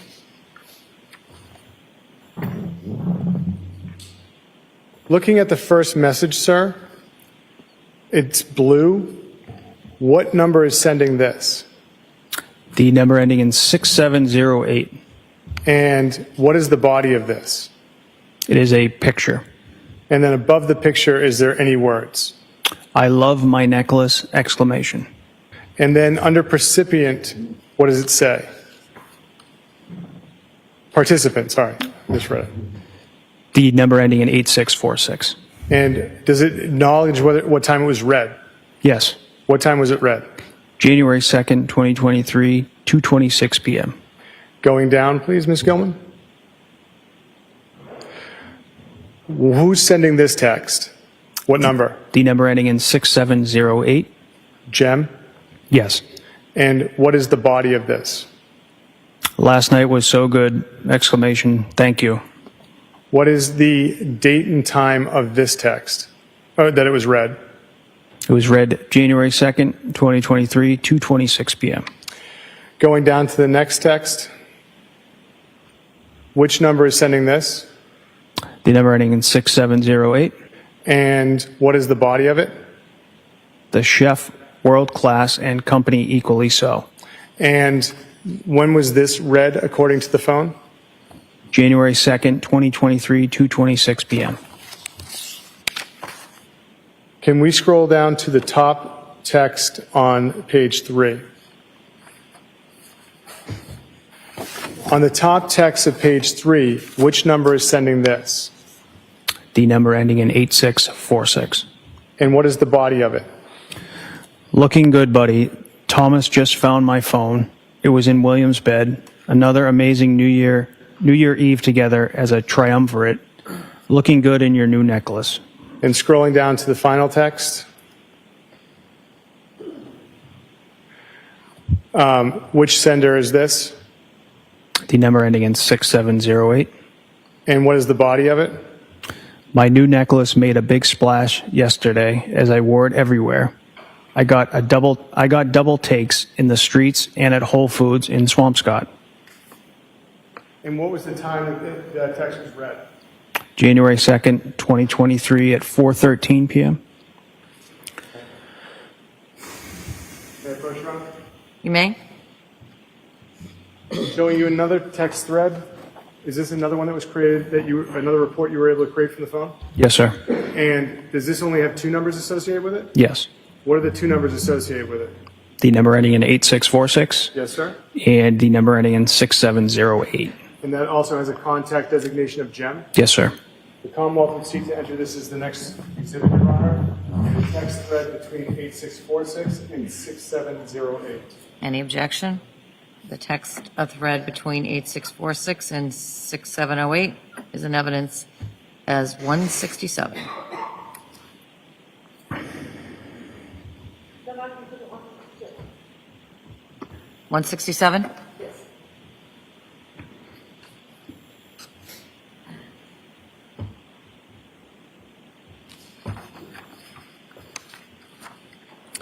Directing your attention to the top of page 2 of this thread.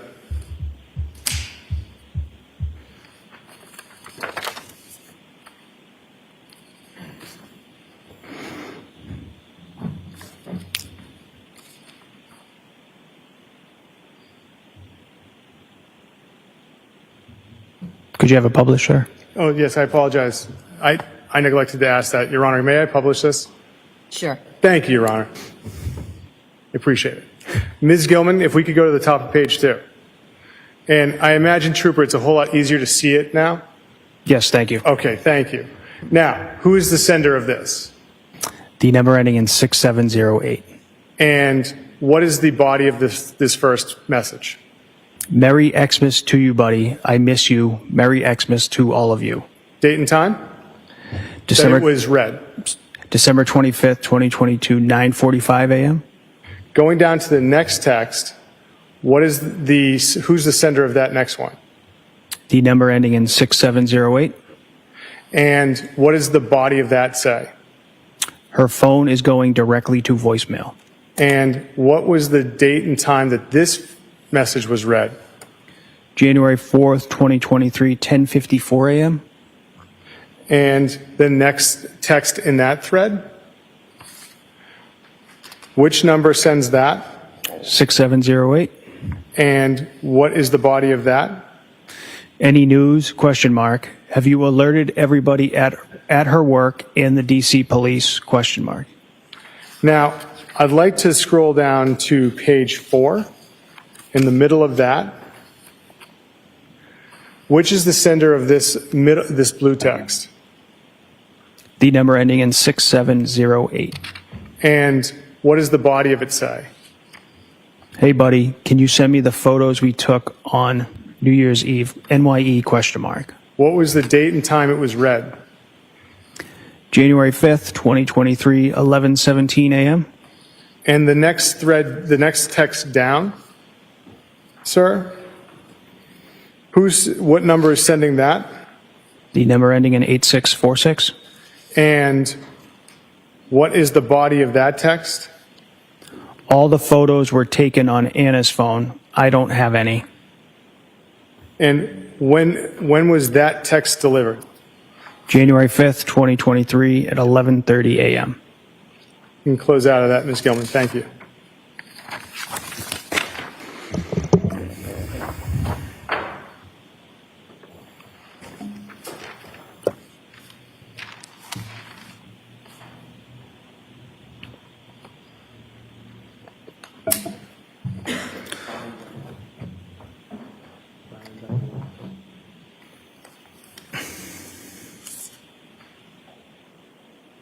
Yeah, of course.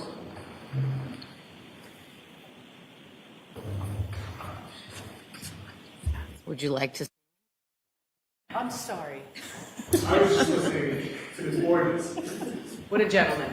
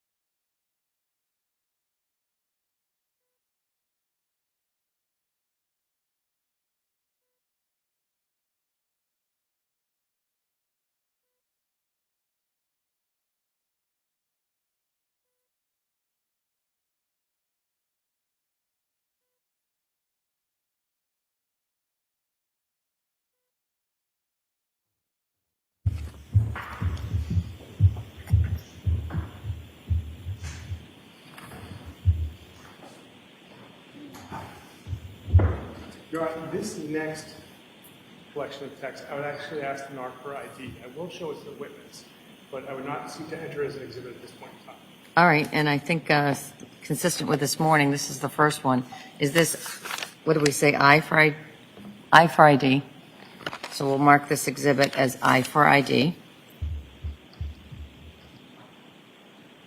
And George, I just remind you that things that get a designation as a letter designation and for identification isn't evidence unless and until the parties move it in and I move it in.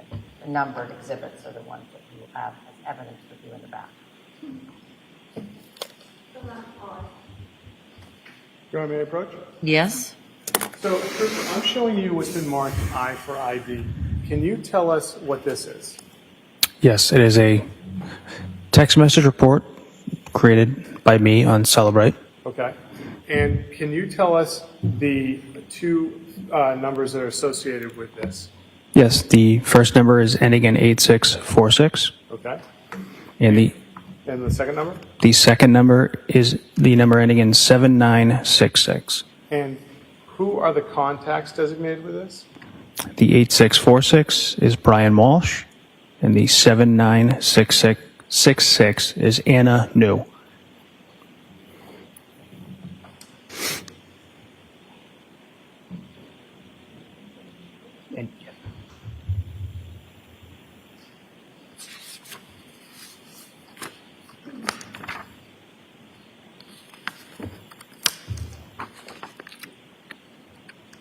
Your Honor, if I may have a moment. Yes. Thank you, Your Honor.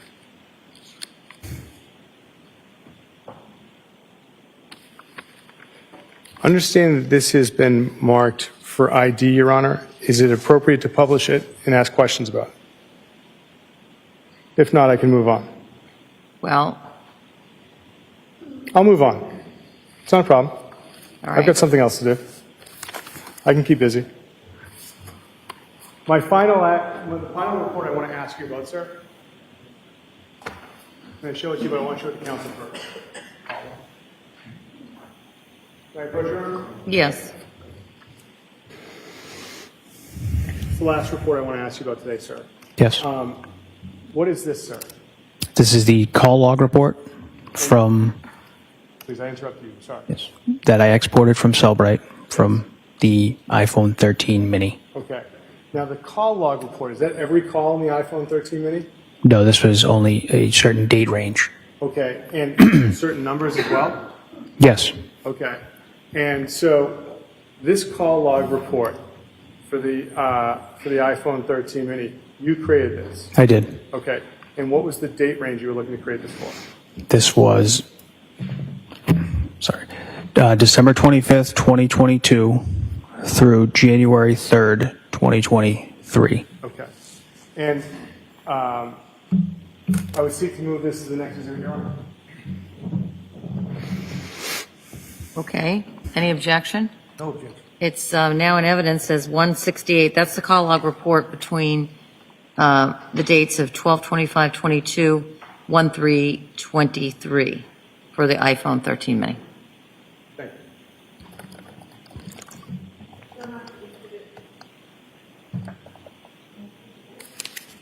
168.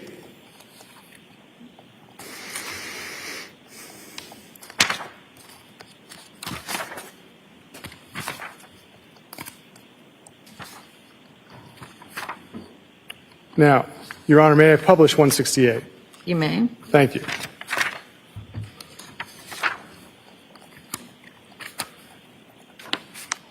On 168, sir, I'd like to direct your attention to the columns. Under parties, what does that designate? Who the call took place between the two calling parties. And timestamp, I take it, is the same as it's been last. What's duration? The length of the call? And when you see source info and it's biome and knowledge C, what is the significance of biome? Again, it was another in the iOS 16 when that came out. Biome was a newer database from Apple, so this data is going to be in two different places. So at this point in time, I'd like to direct your attention to the bottom of page 12, item 143.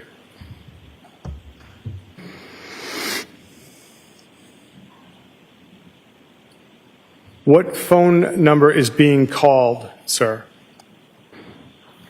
This is an outgoing call to number ending in 7966. And what is the date and time of the phone call? December 25th, 2022 at 11:52 a.m. And what is the duration of the call? 33 seconds. And if we could scroll up, Ms. Gilman? Thank you. And could we go up a little bit further to the next page, please? Continuing. All right. So, Ms. Gilman, can you please continue up to further up, please? There we are. On item number 129, what is the timestamp of that, 129? December 25th, 2022 at 1:40 p.m. And what number is being called? It's an outgoing call to number ending in 7966. And what is the duration of that call? 1 hour, 22 minutes, and 33 seconds. And could you continue up, Ms. Gilman? Thank you. Directing your attention to item 123 on page 10. What number is making the phone call? This is an incoming call from 7966. And what is the duration of this call? 1 hour, 27 minutes, and 7 seconds. And what is the timestamp on this call? December 25th, 2022 at 4:11 p.m. Now, if we could go to item number 13, I believe is the top of page 2. Bless you. Sir, what number is being called? It is an outgoing call to number ending in 7966. And what is the date and time of the call? December 31st, 2022 at 9:52 a.m. And what is the duration of the call? 4 minutes, 5 seconds. And if we could continue up from there, Ms. Gilman? Going to item number, pause if I may. Could we go to item number 9? What is the number what number is making that phone call? Number 9, you said, sir? Number 9? Number 9. An incoming call from number ending in 7966.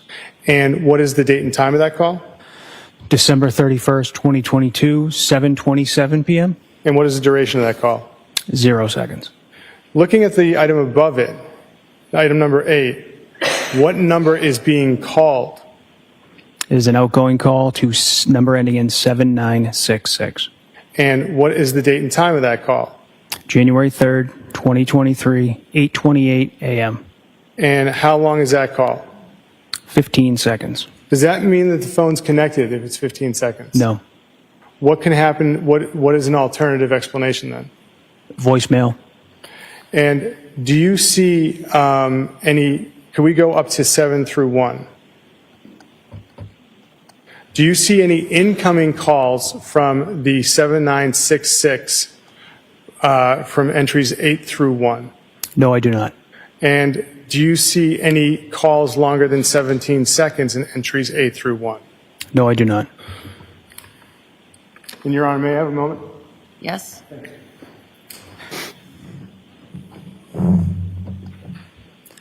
And Your Honor, may I approach in sidebar? Yes. Thank you.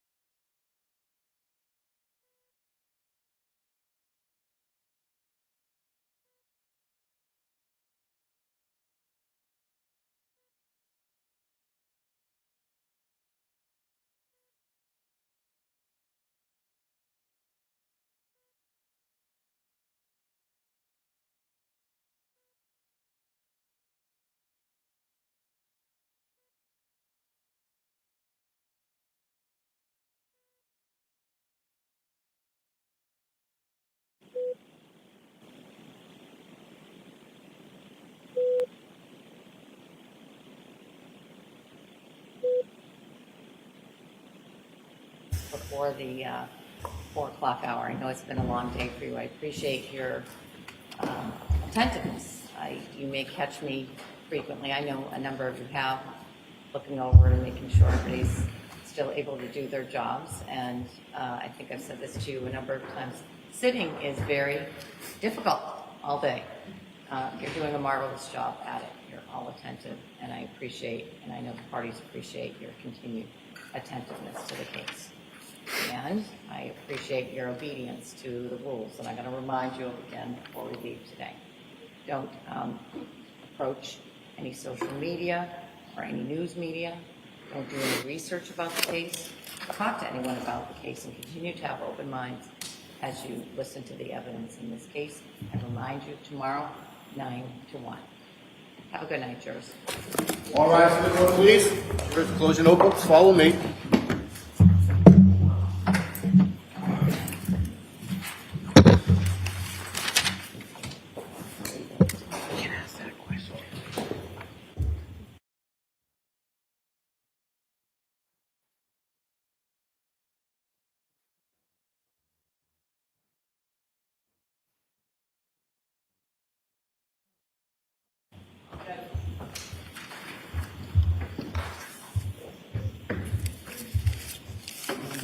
Thank you, Your Honor.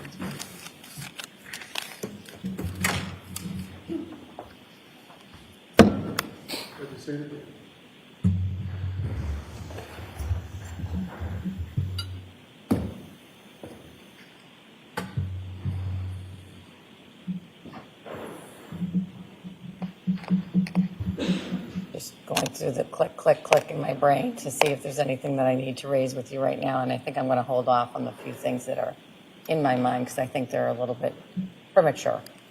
So, but I will start working on my main task in the next 24 hours. And so we'll talk a little bit more about that tomorrow. Anything that the Commonwealth needs to discuss before I get off the bench? No, Your Honor. And anything that the defense needs to discuss before I get off the bench? No, Your Honor. Thanks for your work today, and we'll see you back here tomorrow morning. Thank you, Your Honor. All rise.